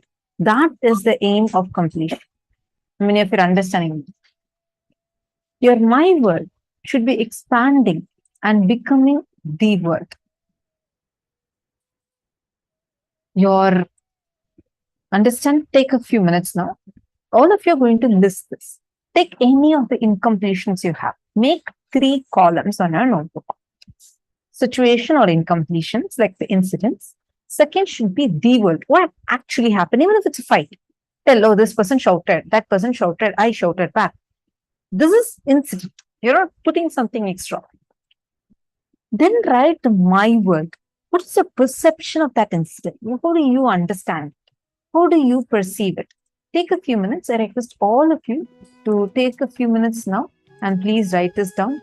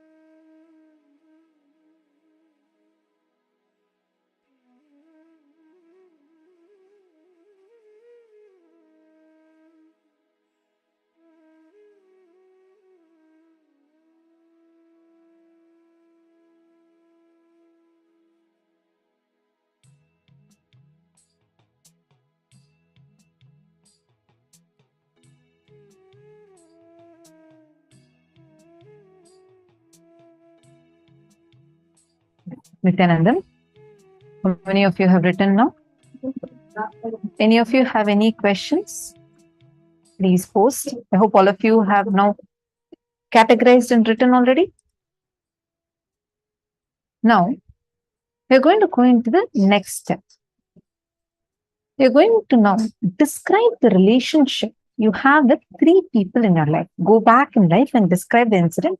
When you started judging, having incompletion, describe what actually happened, what they actually said or did, which is the word, and how you experienced it in your mind. Depend on all the incidents you remember. Please write as if you're directly talking to Swamiji. Like if you choose to read it out to Swamiji, you should just be able to read it out. Like it should be like a conversation. Please read it, please write it like that. Okay. Now take a few minutes and I request all of you to do this step. This is the actual completion process for your relationships. Just choose top 3 relationships and do this process. Please start now.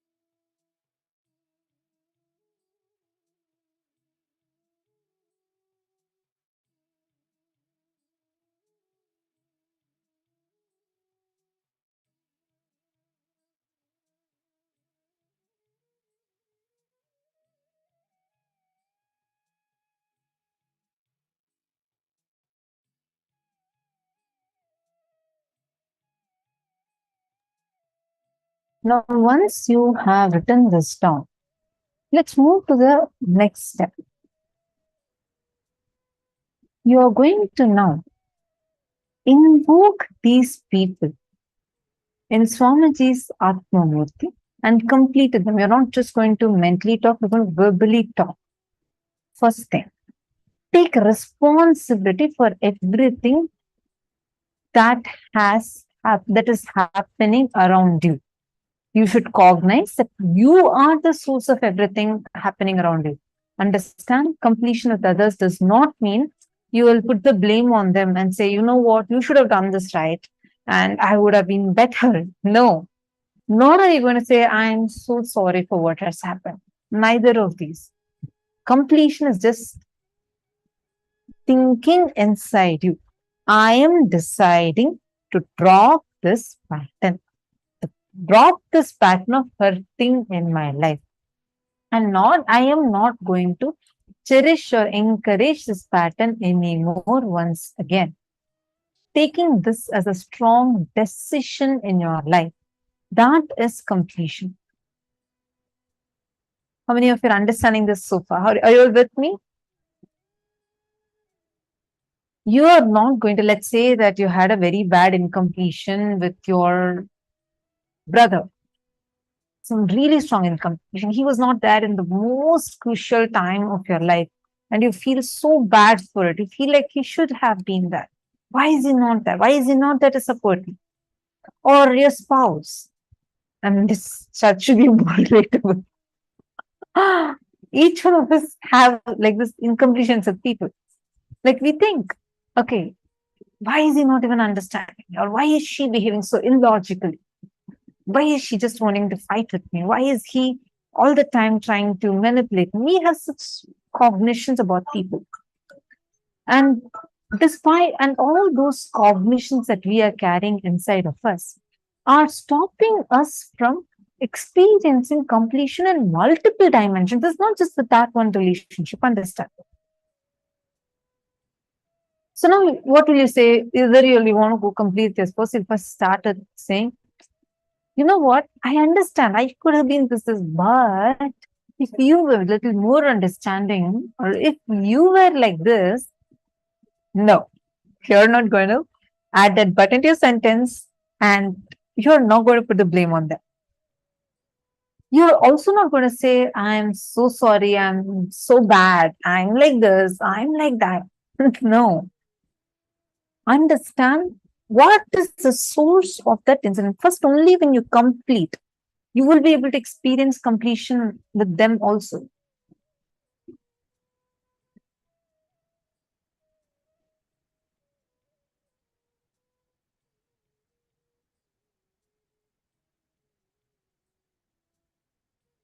Are you all understanding this so far? Are you all with me so far? I keep falling into the moment. I saw some of my cousins to kill 2 chicks before me to make me cry. When I relived that situation, I think I was very complete to think I should find a way to help people go beyond their belief. When I was less than 6 years old, what can I complete more? I don't see how to react better. Listen.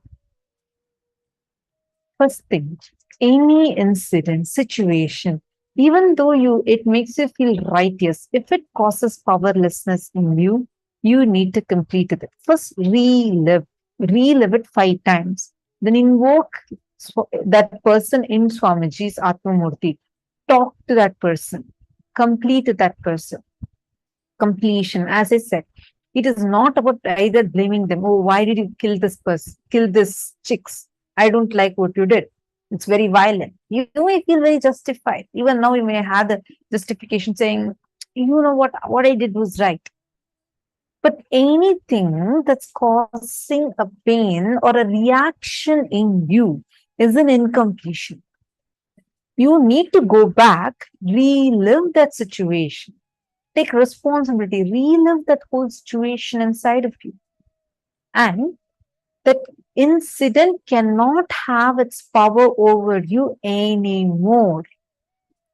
It cannot have power over you. You're not going to also say, you know what, I carry this cognition. Everyone, I want to promote only non-violence, and what you did was violent. No. Nor are you going to say, I'm so sorry, you did what you did. Probably I shouldn't have reacted that way. No. It is neither saying sorry nor saying you're right, nor saying you are wrong. It is neither putting the blame on you or on other person. It's not about blame. It is first about relieving that situation, that incident from your inner space, such that no more that visual replays in you, causing a reaction in you. The situation should lose its power over you. Only then you're complete.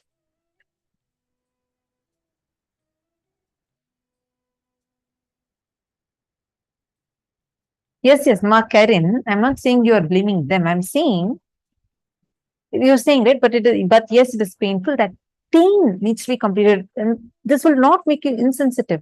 It will make you powerful. You will know how to handle the people, how to handle situations in a much powerful way. Nithyananda Jnana Yogini has posted, thank you, Ma. It's very much helpful when you explain.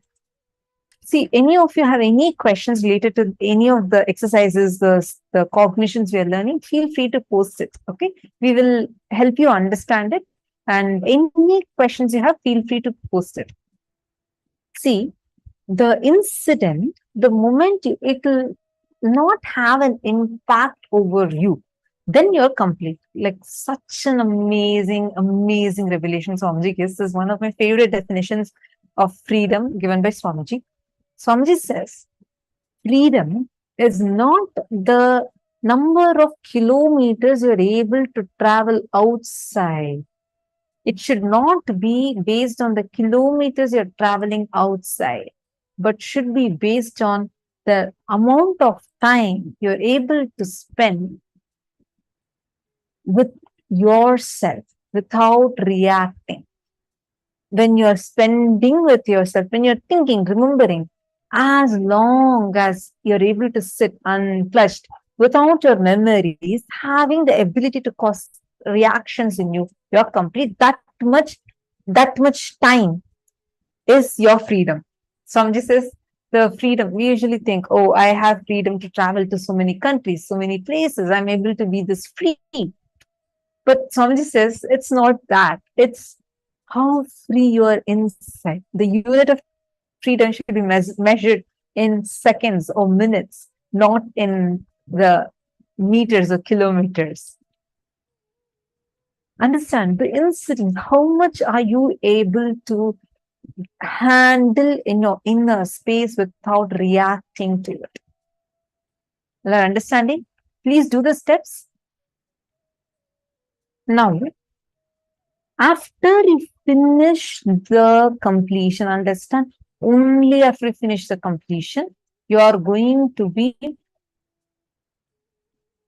calling and completing the other person, not before that. After the first two steps, all your spicy, chilly, anger, vengeance, everything will just come out through the other person. So do not complete directly. Even right now, you may be sitting right with your spouse. Don't talk to each other. Do not, even if you have incompletion with each other, do not do the completion with them right now. First, go to an Atmamurti, sit with Swamiji's Atmamurti, invoke the person there.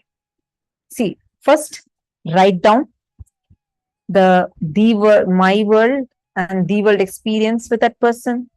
Second, invoke that person in Swamiji's Atmamurti.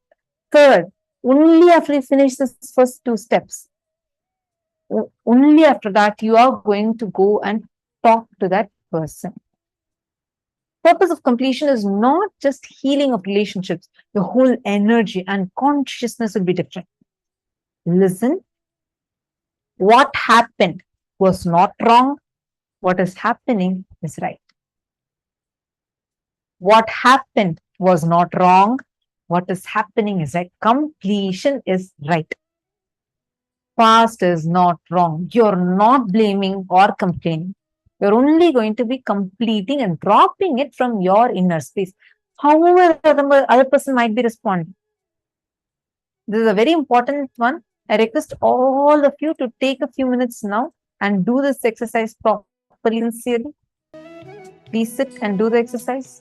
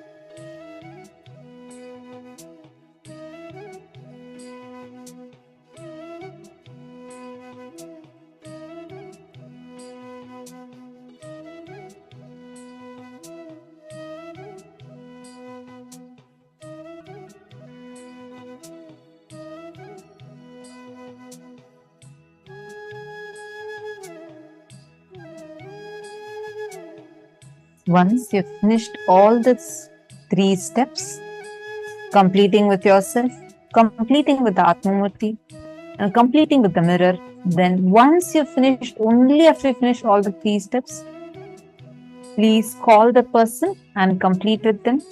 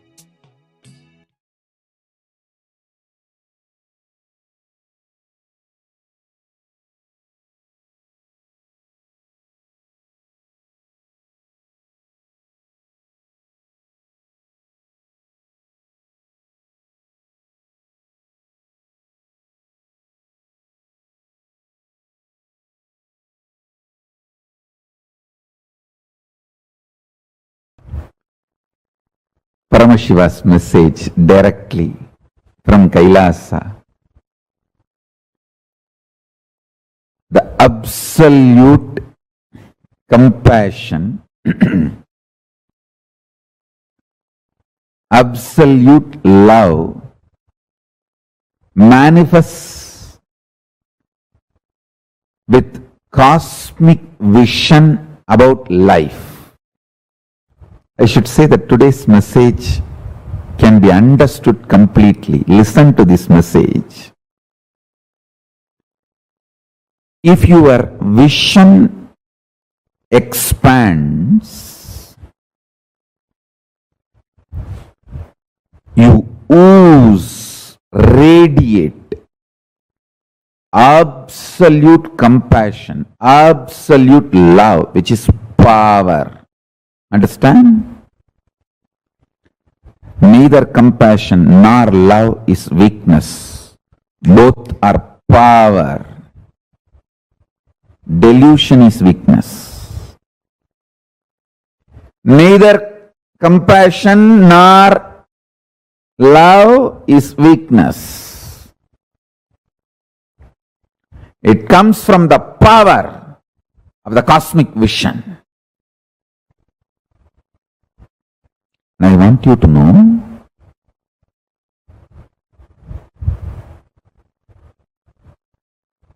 whenever you manifest powers, suddenly your being becomes matured. And it starts radiating more and more love and compassion. I have always seen very good power manifestors are absolute non-violent. They just feel everything related to violence is irrelevant.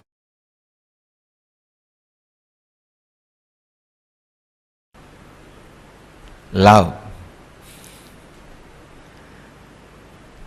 Vast, huge ocean. The subject, which will taste different from different banks or beaches. It's like an ocean, tastes in different, looks different in different places, feels different in different beaches. This emotion also, you can't even use the word emotion. There is a question here. Is love just another emotion? It is not emotion, it is yen motion.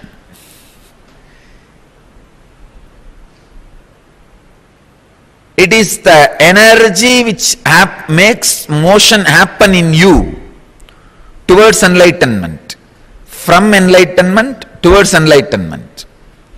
When the glimpse of enlightenment starts in you and motions you towards enlightenment, the ultimate enlightenment, between that period, what you experience is called love.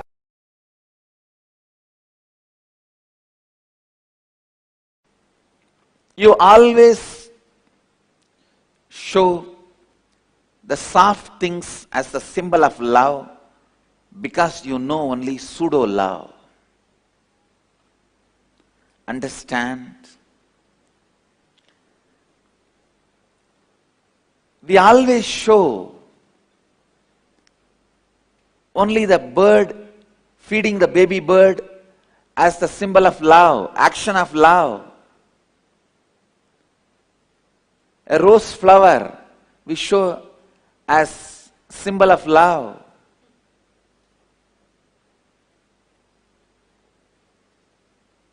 But we never show a banyan tree root, the hanging root, as a symbol of love,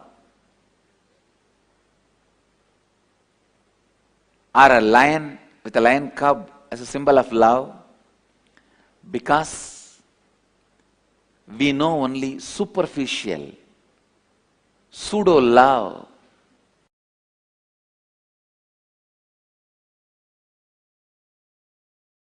Please listen. The core source material is love. Love is Paramashiva. The source material of Paramashiva, the source happening of Paramashiva, the core happening of the cosmos, cause, karana, karya, result, action. The source material, mulya of the karana and karya, Paramashiva, Param, that core is the pure love. Understand? This whole universe is nothing but multiple versions of that core love, that's all. Whether it is the planet Earth, sun, moon, you, the best of your life and worst of your life, best of your perception and worst of your perception, best of your experience, worst of your experience, all are different versions of love. When I utter the word love you, understand you are absolutely loved and protected and safe. Especially if you resonate and feel connected with that word love, when I say love you,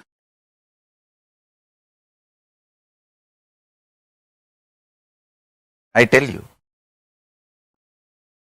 this extraordinary grounding Arunagiri Yogeshwara gave me with his tremendous love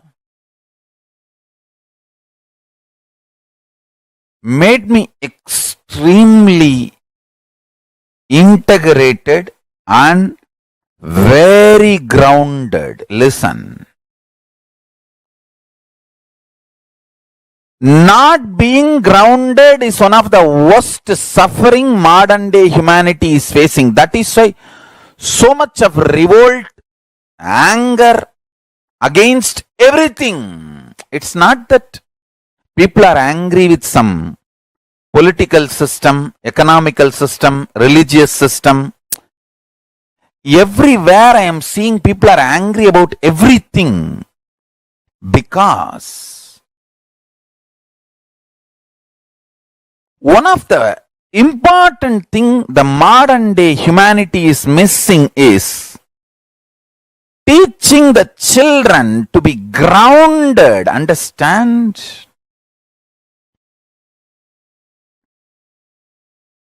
Only after I grew up, I feel grateful to my gurus. The way they grounded me with my integrity. Whether yoga or puja or the right powerful cognitions, the way they grounded me, something extraordinary. I can see same my age boys who grew up in Tiruvannamalai. The difference, the only difference is Arunagiri Yogeshwara grounded me. The extraordinary love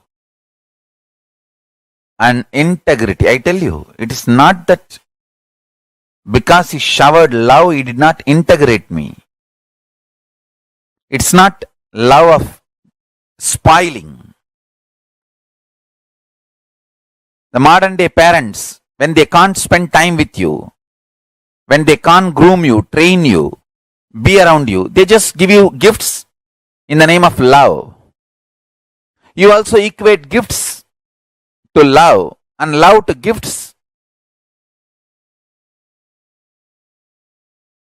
This whole habit of gifts is an absolute stupidity. It's a cunning way parents cheat the kids. When you can't spend time with them, groom them, integrate them, in the name of gifts, cheating them. I tell you. I'll really have to tell you.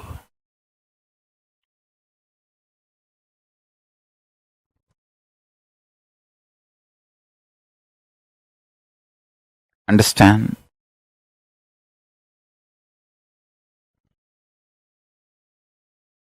My gurus gave me love which made me integrated.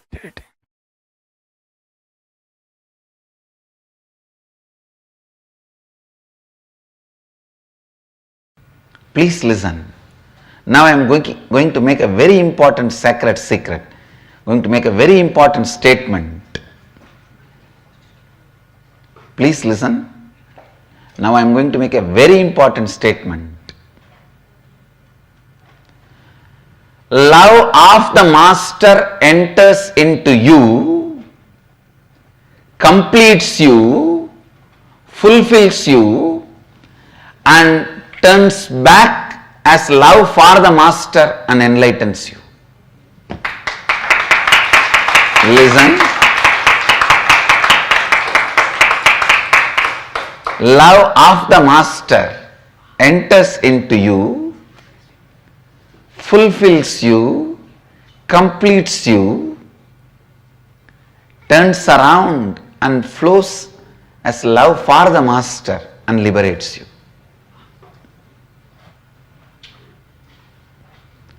Blessed are those who taste love of the Master. Whether it is a benign look, benevolent look, or a serious look of a surgeon. When a surgeon looks at the tumor, remember, he looks at the tumor, not you.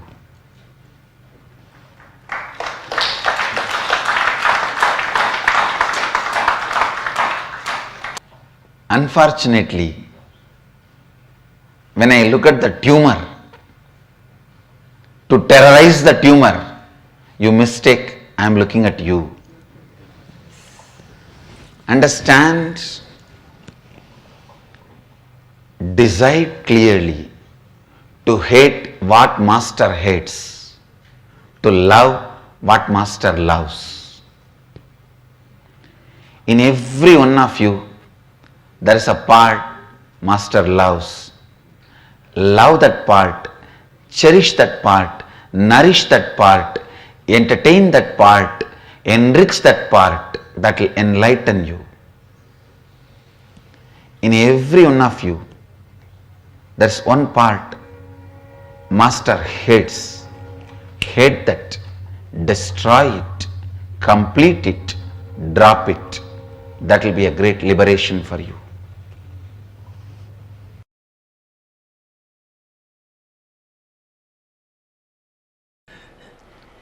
So I wanted every one of you to be very clear. The truths I am sharing with you is directly from the inner space of Mahadeva. Please understand, research and development and perfection of these great truths, the way they are lived, the way they are transmitted, the way they are contemplated, the way they are listened, this perfection, the research and development and the perfection has happened in a great loving space of Mahadeva. In the love of the Master, all these teachings become part of your very bioenergy. Love of the Master is from the space of bioenergy, pure Kundalini Shakti, unpolluted. So naturally that awakens your Kundalini Shakti, your core opens up.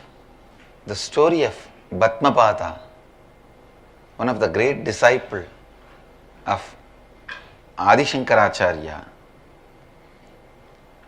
proves clearly, just by the feeling connection with him, feeling connection to Adi Shankara, he has mastered the nature. He was so powerfully in tune with the nature. He was so beautifully in sync with the nature. You may not know the story. There was a great disciple of Adi Shankara who is not that intellectually capable, but highly devoted, dedicated, integrated to the Master, integrated to his disciplehood. One day he went to wash the clothes of the Master to the other banks of the river. He was washing there. Some of the other disciples of Shankara were discussing and they were making fun of Bhatmapada. What is this? This fellow is all the time washing the clothes and cleaning. Did he come here to become a laundryman? if he is not learning any scriptures and not studying, contemplating, when is he going to get enlightened, master the nature, prakriti, life? Shankara was just laughing. He may be little less capable in intellectual way, but he is an amazing, intelligent being who is doing what needs to be done first, who is putting first things first. Shankara wanted to show this to other disciples. So he just sits up and calls from where he is, Batmapada, please come. Actually, he uses the word first time, Batmapada. Earlier his name was different. He just calls his disciple. The moment Master called, the disciple forgot everything. He just starts walking on the river. And the river, oh God, now I have to protect him. When somebody is in such a deep space of trust with the whole cosmos, Master is a representation of the whole cosmos.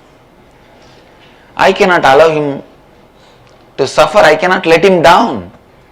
So the river just makes lotus flowers and holds his feet wherever he puts his feet. Please understand, lotus will never happen in the river because river is flowing water. It happens only in ponds, stable water. But here, river produces the lotus and holds his feet when he walks and makes him cross the river. Usually, people will be anxious when they cross the river. Maybe first time, a river would have been anxious when a person is crossing the river. That she has to safely reach him the other side. Because every step is held by a lotus. He was called Batmapada.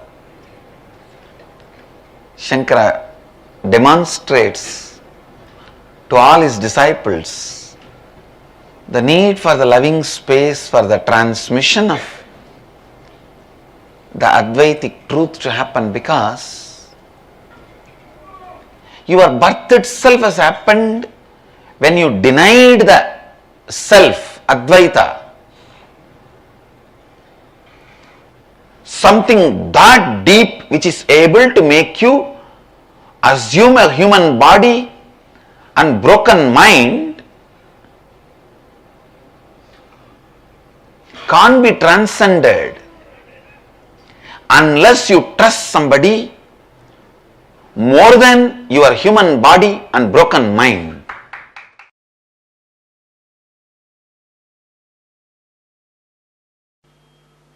The moment you start the completion process, the Guru's grace has started happening in your life. Please understand. Your self-effort brings Guru's grace. Guru's grace brings more self-effort. Guru's grace inspires you to start the completion process. Completion makes more Guru's grace flow in your life. It is virtuous circle. You might have heard the word only vicious circle. Now I am introducing a new word, virtuous circle. Love of the Master enters into you and inspires you to do the completion process. Then it turns as love for the Master. When the Guru's grace enters into you, it starts moving you towards completion process. When you start the completion process, automatically the more Guru's grace enters into you.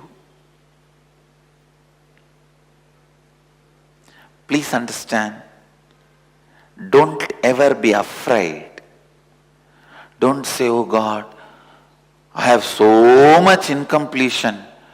How can I ever think I can complete and rewrite my future?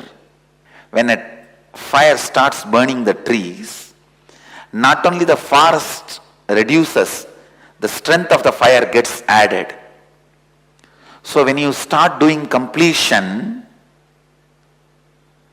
you may have 10,000 incompletions in front of you. But when you do even one completion, two completion, all the completed thoughts will become power of you. Not only enemy is reducing, friend is increasing. Opposite army is reducing, your army is increasing. The pattern of completing with incompletion becomes your strength.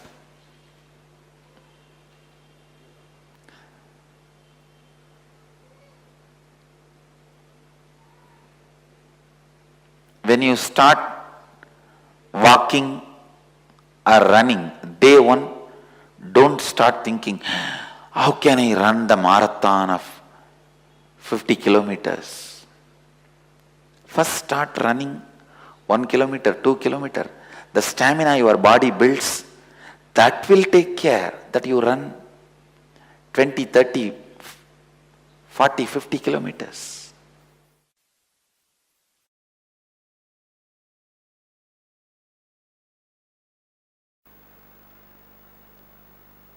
Completion with life is eternal love. Please understand.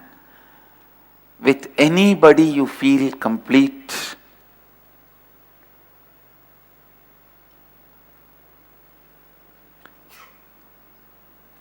Don't think the person is completing you. Your completion is making that person beautiful. Please listen. What I am talking is a very important point. If you see somebody and you are in love and you feel complete, be very clear.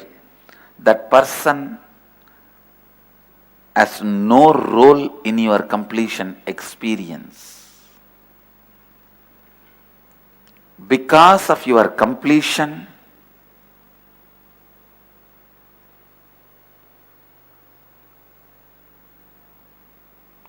the person looks more greener than the green itself, more rosier than the rose itself,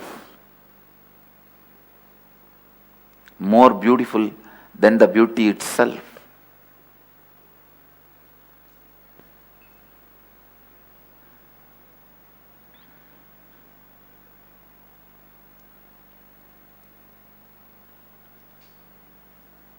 Completion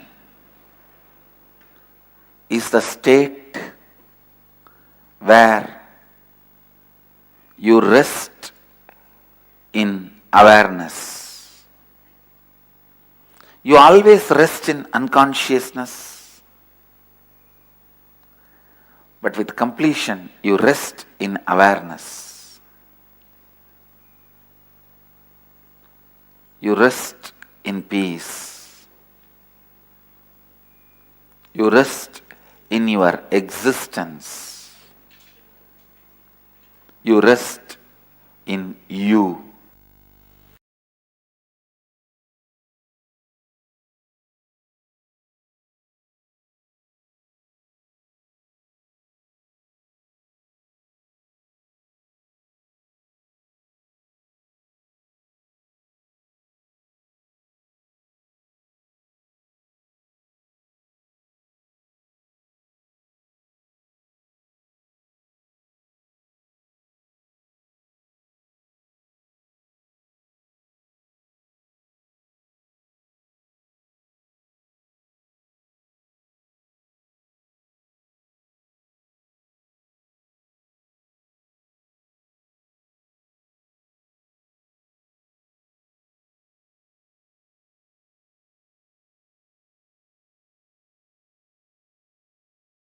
All great things can start only with mother. Only with mother. See, all our identity, whether you are in a deep sleep or waking state or Turiya or Turiyatita, we are all from mother and we go back to mother. It's only if the mother becomes active you can get enlightened. Understand? Sadashiva is a state. Only mother holds the key. Sadashiva is a state.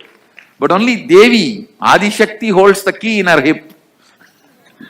Key is in the hip of the Adi Shakti. Only if she opens the door, you can experience Sadashiva. Sadashiva is only a space. It's only Adi Shakti who decides who will experience that space. Understand? Any incompletion you have with Cosmic Mother only. Because she is the source. If you are incomplete about the person who is sitting next to you, it is not about the person next to you. It's about the source of that person and you. Both. Mother. Cosmic Mother.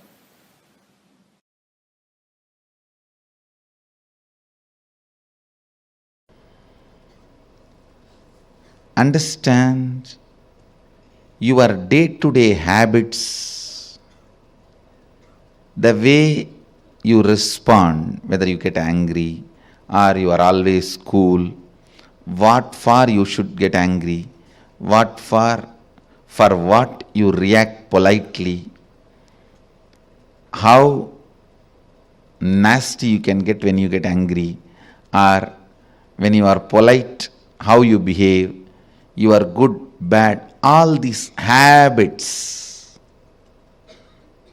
Understand the word habits are from Father. He teaches you. That stays in muscle memory. But how you cognize you, the innermost image you carry about you, comes from Mother. It stays in biomemory. Understand? Your behavior, responding patterns are from muscle memory. That stays in your muscle memory. That's from Father. Usually, he educates you about the outer world. He contributes a lot to your outer image. He contributes a lot to how you behave with the world, how you relate with the world, what you should and you should not, vidhi and nisheda, do's and don'ts. Vidhi and nisheda, do's and don'ts. That comes from your Father. That is why if you had a father who is unstable, your relationship with the outer world will be very unstable. That comes from your muscle memory. But the way you cognize you, your inner image, comes from your biomemory. That stays in your biomemory. Completion with Mother only can heal and complete your biomemory. Mother worship is the direct method. Understand? Mother worship is the direct method. That's the word I'll use. Most direct method to bring completion in your biomemory.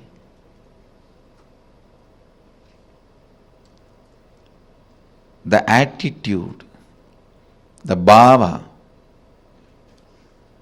which forms the basis for the way you connect with the life, with the world, the same attitude forms the basis for you to connect with yourself. Please understand. That is what we call karma in Vedic tradition. If you judge, you will be judged. Why, Because the basis with which you relate with the world, the same thing will be the basis with which you will relate with yourself.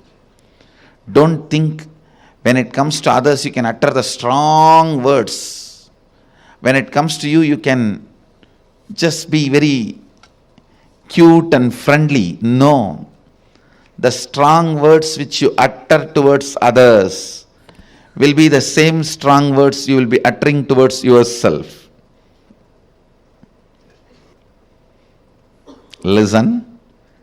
The strong words you utter towards others will be the same strong words you will be uttering towards yourself. The attitude you build towards others will be same. That's the same way you will be relating. That will be the basis for you to relate with yourself also.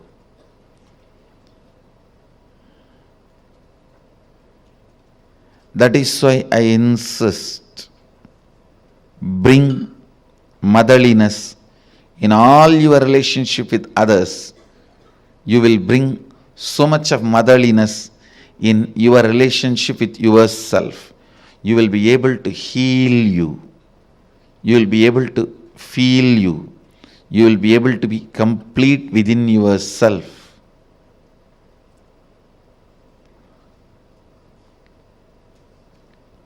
When you bring tremendous healing energy of mother in your day-to-day attitude with everything, suddenly you will see you will become so cool with yourself. I tell you, the best thing can happen to a human being is ability to be cool with yourself. Because you can't be cool with yourself, so much of frustration with yourself, you go on abusing left and right. Anybody comes in front of your eyes. You say, this fellow has cheated me, that fellow has cheated me, that fellow has cheated me, that fellow has exploited me, he has swindled me, he robbed me. Understand your inability to be with yourself. Your inability to be cool with yourself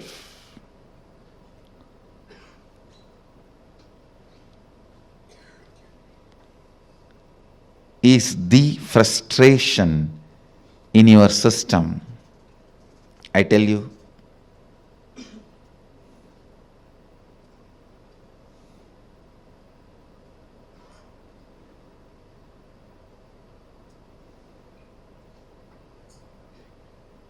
understand? I really want to tell you, bring mother worship as part of your cognition. You will be so cool with yourself. You will be so complete with yourself. You will be so settled with yourself. The fear, frustration, because of frustration inside, how you possess objects or things or persons. Understand? When you are frustrated, suddenly you will have so much of possessiveness to the property you have, or the car you have, or the bank balance you have, or the persons in your life. You will just suffocate the objects and persons who are part of your life. I tell you. Let the car be in garage, not in you. Let things be in their place. Your inner space should have place only for completion and joy.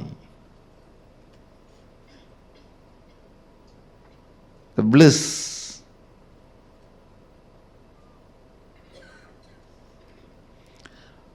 The moment you start cognizing frustration with yourself, the first thing you do, then I don't have anything in the life. Come on, catch. Like an octopus. The wealth you have,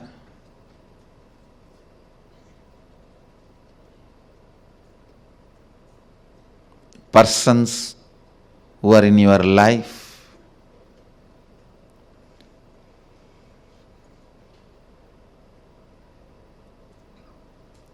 when that grabbing starts, understand, it feeds into your frustration. It doesn't heal your frustration. I have never seen anybody healing their frustration by grabbing and possessing. No. It doesn't. It doesn't. Understand,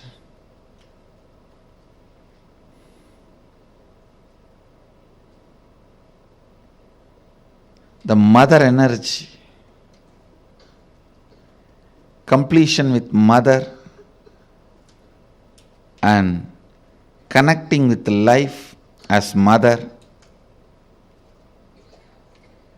bringing motherliness in your every relationship,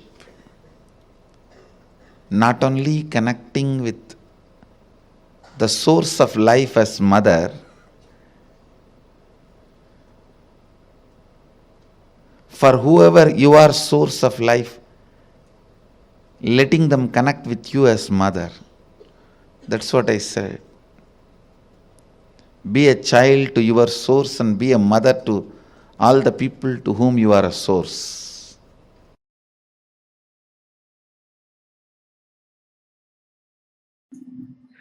For example, love is related to your heart center. You may ask how. Around the world, in all the culture, in all the language, love and heart are used as synonymous. Love and heart are used as synonymous. Not only in English language, in every language. Any of you who knows some language in which the love and heart is not synonymous? Can tell me. Because more than 50-60 language I referred, in every language it is synonymous. Love and heart, two words are used as synonymous. It is not that God has created all languages in one day, CD translation packages, and dropped in one country. No. Every language is developed, different languages are developed by different person in different place, in different country, in different situation. Then why love and the heart, these two words are synonymous in all the language, in all tradition?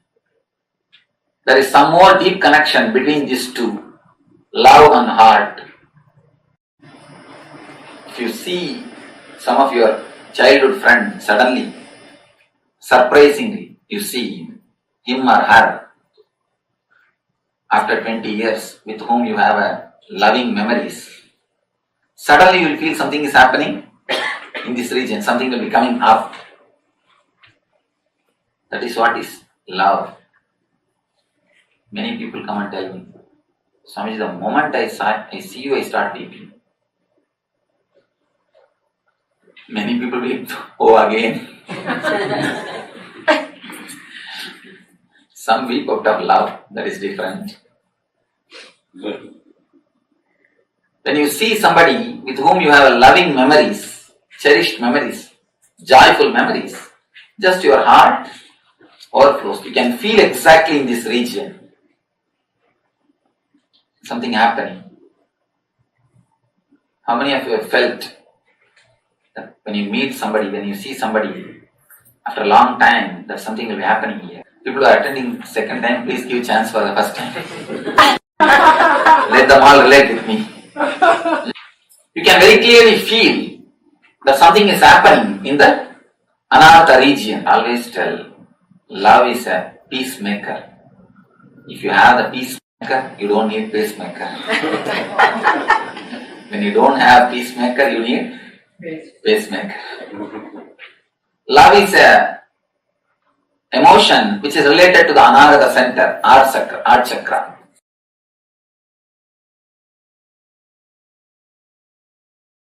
Any root pattern you carry can be destroyed just if you have a love for people. Decide to go on enriching everybody who is happening in your life.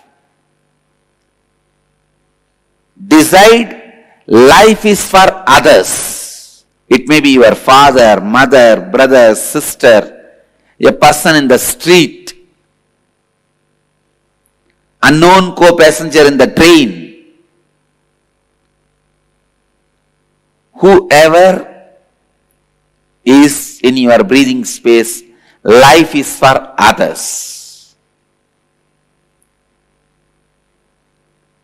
As long as you are stuck with your small problems, you will see poverty sitting on your head. As long as, I tell you, there are so many people, unfortunately, is not interested in looking to the truth. Vivekananda says very beautifully, when you think and understand life is for others, all the energies are showered on you. Wealth, knowledge, energy, everything.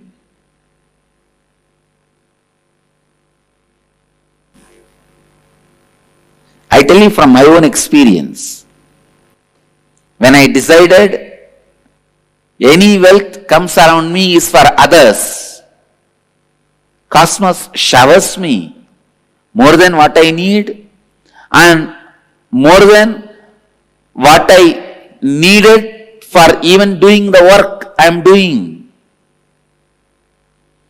Same way I decided, all my knowledge is for others. I am not going to keep anything secret for me. I am not going to keep anything from you. If I tell everything to my disciples, then they will grow more than me. I am very secure about that. No, I don't have the problem. So all my knowledge is for others. And I tell you, cosmos goes on showering, showering, showering. It goes on showering. Even I do not know how I am defining every principle, every concept. Just decide, life is for others.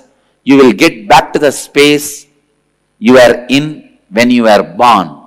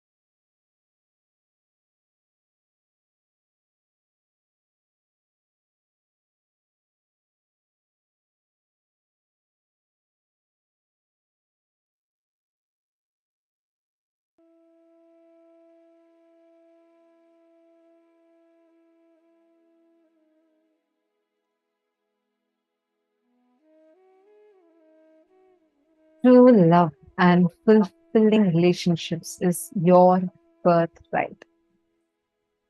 We listened to from Swamiji about this powerful revelation, and we also understood about completion with mother, the importance of completion with mother. See, fulfilling relationship means every relationship which reminds you again and again, gives you the experience of that oneness, is a fulfilling relationship. Like how Swamiji explained, right? See, one thing I want to tell every single one of you here.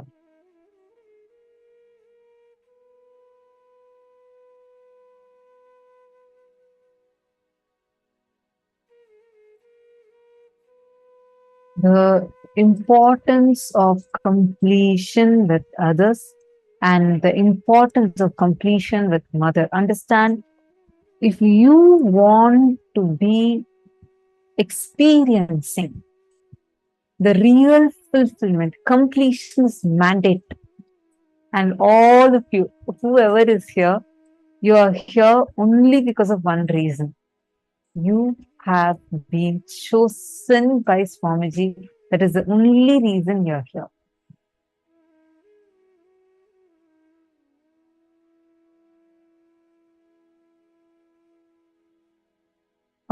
Sorry, Vidyarupanaya. I'm so sorry. I'm just seeing your message. If you're still here, please could you let me know?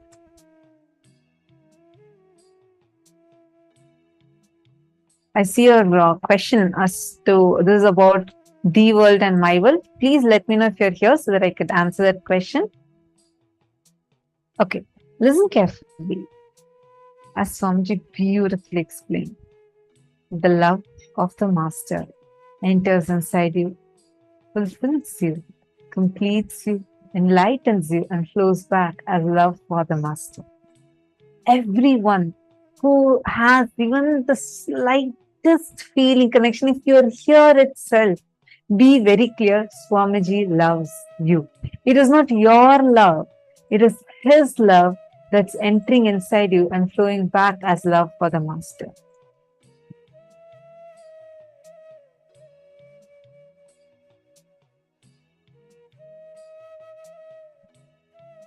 How many of you feel empowered at this one cognition?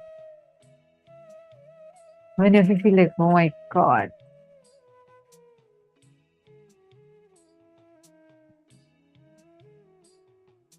Melanie saying, this is very powerful for me because I'm a mother.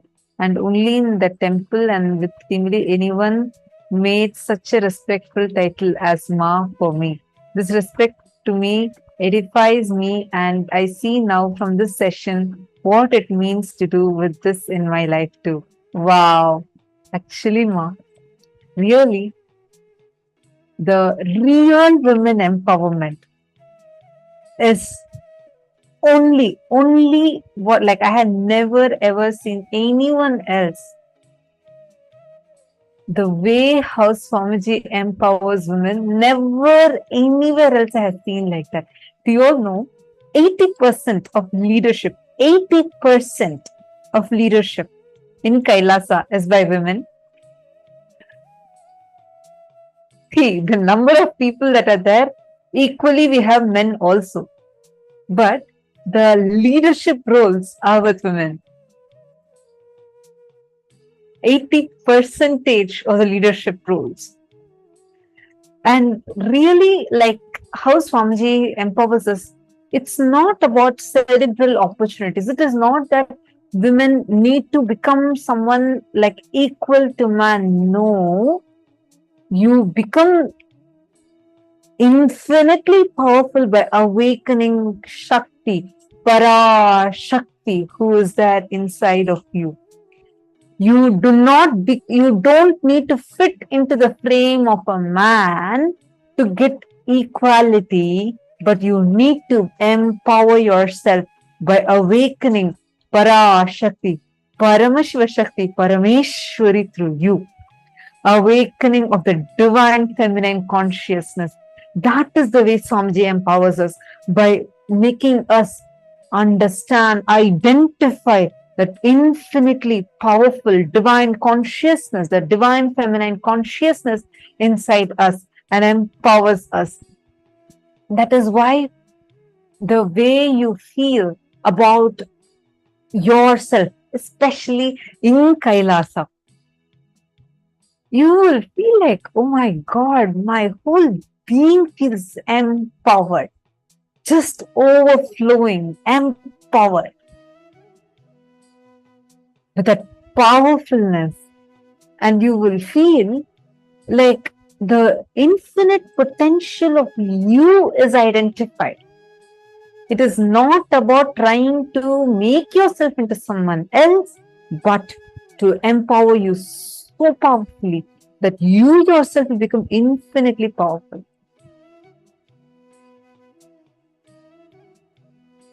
All right. I hope all of you are enjoying the sessions. Love of the Master is from the space of bioenergy, pure Kundalini, unpolluted. So naturally, that awakens your Kundalini Shakti. Your core opens up. That is why, how many of you here feel, I really don't know how and when I got connected to Swamiji, when I just fell in love with Swamiji. But right now, I am just overflowing. If I see in my phone, the wallpaper is him. Look around me, I have his photos. The whole day, even beyond my logical thinking, I am just all that time remembering Swamiji, living his teachings, enjoying his leelas. How many of you are like this?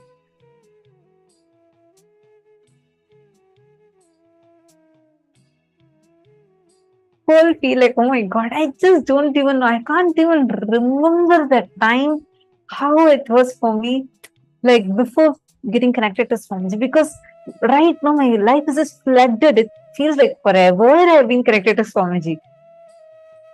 Understand, it is not your love, because it is his love. That is why you don't know. It is not a logical step by step you took and then you fell in love. You don't even know how, but you are just flooded. You're just flooded with his love because he loves you even before you started loving him. It's his love that is entering inside you and overflowing through you as love for the Master. It is, understand, he, even before you saw him, he saw you, he chose you. Only because he chose you, you are even able to have this feeling connection, this feeling inside of you to wanting to see him. You're even connected to him. How many of you are resonating with this?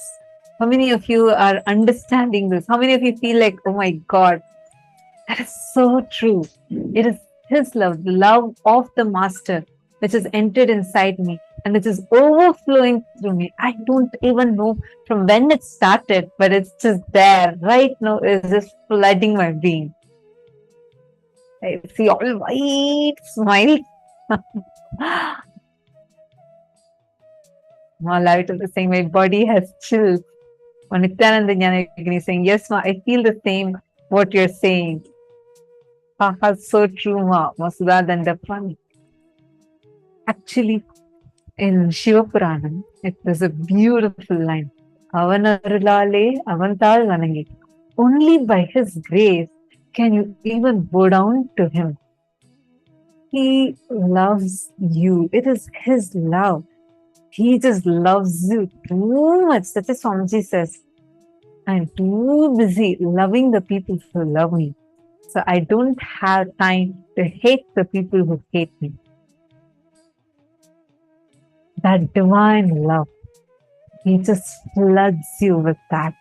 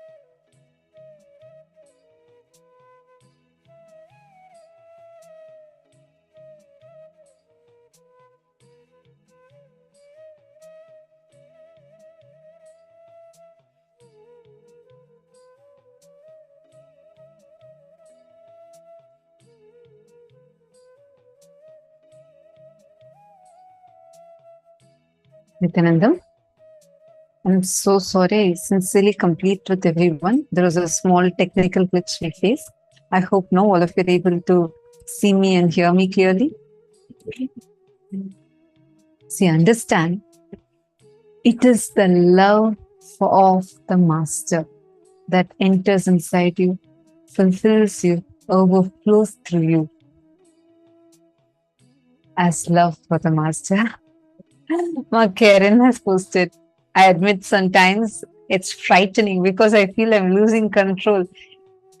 Hey Ma, understand, you are not losing control of yourself.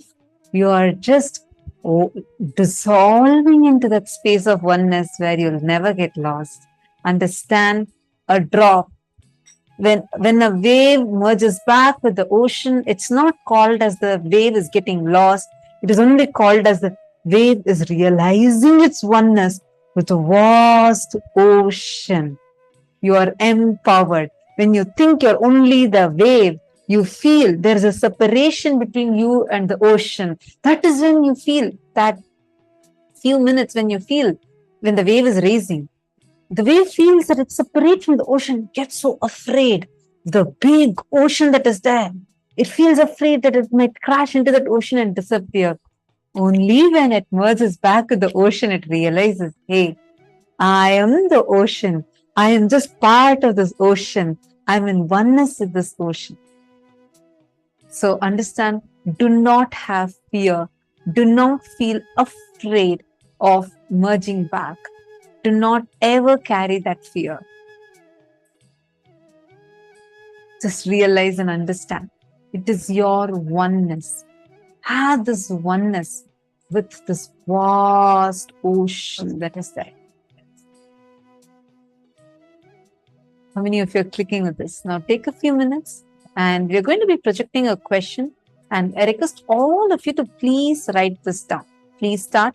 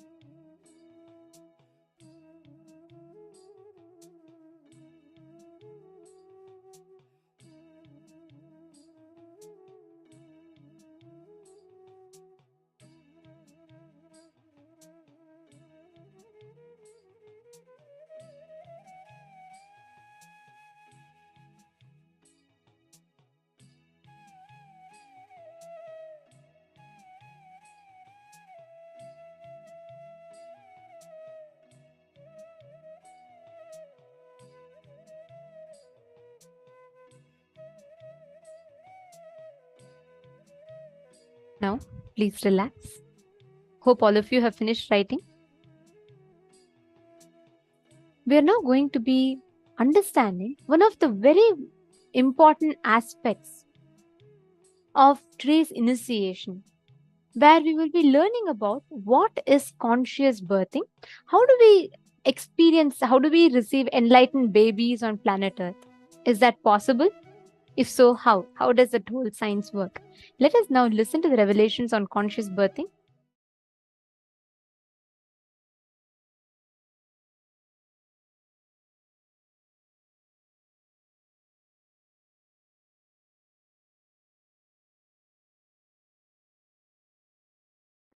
Consumerism is not the purpose of the human existence. Conscious possibility is the purpose of human existence.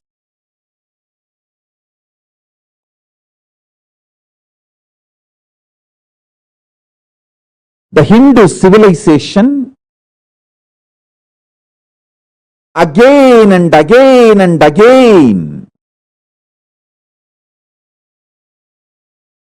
dedicated itself, rededicated itself in the field of conscious possibilities. It put all its energies, time, treasure, talent in this field. Hindu civilization has done extensive research in this field.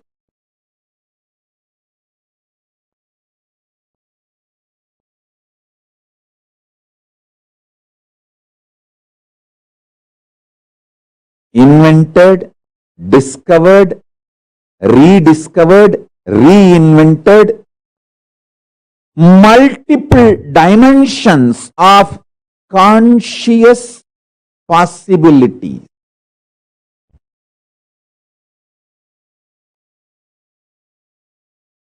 Your very core DNA can be given a breakthrough to the next level if you infuse intense consciousness in your life, in your existence. Understand? Consciousness is the base material on which you experience your I-ness, your I, your existence, what you perceive as you. You experience on the foundation of consciousness.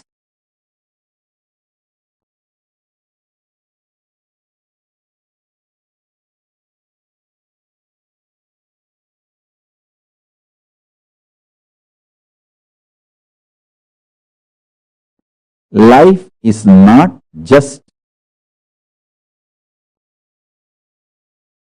probabilities from the mind. All probabilities, good or bad, worst to best, all probabilities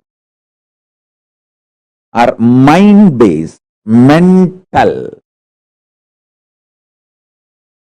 I am telling you, all probabilities are mind-based, mental.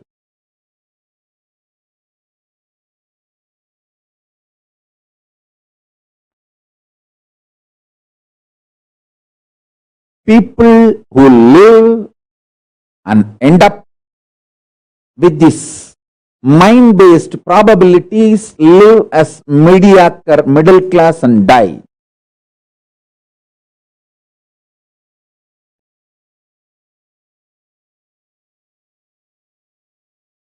People who experience conscious possibilities in their life give breakthrough to themselves, who manifest these conscious possibilities and demonstrate it to others, give superconscious breakthrough to others also. understand these examples I am giving, you will understand this. Three important methodology, dimensions through which my Guru Arunagiri Yogeshwara has taught me. He gave me the science of these three methodology to revive the conscious possibility for the world. One, Varnashrama Dharma, sovereign order of KAILASA, is fundamentally based on Varnashrama Dharma. Brahmacharya, Grihastha, Vanaprastha, Sannyasa, Brahmana, Vaishya, Kshatriya, Shudra, Varnashrama Dharma, centric revival. In that methodology, lots of conscious possibilities can be taught and revived to the human beings. Second is the Gurukul, where a powerful ecosystem is created and one group of sannyasis, acharyas and Gurukul balasans start manifesting powers that become such powerful energy magnet. All over the world, all the yoga prashtas get attracted automatically. Like magnet, and start coming towards the Gurukul, get educated, start manifesting the powers, start manifesting the conscious possibilities.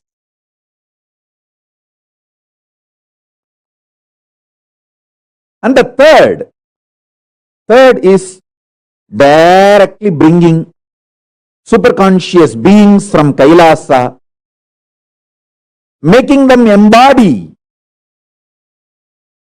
creating an atmosphere, right garbha, womb, right happening, embodying those great superconscious beings from KAILASA directly, keeping a powerful ecosystem and ambience for that incarnations to flower. Understand?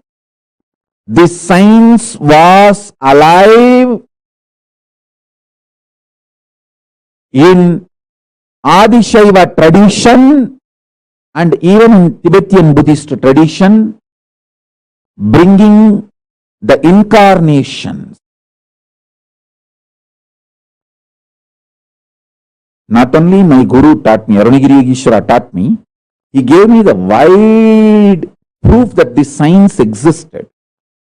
Only very recently, people forgot this science existed. Now with my Guru's grace, I am reviving it.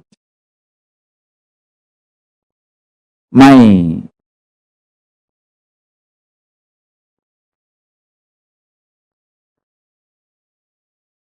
Guru Isaki Swami, he revealed this secret science to me once by explaining.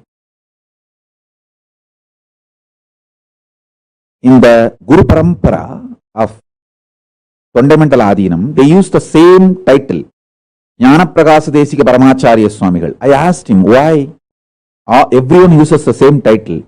He said, just few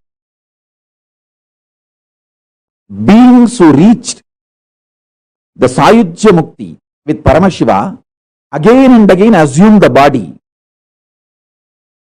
and maintain the Guru Parampara unbroken. That is why all of them are given the same name, Jnana Prakasa Desika Paramacharya Swamigal. Same way with Madurai. Few beings. That is why there are some names will repeatedly come in the 293. I am 6th Nithyananda. In that list, if you see, I am the 6th Nithyananda.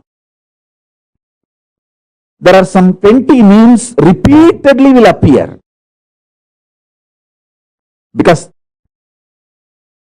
our ancestors know the science of reincarnation, bringing those great, highly evolved beings to planet Earth, making them embody and manifest the conscious possibilities. Reincarnation is neither concept nor theory or philosophy. It is a science, greater science of Hinduism.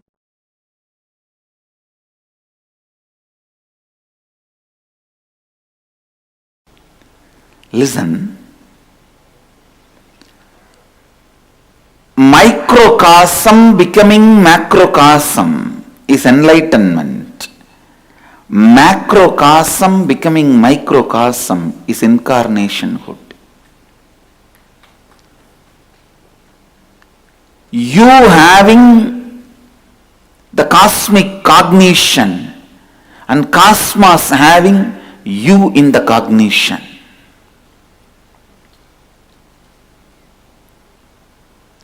You dissolving into these great truths and these great truths dissolving into you. Both of them are totally different. Listen, catch it. Catch it. Listen. With Upanishads, not only those great truths will provoke you to dissolve yourself into those truths, even they will dissolve into you. Listen, even they will dissolve into you.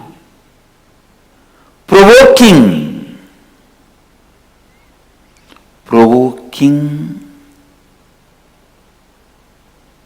your being to dissolve into the truth can be done by any spiritual book.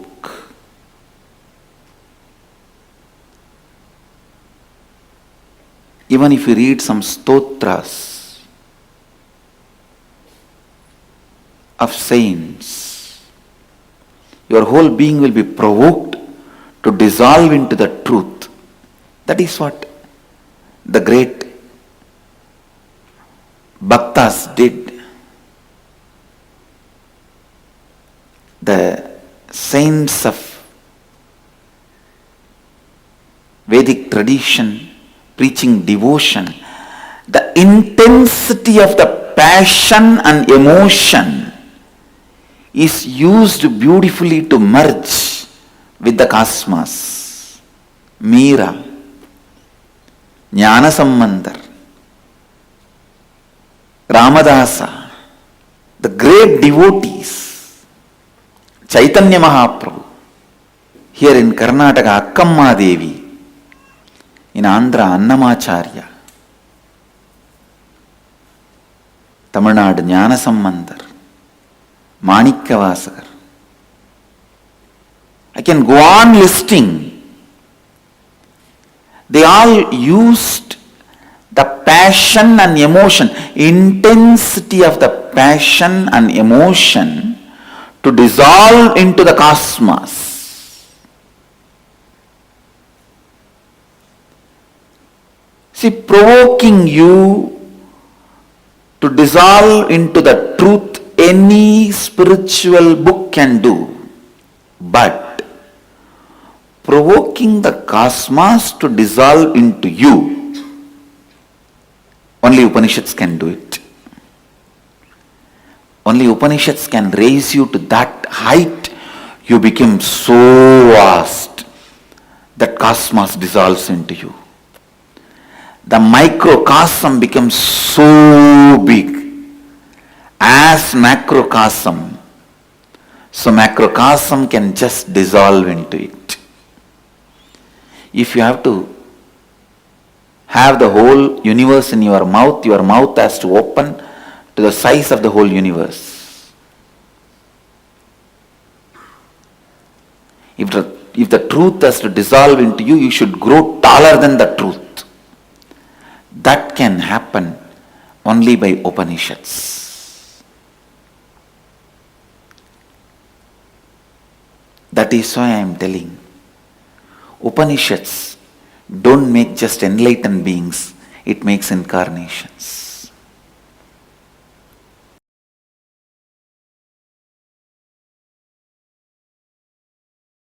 I am here to make you all experience, make us all radiate Paramashiva,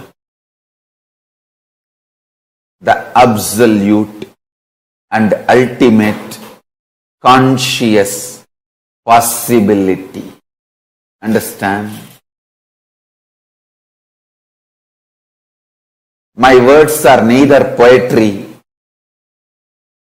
nor prose, or logical, or magical, or theory, or philosophy. It is straight from the heart of the Paramashiva to the heart of my disciples. It's from heart to heart. Paramashiva's heart to your heart. Listen.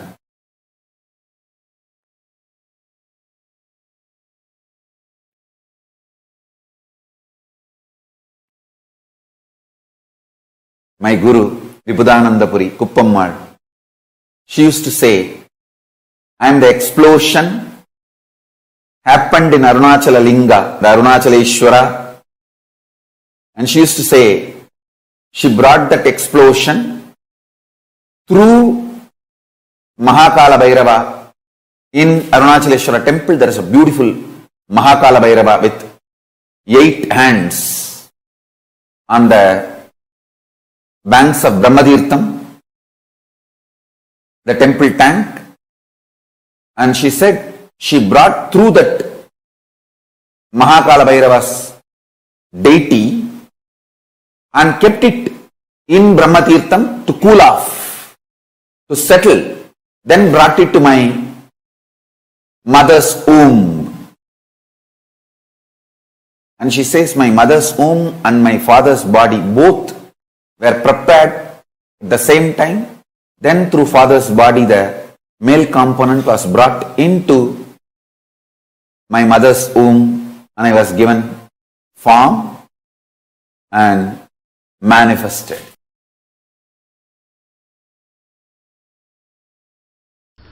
Let me explain the science of Yajna and Aushadha. The great rishis, the scientists of the inner world,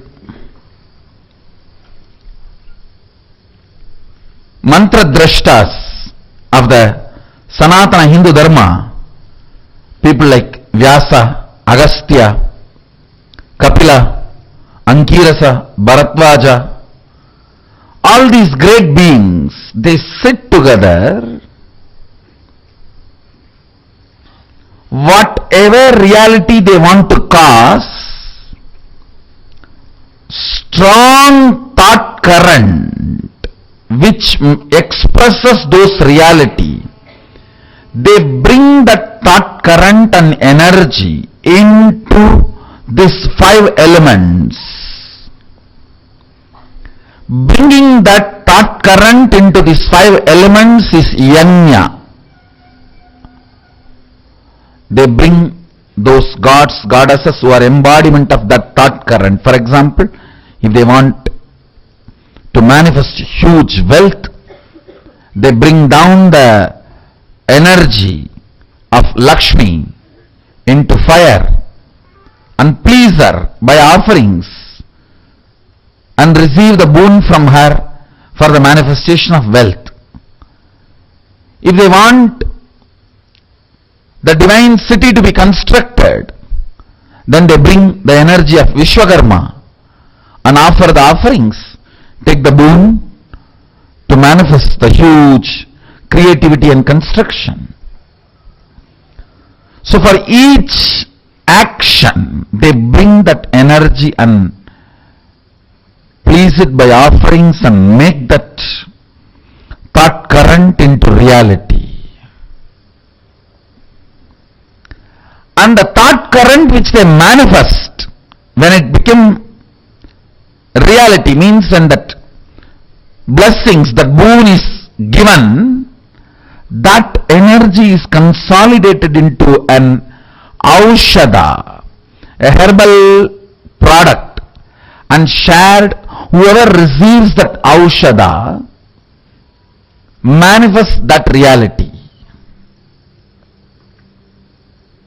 Now, I am going to do two things.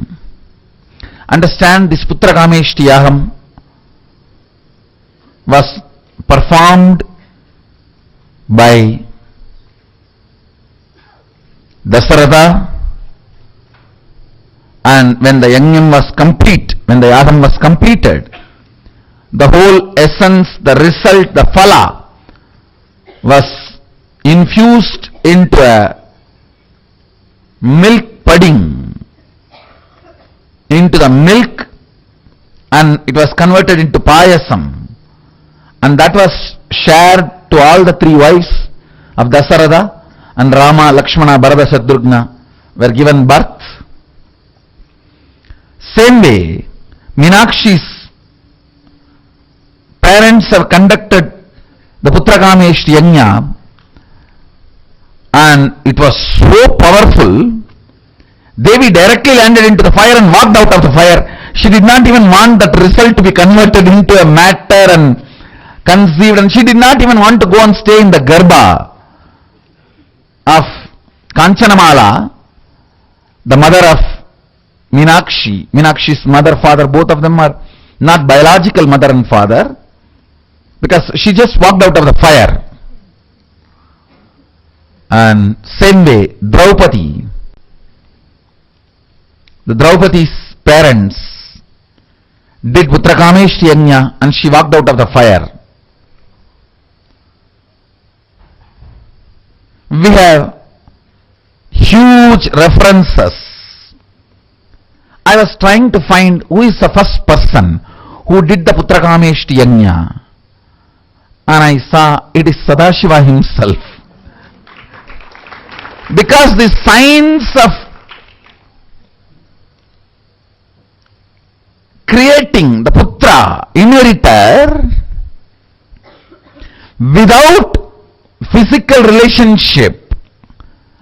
See, the Manmata's wife Rati has cursed Adishakti, Parvati, that you will not have physical relationship. Of course, the curse is nothing, they could have just thrown out. Anyhow, Sadashiva's form is beyond gender and sex.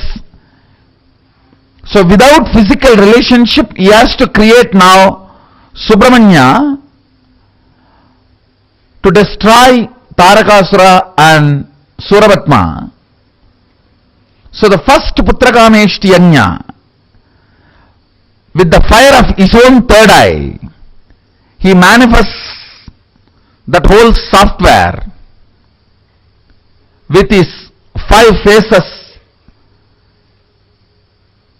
The energy gathers, and all the faces of Sadashiva contributes their energies. Then his unmanifest, the Avyakta component showers the energy. Then Adishakti showers her energy. The whole thing together becomes the form of Vishwarupa Skanda, Subramanya. And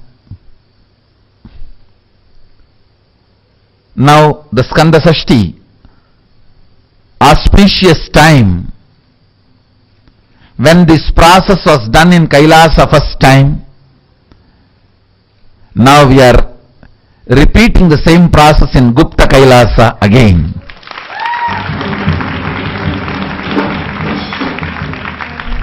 Now I am going to bring that same software through the third eye fire, manifest it, and once that energy is pleased and blessings are invoked, bring all the blessings into Aushada and share it with you all. So now the process is two level. One, release of that energy itself is going to be too powerful. Second, mapping it on the Aushadha and sending it to all of you. Understand, all, anyone who has the intention to have a child, your physical qualification, disqualification is immaterial. Doctors, medical science has no place here.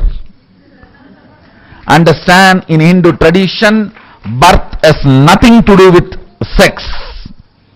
Birth and sex is separated in Hindu tradition. Best births are always Putrakameshti Yajna and Aushadha based. It was never normal physical sexual relationship based.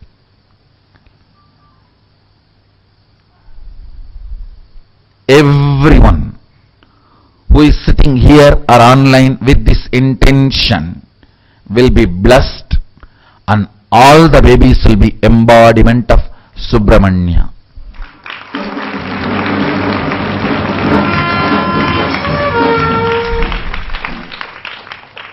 It may look very funny in the modern day if somebody says sex and giving birth to a child is separate, they both are not connected in Vedic tradition. Many things I say will look funny till it becomes reality. Materialistic world people, many things they say it will become funny once they become reality. Understand? What they declare, when it becomes reality, it becomes funny. What I claim, till it becomes reality only, it will look like funny.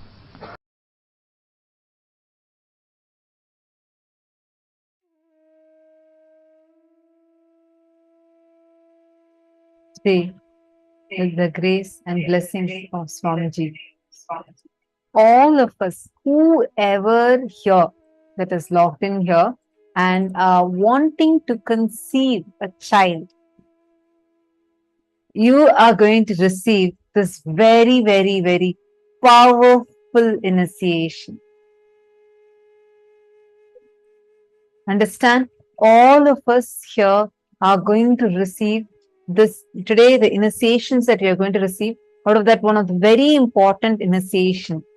Whoever wants to conceive a child, you can get an apple or a pineapple and sit as couples, preferably together, or even if you are not there right now, probably your spouse is in the office or elsewhere, you can get them to join the darshan right away. Please make sure they're joining now and getting an apple. Each of you should have one apple. Either apple or pineapple. Only these two fruits, no other fruit. Either apple or pineapple, as we had mentioned yesterday also. We request all of you to please get an apple or a pineapple. This is only for those who want to conceive a child. Kindly get it and settle down.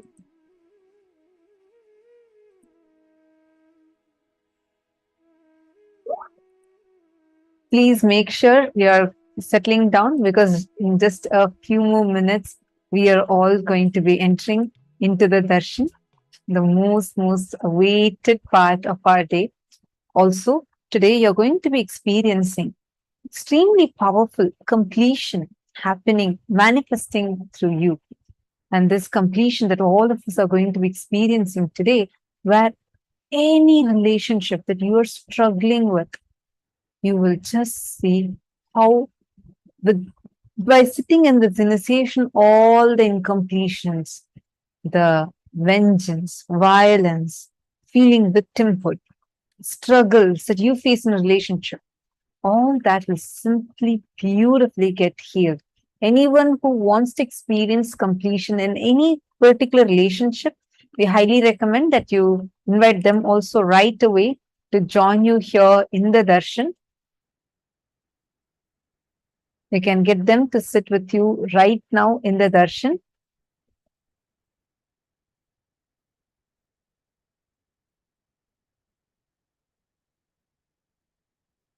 So now we are going to be showing you the link where all of you can sign up if you want to, whoever wants to receive the initiation for conceiving a child. We're going to now be showing you a form right now where all of you can sign up. Today, through this initiation, all of us are going to be literally infused with the consciousness. One, like Swami said, literally having the enlightened birthing. Anyone who wants to, any couple that wants to conceive a child. Apart from that, even many of you, if you have any relationship in life that you really want to have a breakthrough and you want to experience that shift, want to experience that fulfillment, today, through the darshan of Kalyana Sundaramurti, Uma Maheshwara Murti, Gauri Leela Samanvita Murti, Gauri Varaprada Murti forms of Paramashiva, all of us are going to be receiving that immense benefits where you will be able to experience fulfillment in all the aspects of relationships. You'll be able to experience the completion, and you'll be able to experience a tremendous shift in the way you look at that relationship. Especially if you have your family members, please bring them for the darshan today. Let them not miss. Just make them sit here in the darshan. You will see the kind of a difference, the experience that they will have. Just sitting here together, receiving the darshan, brings tremendous healing in all the conflicts that the relationships tend to carry. And you will experience the fulfillment in every aspect of life. Today, each of you had selected 3 relationships that you want to have a breakthrough in, right? I request every one of you, if you can, we have just about 10 minutes. If you all can take a few minutes to leave a message and invite, make sure, even if you've invited in the morning, make sure that your friends are here. Attending this darshan together as a family will have an amazing impact in the way you experience, in the way you see, in the way you experience those relationships altogether.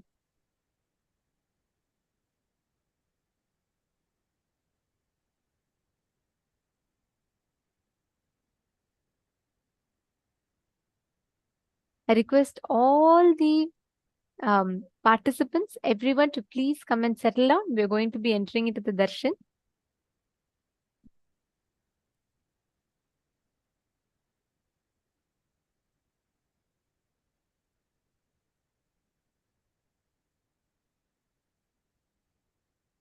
Now, I request all the participants to please settle down. Today, we have understood about one of the key important truths, the sacred secrets, how to harness fulfillment in relationships. How can you manifest that breakthrough? How many of you here have 3 relationships or any relationships that you really want to have a breakthrough? Can each of you list how many really in you really have a prayer that Swamiji, I really want to experience completion. I want to experience fulfillment with, let's say, my spouse or my mother, my father, some relationship in your life. You're yearning for experiencing fulfillment. How many of you have? Could you all please post in the chat?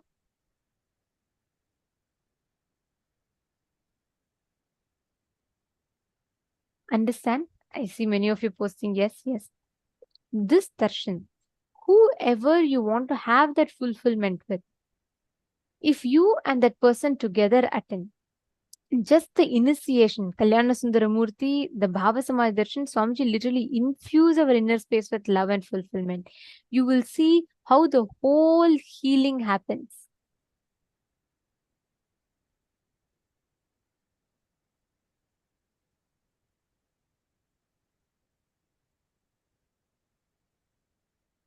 I'm seeing many of you posting, yes, you won't have the breakthrough. Today during darshan, just connect to Swamiji. Offer this as your prayer. Whatever aspect you want to experience, you want to receive that fulfillment in relationship. Today, you and that person, whoever you want to experience that breakthrough with, if possible, if you could please bring them. When you sit with them and when you attend this, it will have a phenomenal impact. You will see the way the whole breakthrough will happen in those relationships.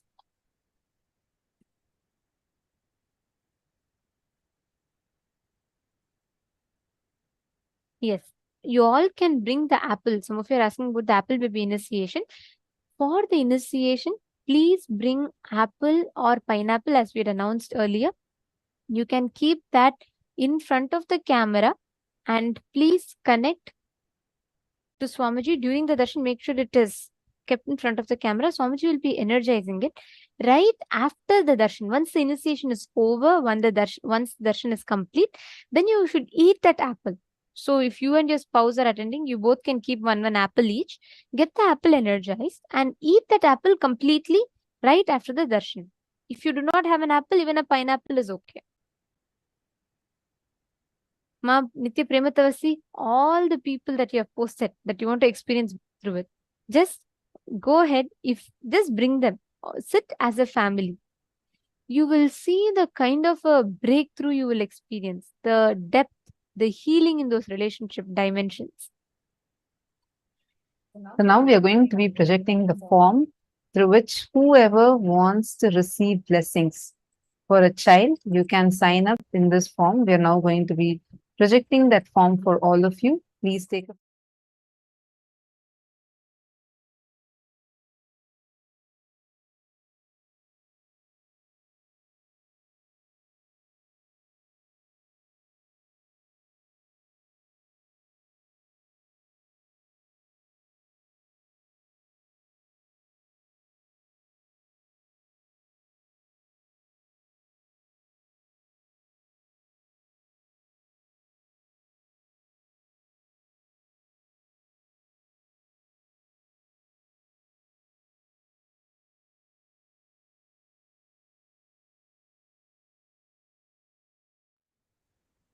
We request all of you take a few minutes and quickly sign up. It's tinyurl.com/blessings for child.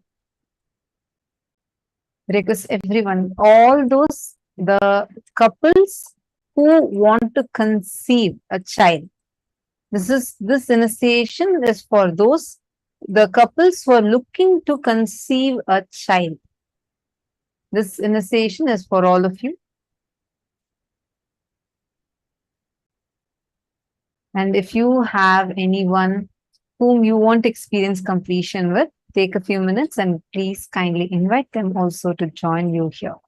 We are going to now be projecting the form for a few more minutes.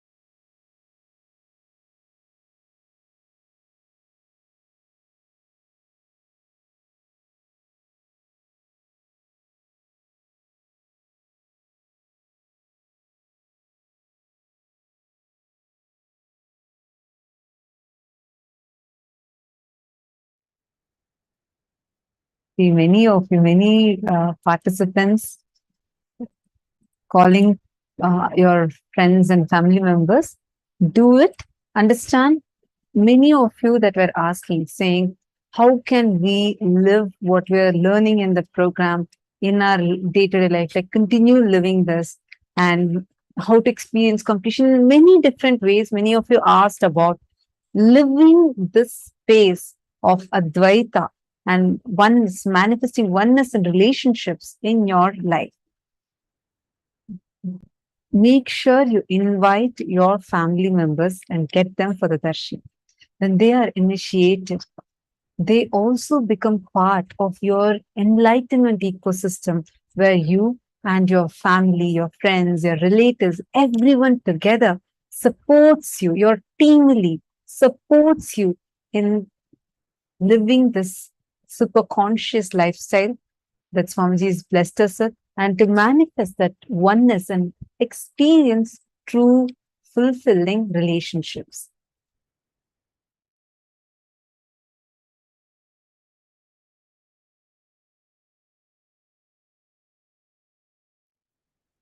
You all can take a few minutes. Whoever has not yet signed up for the superconscious birthing initiation, please take a few minutes and kindly sign up now.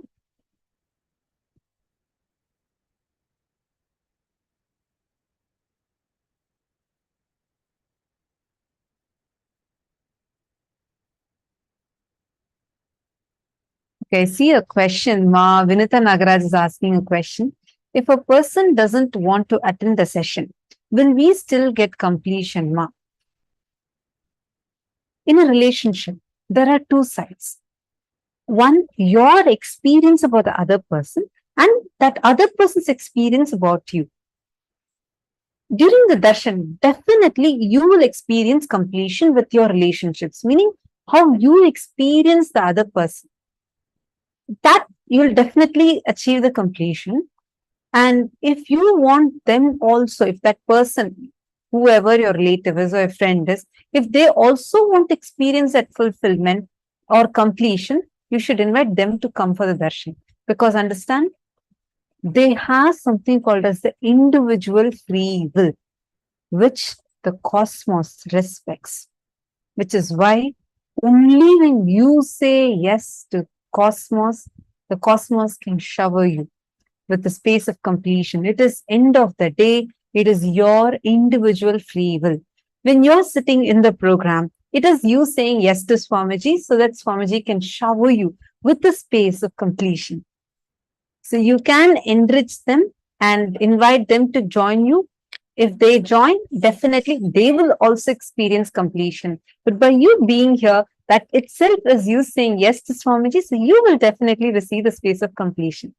Vinita Nagaraj, whoever you have written from morning, whatever completions you have done, anyone, any relationship you want to complete with today, see if you can bring them to the darshan. And even if not, you can post in the chat during the darshan and receive the blessings from Swamiji. Definitely you will experience completion from your side with that person.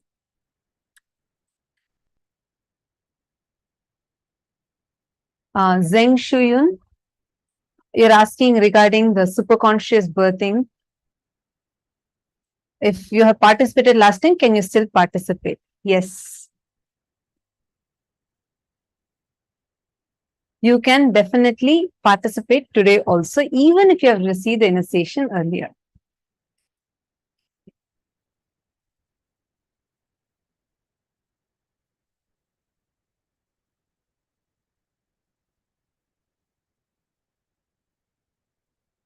Every one of you that are sitting here,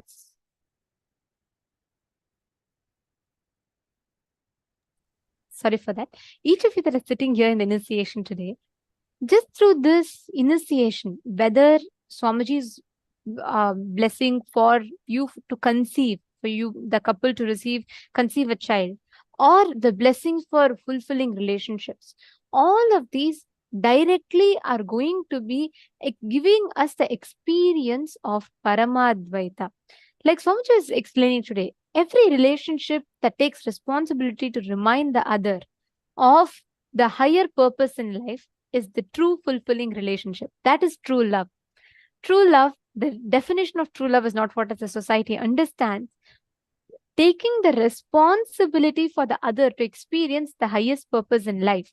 That is definition of true love.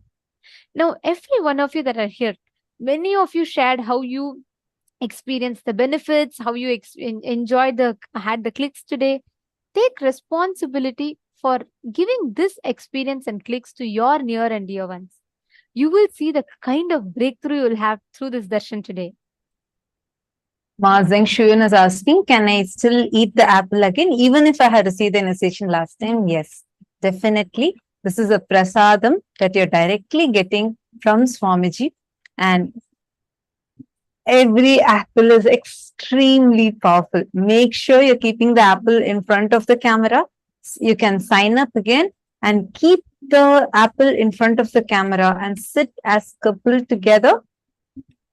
Each of you can have one apple or one pineapple. Any of these two fruits are okay. Have it in front of you and settle down. You will see how the initiation happens very, very powerfully. After the initiation is over, we will be announcing. At that time, you can consume. This apple will become energized, and the prasada, consecrated food, directly blessed by Swamiji, it will become a prasadam for you and you can consume it. If any of you have any further questions, feel free to ask. This is an important initiation. And all of you can post. See, many of you had identified the patterns because of which the relationships in your life is getting destroyed, or how you are responsible for many relationship issues you're having in your life. When we learned about the world and my world, some of you had posted and shared. Now, all of you can post that pattern, whichever pattern you want completion with. You can definitely post that in the chat when the darshan starts and receive blessings directly from Swamiji, and Swamiji will be completing you from all those patterns. Now, let us all get ready to receive the initiation. Now, we will be chanting the Dhyana Shloka, the sacred mantras, the shlokas, which describes each of these forms of Paramashiva. Today, all the forms that we are having the darshan of are the very forms of Paramashiva. Each time, the form that he assumes, whenever he comes to marry Devi Paramashiva Shakti, whenever he comes to remind Devi Paramashiva Shakti about experiencing the oneness with him. Today, we're having the darshans of Kalyana Sundara Murti, Uma Maheshwara Murti, Gauri Leela Samanvita Murti, Gauri Varaprada Murti forms of Paramashiva. We will now be chanting the Dhyana Shloka. We request all of you to sit straight with your head, neck and spine in a straight line.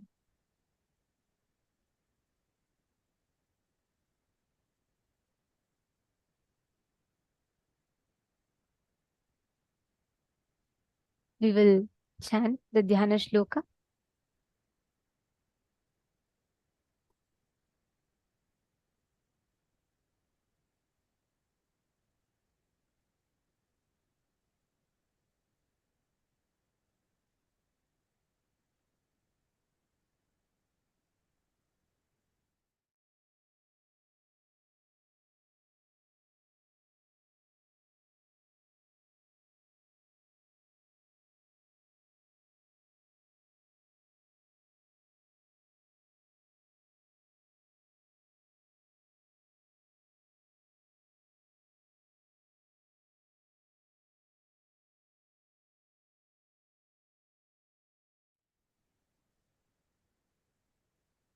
सिन्दूरापरं त्रिनेत्रं युगभुजसहितं हारकेयूरभूषं दिव्यैर्वस्त्रैर्वृताङ्गं वरसमुचितलसत् वेषयुक्तं शुभाङ्गं वन्दे कल्याणमूर्तिं करतलकमले देवी हस्तं तथानम् हस्ते टङ्कं मृगं च ततमवधरं बद्धगन्धेन्दुचूडम् धवलाब्जसुखासनसन्निहितं मृगं डिम्बकटङ्कवराभियनं सुमुखः परमुतपलं द्राकं वरया उमया सहितं हृदये तु भजे. The Dhyana Shloka of Uma Maheshwara Murti. The next is the Dhyana Shloka of Sukhasanamurti. अरुणाभसुभस्मविलेपनद्रं धरणीचरटङ्कं वराभयदम् अरुणं वरशोभिलसच्छुभदं गुणनेत्रं सुखासनरूपमिदं चतुर्भुजं त्रिनेत्रं च जटामकुटसंयुतम् अभयं दक्षिणं हस्ते वरदं वामहस्तके कृष्णापरशु संयुक्तं वामदक्षिणहस्तयोः शयानं दक्षिणं पादं दधं वामं तु कुञ्चितम् उमासहितत्सर्वं स्कन्दगौरीविवर्जितं सुखासनमिति प्रोक्तम्. These divine auspicious forms are the darshans that we are going to be receiving today. And you will get to manifest that immense oneness of Devi, Parashakti, Paramashiva Shakti, and Paramashiva himself in each and every one of your relationships. That's why again and again we're insisting that you get your family members and be in this darshan, because this darshan is very, very, very powerful. Anyone you want to experience completion with, just get them to be sitting with you in this darshan. Those who attended the entire day, you will see how whatever you learn, all of that will become your experience, and you'll have such an amazing initiation experience today. Today's darshan is too auspicious and best for all your relationships. And really, you will have that ability and power and the powerful cognition to have true, fulfilling relationship, manifesting oneness in your relationships. Pavanaya is saying, I just want to manifest one relationship with Swamiji. Like how Swamiji told today, right? In that satsang that we watch. Understand, even if you have even that one bit of that love, healing connection that you have, be very clear. It is not your love. It is his love that enters inside you, fulfills you, and flows back as love for Swamiji. Even before you knew him, he knew you. It is only because he chose you, you're even getting to experience him. Like how in Shiva Puranam, very beautifully it says, Avanarulale Avantal Vanangi.